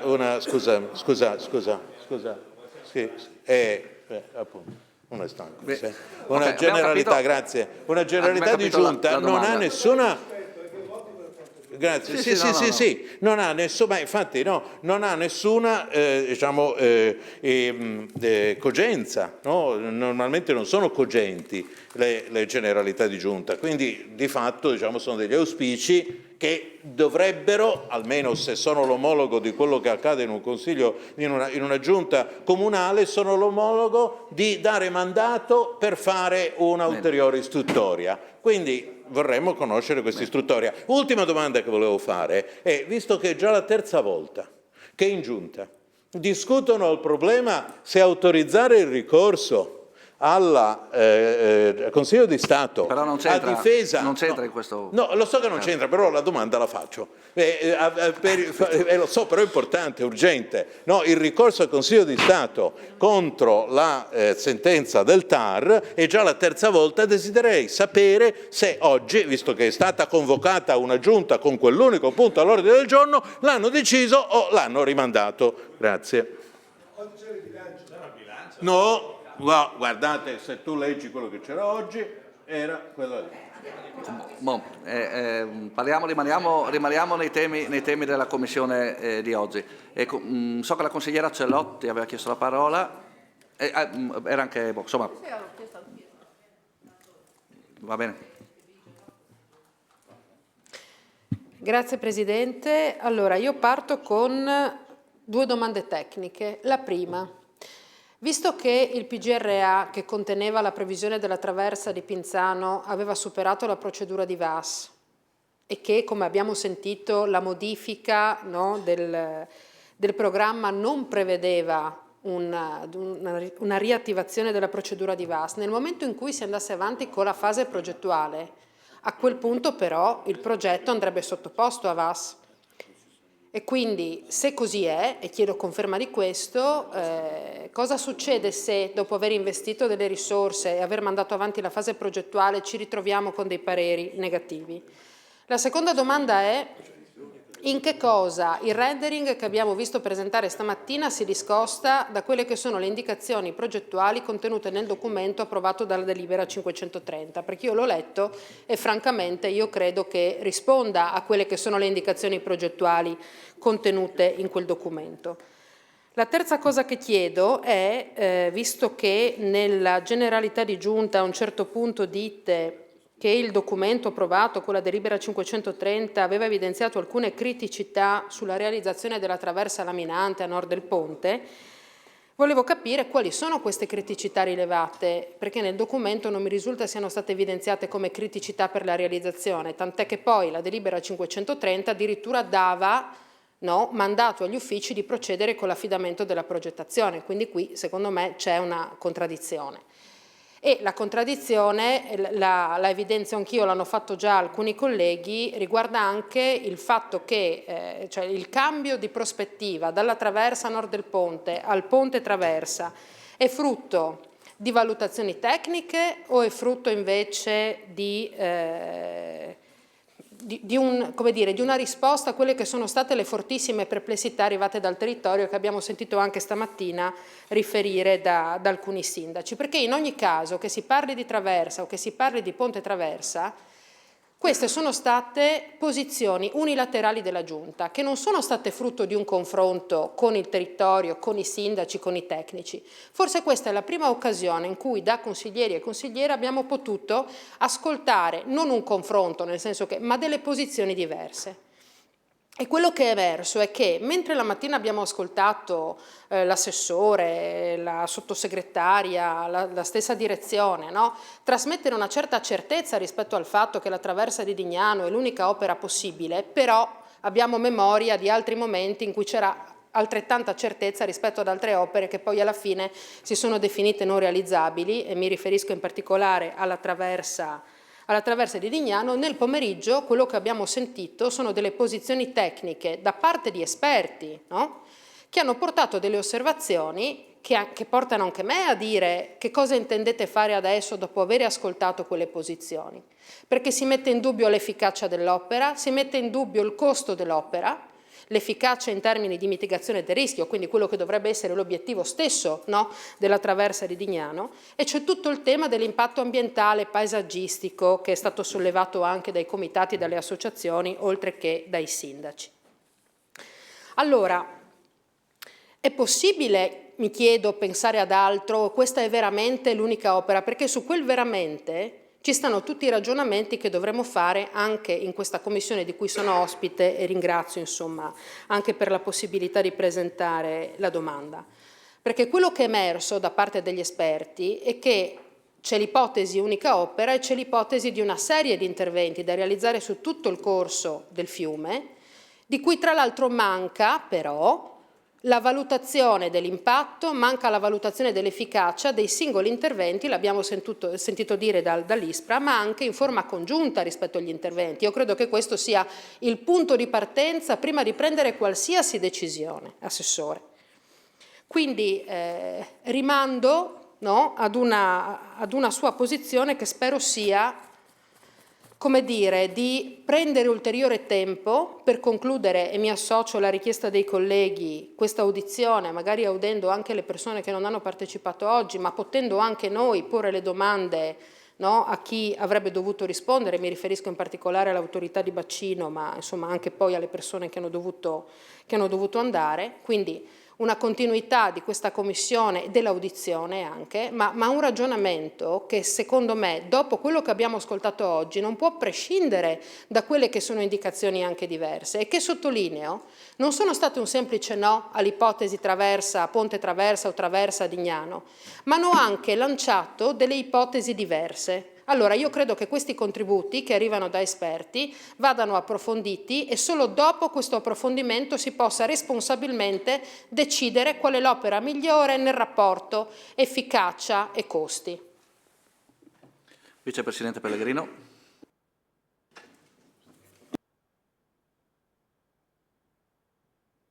Grazie Presidente. Intanto faccio una premessa che qui chiedo a lei, come Vicepresidente di maggioranza, di convocare d'urgenza un ufficio di Presidenza e poter chiedere all'assessore Scocimarro una data utile per poter dare spazio a tutti i consiglieri della Quarta Commissione di fare non solo le domande agli auditi che purtroppo oggi non ci sono più, ma anche di fare il dibattito che deve essere che è riconosciuto insomma ai commissari.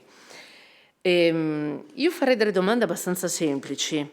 Quanti sono i morti dal 65 ad oggi alla Tisana e nelle aree rivierasche? Quanti? Perché questo secondo me è uno dei dati sostanziali, ce ne siamo completamente dimenticati.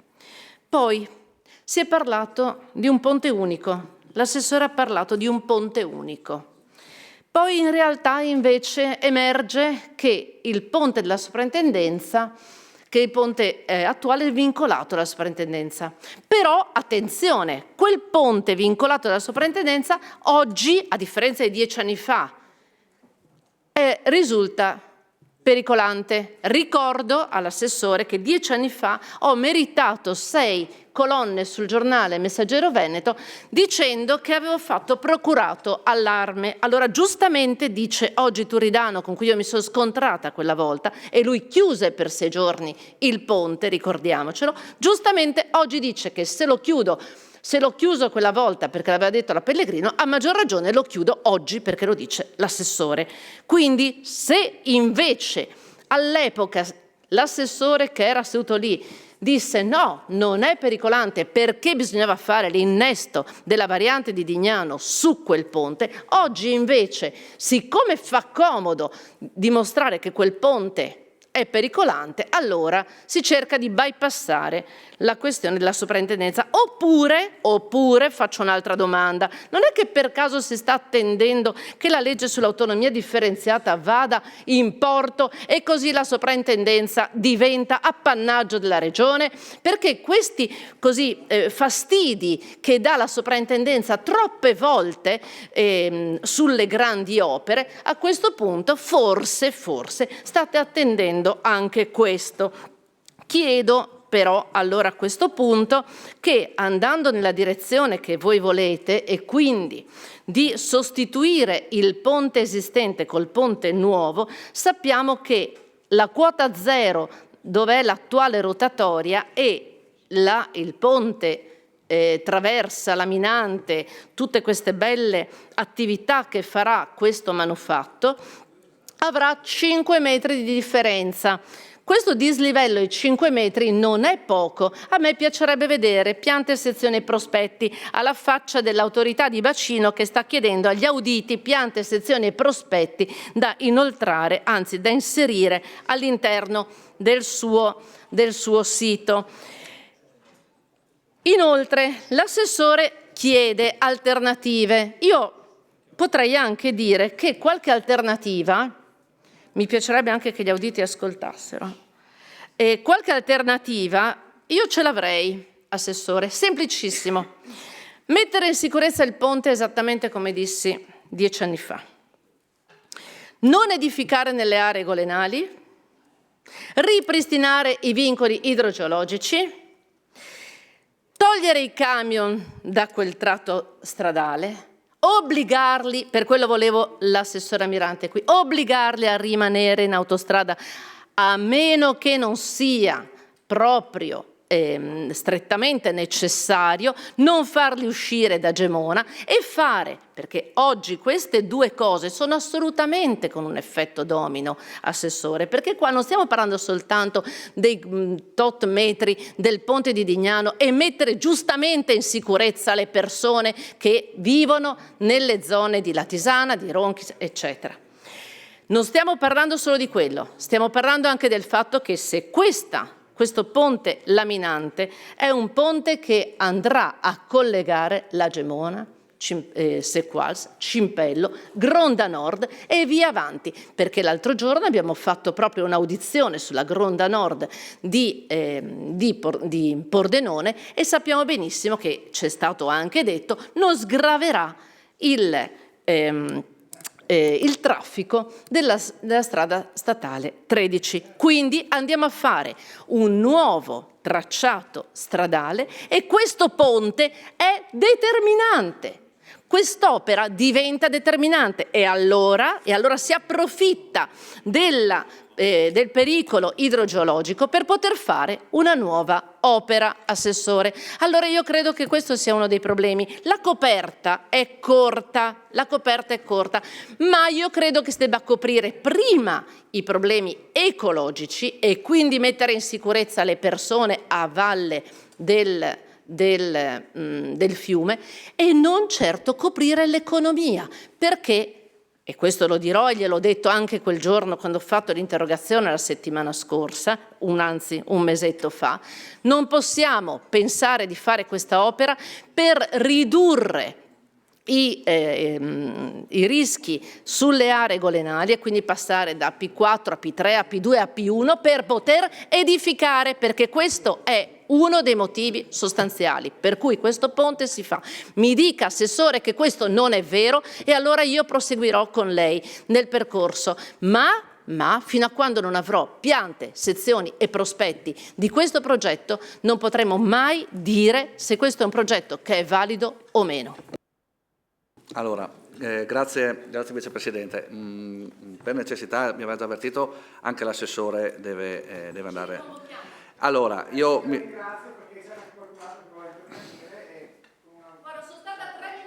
Allora, è stata, come detto, comunque una giornata produttiva e rinnovo il ringraziamento. Sarà mio compito e ne sarà testimone la consigliera Pellegrino. Io aspetto, è questione di qualche giorno, che ci sia anche il Presidente per correttezza. Ci incontreremo e vedremo quali sono le migliori modalità per ritrovarci, sicuramente per concludere quello che è il dibattito.